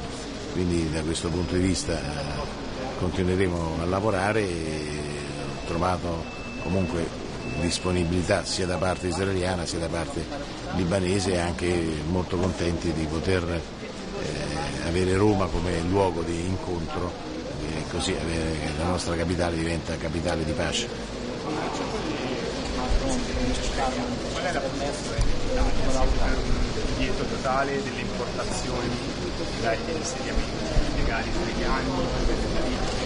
Vediamo, esaminiamo bene la proposta quale sarà, credo però dovrà essere poi approvata all'unanimità visto che si tratta di una scelta politica, non si tratta di una scelta commerciale, quindi credo che la proposta della Commissione europea andrà in quella direzione. Esamineremo nel dettaglio tutte le proposte, valuteremo, non siamo pregiudizialmente contrari, ma credo che si debba fare, l'abbiamo sempre detto, una valutazione approfondita e non so se si potrà decidere prima delle elezioni in Israele, però da questo punto di vista noi siamo contro gli insediamenti dei coloni in Cisgiordania, siamo quindi per infliggere anche delle sanzioni, ma vediamo che tipo di sanzioni, soprattutto per quanto riguarda le importazioni. Ripeto, si tratta di una scelta politica, quindi valuteremo insieme le proposte della Commissione. Le sanzioni a pentite è cambiato qualcosa? No, assolutamente no, noi siamo favorevoli a infliggere sanzioni a quel ministro per ciò che ha fatto nei confronti dei cittadini italiani, però siccome serve unanimità bisognerebbe fare in modo che anche chi fino ad oggi è stato contrario scegliesse la via del sì alla sanzione. Noi continueremo a cercare di convincerli perché siamo assolutamente propensi a infliggere sanzioni nei confronti di questo ministro. Ministro, sulle sanzioni alla Russia ci sono ancora dei nodi aperti per l'Italia? No, per l'Italia no. Per l'Italia no, ci sono. dicendo, stando sempre all'Ucraina, questa riunione sulla protezione antiaerea di Parigi c'è una novità importante per lei anche per la assolutamente sì, si sta creando una coalizione che comprende anche l'Ucraina, comprende la Gran Bretagna e alcuni paesi europei, per far sì che possa esserci una difesa comune contro i missili balistici che la Russia può lanciare. Quindi è un modo per andare avanti in una difesa integrata, in una difesa che possa proteggere in ogni evenienza non soltanto l'Ucraina ma l'intera Europa. Senta, su questo vertice a Washington sulla rete internazionale antifascista, voi avete deciso di mandarci un sottosegretario?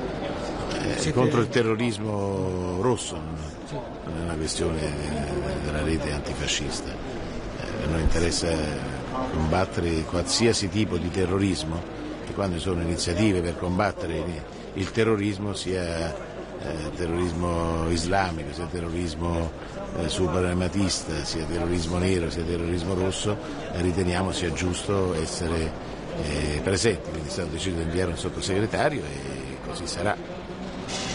Guai a dire no, non vogliamo combattere contro il terrorismo. Che cosa si aspetta lei dai colloqui sulla post-missione EU, cioè sul futuro che ci sarà per una probabile missione europea?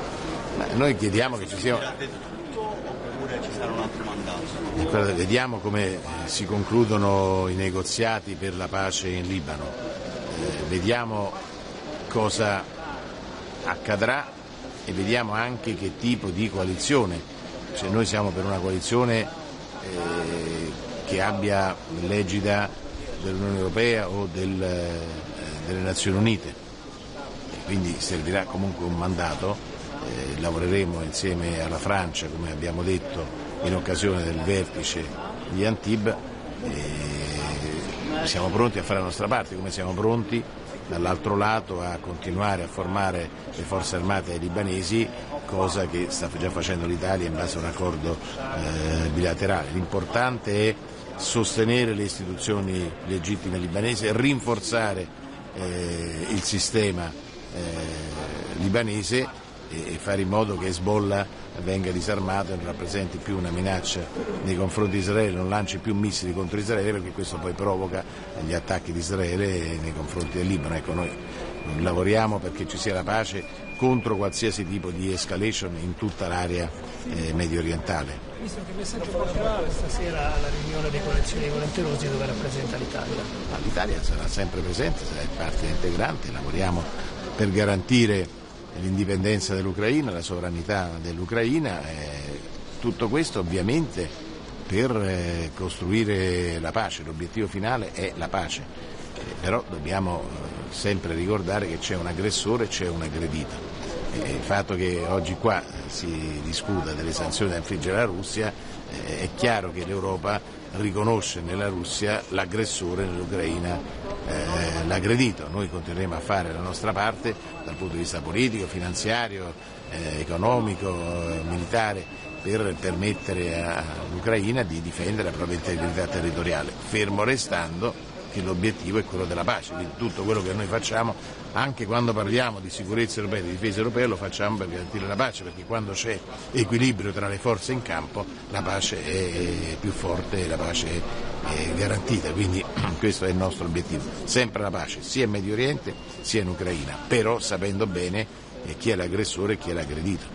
Salvo nuovi, magari uscite sui social del Presidente Trump, sembra un po' dopo anche il vertice NATO che la tensione tra Washington e Roma diplomatica sia un po' rientrata. Direi che il vertice NATO ha rinforzato la coalizione transatlantica, ha rinforzato i rapporti tra Europa e Stati Uniti, e questo certamente è un fatto positivo.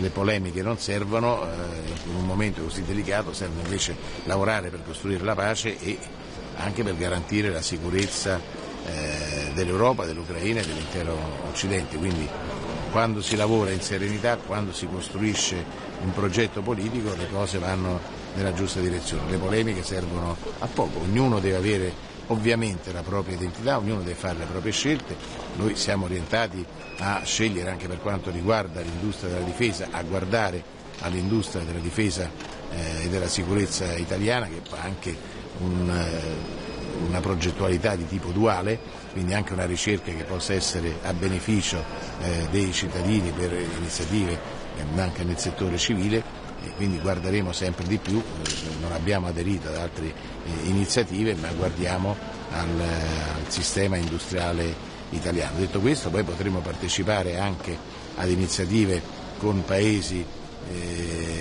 non soltanto europei, ma paesi che fanno parte del G7 o della NATO, come per esempio il caso dell'aereo da caccia, progetto al quale stiamo lavorando con la Gran Bretagna e con il Giappone. What do you think about the Iranian regime threats against Italian leaders, you and Mrs. Giorgia Meloni? It's unacceptable, it's an incredible attack. Italy is not fighting against Iran for this. We don't understand why this attack against Italy. We are in favor of democracy, we are in favor of peace, but also freedom of navigation. For this to work for blocking Hormuz is a super big mistake. Not tariffs for in this part of the sea, close to the Gulf. For this, freedom of navigation is crucial for us. It's a key point. On this, we are in favor of the American position and not the Iranian position. No? Grazie. Arrivederci a tutti, buon lavoro.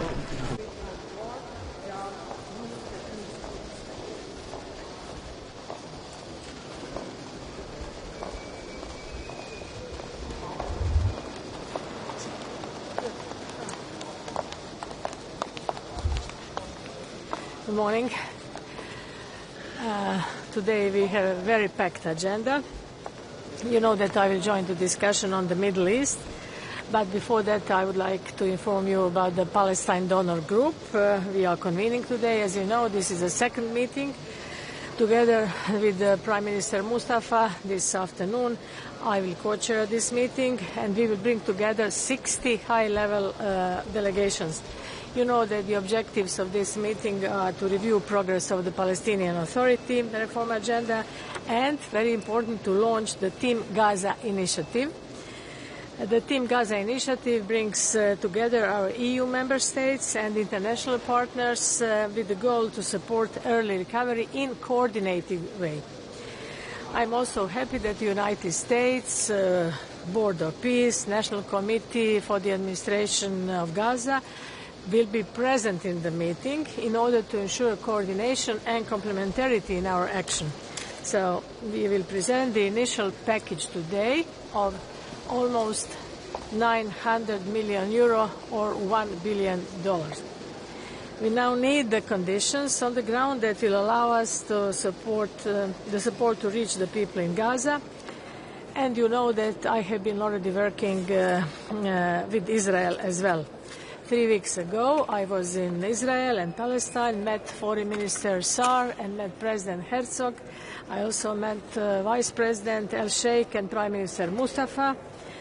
During my visit, we agreed, which is very important, with Israel to move forward on 2 important early recovery projects in Gaza in the areas of water and waste management. This is an important first step, but much more needs to be done, of course. My message is clear. A functioning Palestinian Authority is indispensable for peace and stability of the region. During that visit, I also underlined the European Union's position that violence in the West Bank must stop, restrictions on the Palestinian economy must be lifted, and humanitarian access to Gaza must continue to improve. Today, I will also present the options paper that we shared with our member states as requested by European Council conclusions in June. Of course, I look forward to discussions to hear the clear views of member states. Finally, today, you know, we will have a meeting with the GCC, EU-GCC high-level forum on regional security and cooperation You know that we are trying to step up relations with the Gulf, notably in the context of Iran war, as we prepare for our EU-GCC summit by the end of this year. Yesterday we marked also another key moment. We launched, me and HRVP Kaja Kallas, we launched a strategic partnership agreement with Bahrain. So now we have launched with Qatar, with United Arab Emirates, also with Saudis. We are just about to start it, also with Bahrain. Now we will go on with Oman and other countries. So just to know that these bilateral strategic partnership agreements are very important, and we will go on with this. That's all for today. What is your position on whether options in the options paper require unanimity? Options paper will be discussed in a few minutes among us and among member states ministers. So I'll have another press conference today with Prime Minister Mustafa. So if you are interested in the conclusions, you can come to the conference at 6:30 this afternoon.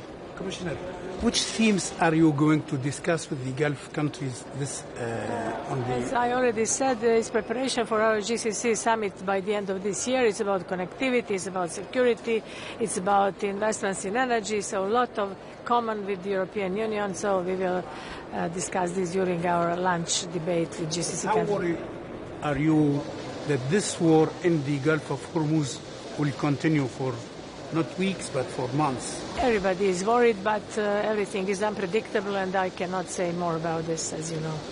Commissioner, they accuse...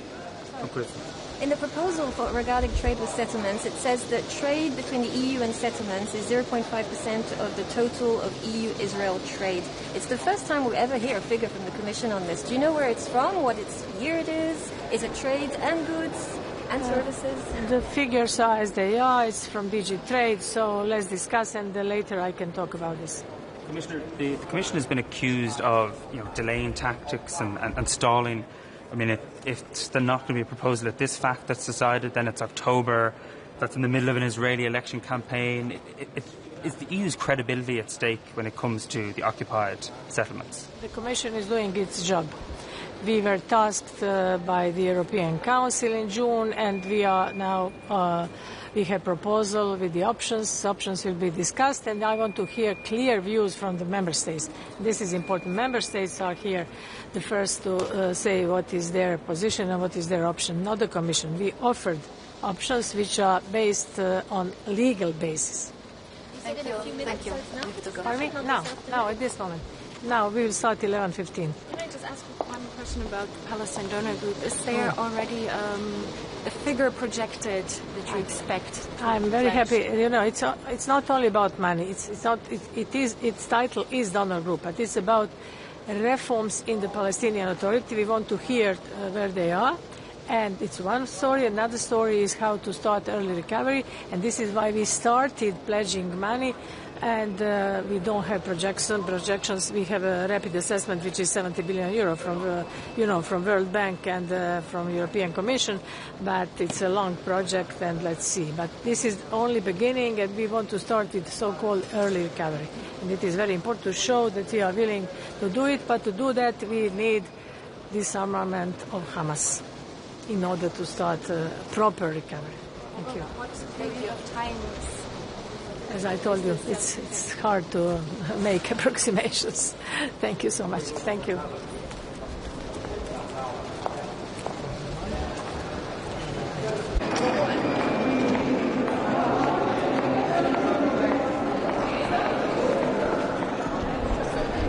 Grüß Gott.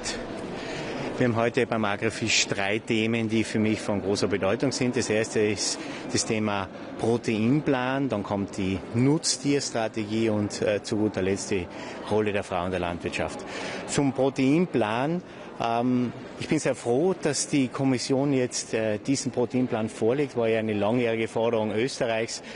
Wir haben in Europa die Situation, dass der Bedarf an Eiweißpflanzen ja nur zu einem Viertel gedeckt ist. Also man ist ja sehr abhängig von Importen. Das heißt, hier ist absolut Besserungsbedarf notwendig. In Österreich ist es so, dass wir seit 2021 eine nationale Eiweißstrategie haben. Wir haben die Produktion von Eiweißpflanzen massiv erhöht. Wir sind heute das Land mit der drittgrößten Sojaanbaufläche innerhalb der Europäischen Union. Ich freue mich auch, dass mit dem Proteinplan die Erzeugung von Biotreibstoffen, Biokraftstoffen auch gestärkt werden soll. Zum Thema Nutztierstrategie. Die Nutztierhaltung hat eine riesige Bedeutung. In Österreich und in Europa fast 40% der Wertschöpfung wird über die Nutztierhaltung erwirtschaftet. Hier geht es darum, die Nutztierhaltung zukunftsfähig auszurichten. Das heißt, das Thema Tierwohl ist sehr bedeutend, das Thema Wettbewerbsfähigkeit und natürlich auch Themen wie Biodiversität und Klimaschutz. Ich freue mich, dass vor allem die Bedeutung der Grünlandwirtschaft in der Strategie anerkannt wird. Die Grünlandwirtschaft hat für uns in Österreich eine große Bedeutung. Fast die Hälfte der landwirtschaftlichen Nutzfläche ist Grünland. Wir erzeugen da Milch, Fleisch. Es ist die Kulturlandschaft, die Pflege ist bedeutend für den Tourismus und generell haben wir eine sehr starke regionale Wertschöpfung. In der Nutztierstrategie von Bedeutung für uns ist auch das Thema Harmonisierung von nachhaltigen Tierhaltungssystemen. Ich möchte als Beispiel anführen, die Putenhaltung. Österreich ist ja eines der Länder mit einen der höchsten Standards in der EU und hier brauchen wir auch im Hinblick auf die Wettbewerbsfähigkeit auch Verbesserung, mehr Fairness. Zum Thema Frau in der Landwirtschaft. 2026 ist ja das internationale Jahr der Bäuerinnen und für uns ist es wieder ein Anlass, um zu diskutieren, wie geht es den Bäuerinnen, wie schaut es aus mit der Chancengleichheit.